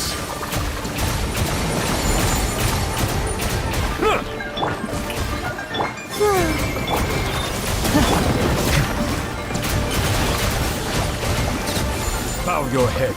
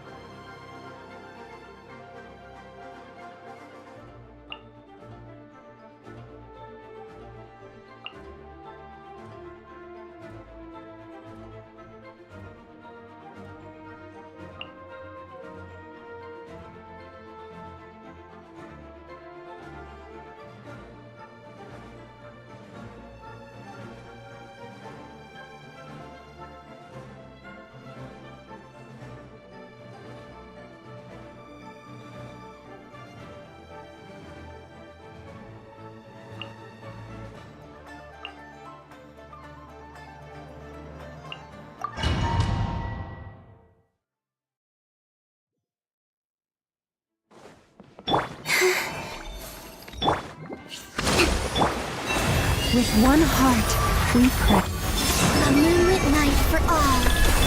Billowing surge! No more lies. Time to go clean. The deception ends here. Time to go clean. Can't hide the truth. Wayne. Leave this place for the everlasting. Rest and reboot. A new moon rises. It all adds up. No more lies. The mystery unravels. Surge. By the frost moon of old. Hold the line. A moonlit night for all. Can't hide the truth. Time to go clean. No more lies. Seek within. Flow. For the everlasting fold. Rest and rebuild. A few tomatoes. It all adds up. 3 moons converge. Receive my blessing. By the frost moon of old. Allow me.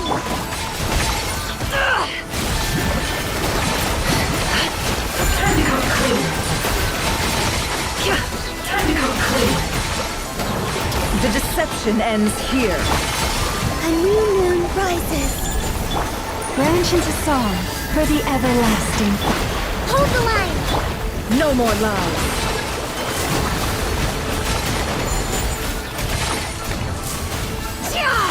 It all adds up. Seek within. Can't hide the truth.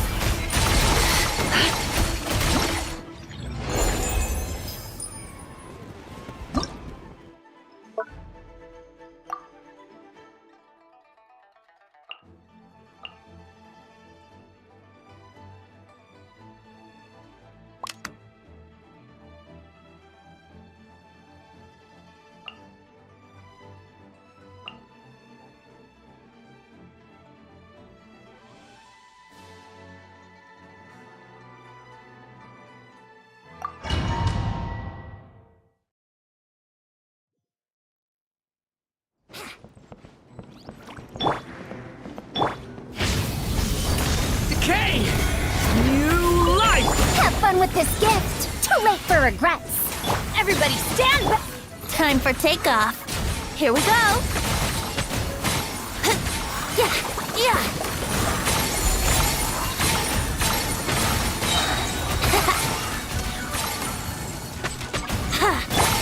Watch out! Decay! Truth repeats its course. Teamwork is dreamwork! Think you can get away? Let's play!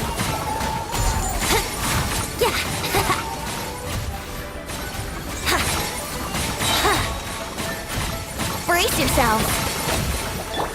Watch out! Decay! Gears of the storm!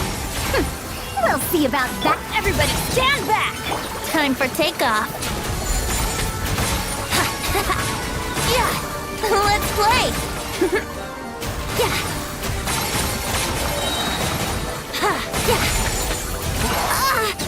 Here we go! Leave it to me! The story has only just... Have fun with this gift! I'm going in! Think you can get away? Let's play!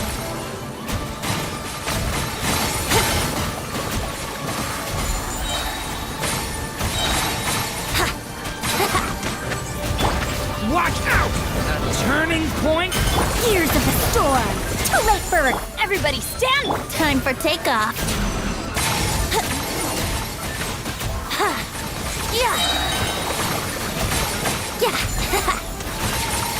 Yahoo! The story has only just... We'll see about that! Teamwork is dreamwork! Think you can get away? Here we go!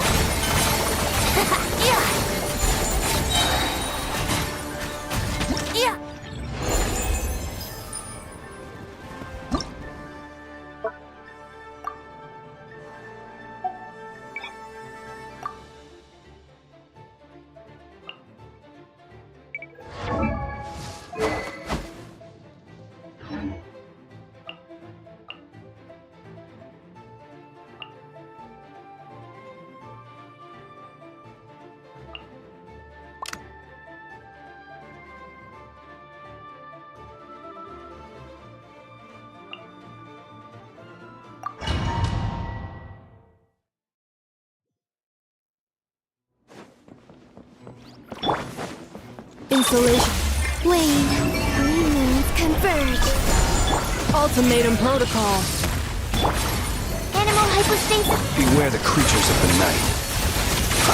Close your eyes.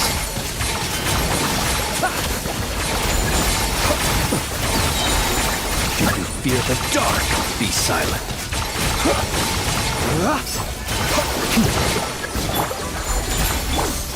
Stand clear.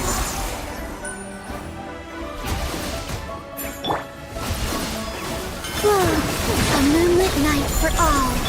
Annihilation mode. Close your eyes.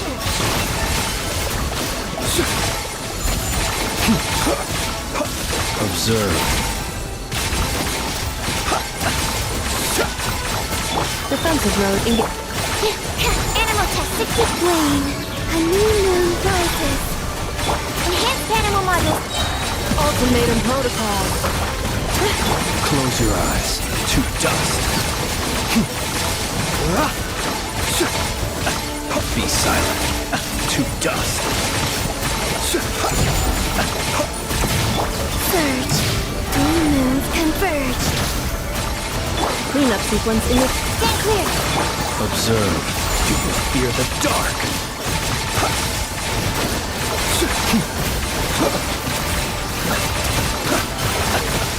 Annihilation mode. Animal test 60. A moonlit night for all. Be silent. Observe.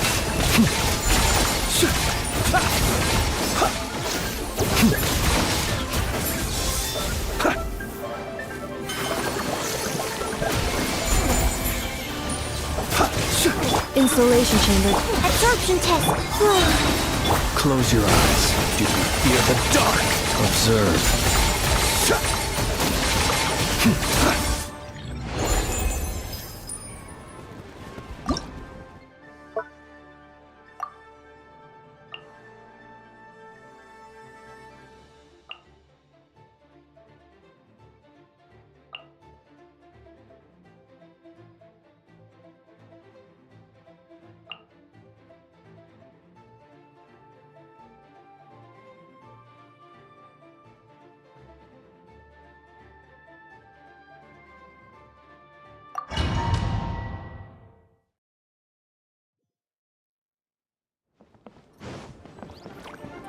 Yoo-hoo! Time to shine! Wane, a new moon rises. Charge! Press the advantage! Lofty wisdom will show us the way! Like the dust!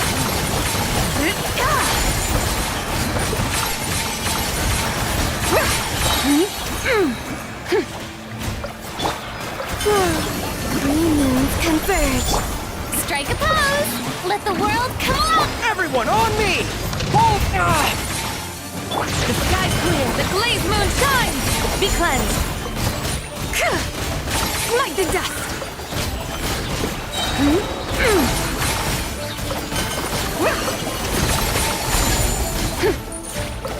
Like the dust! Wane, a moonlit night for all. Let my name echo in song! Rally!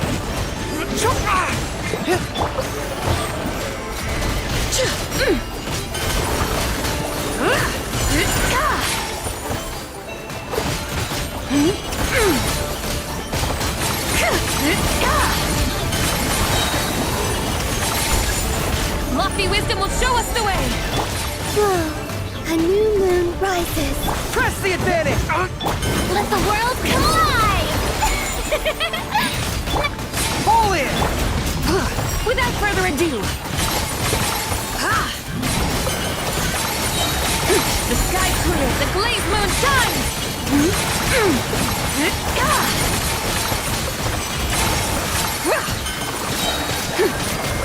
Wane, a moonlit night for all. Everyone on me! Charge! Let my name echo in song! Lofty wisdom will show us the way!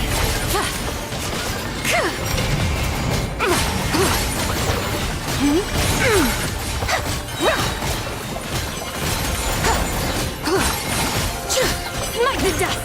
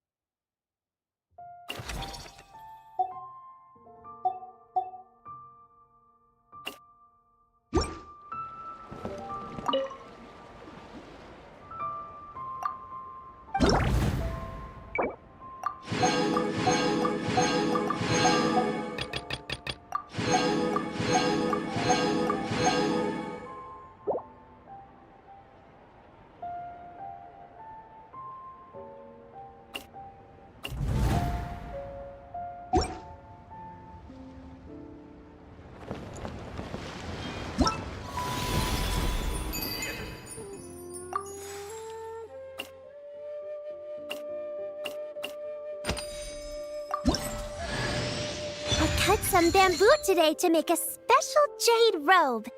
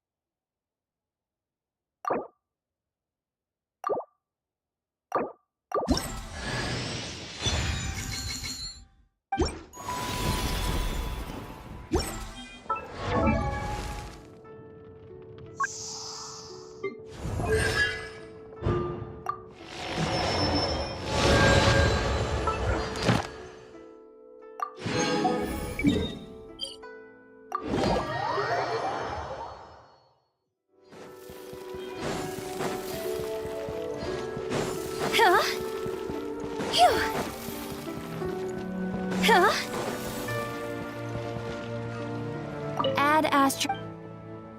Thank you for Add astro.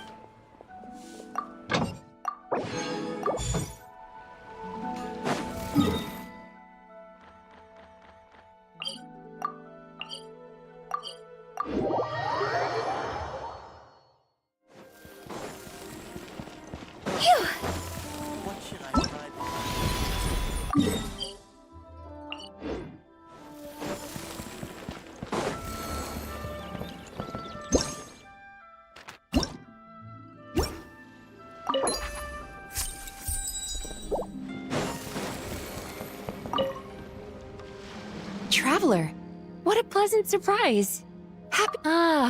I did ask Miss Pingxi to help arrange a commemorative photo shoot. You must be the photographer she had in mind then. Wonderful. Looks like I'll be bringing back some lovely photos from this year's Lanternlit. All right then, Master Photographer. What kind of pose do you think would be the most photogenic?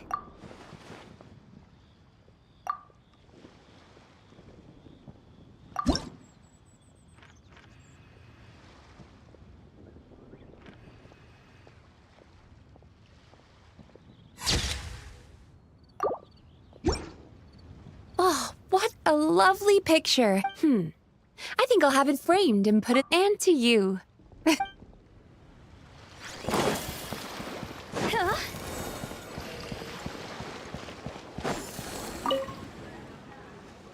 Whoa. The craftsmanship of these xiao lanterns is something else. How does Lanyan do it? Oh, hey, Traveler. Happy New Year. Yup. Took me ages, but I'm gonna paint Manzai on it too. Oh, and I gotta make one for Pops. Whew, that should do it. All that's left is sending it off to the sky.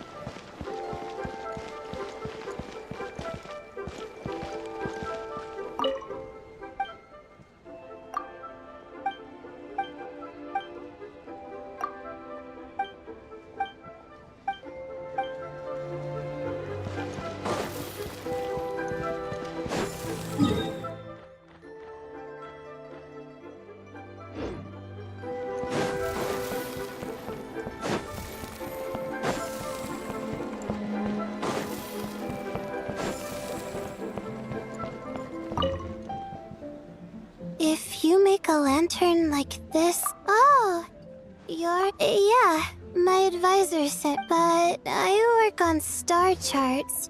I'm still not sure what that has to do with holidays like this, but she had already bought me a ticket and escorted me onto the boat before I even had a chance. As soon as I got off the boat, a lady stopped and offered me a free shower lantern frame. She said releasing one would bring good luck for the entire year. I'm not sure I need a whole year of luck. So, I followed her. Thanks. I should...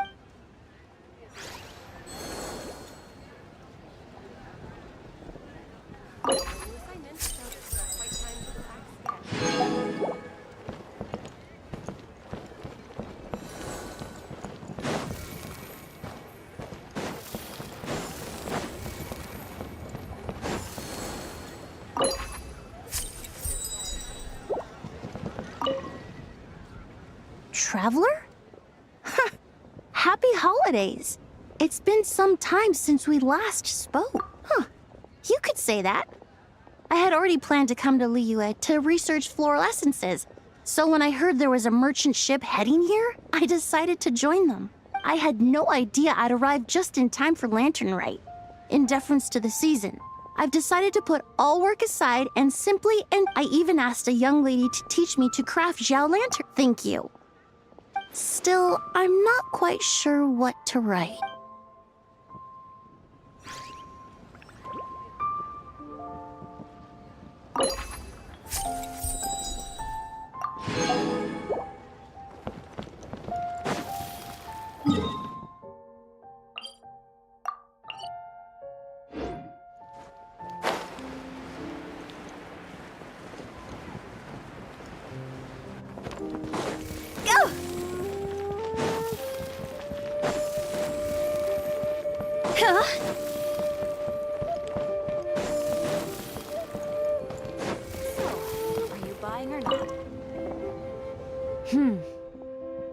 Indeed. I submitted the request to Miss Pingxi. Very well. I trust you will. In that case, please advise me on an appropriate pose while we prepare.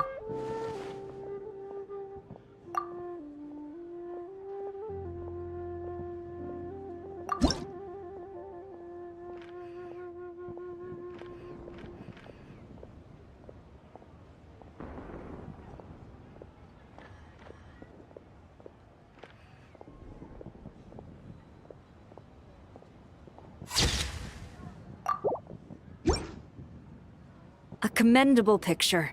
My thanks. I will treat it as one of my Thank you. Happy Lanternlit to you as well. But if I may ask, does the Millilith always maintain such strict vigilance during Lanternlit? To maintain such strict discipline even amidst the festivities? I'm impressed.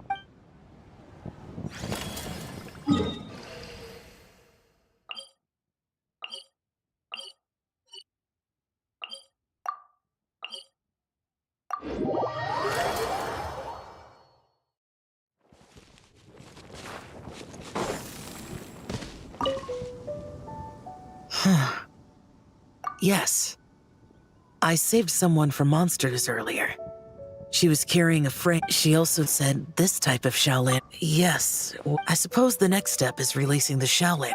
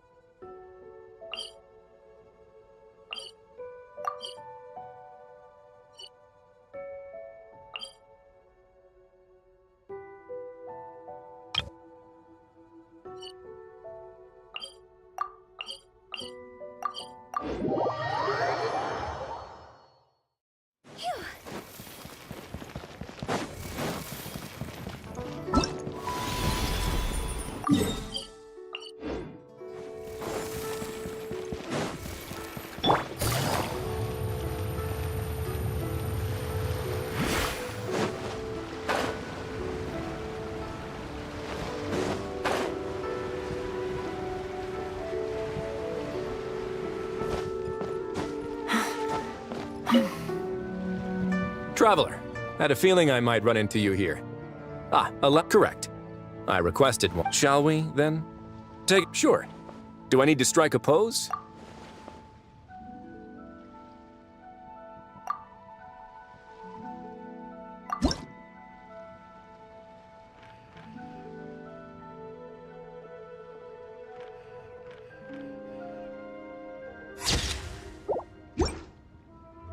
Let's see. Not bad. Pretty standard shot. If you look at it from the neck up, I'll be keeping this. Really appreciate— Oh, and to you too.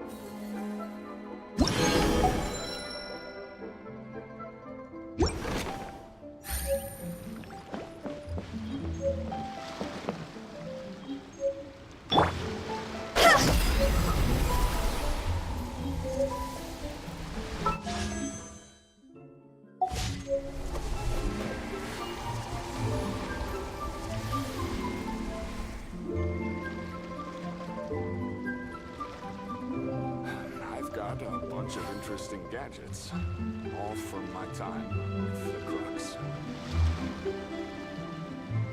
Silly churl, Billy churl, silly Billy, hilly churl.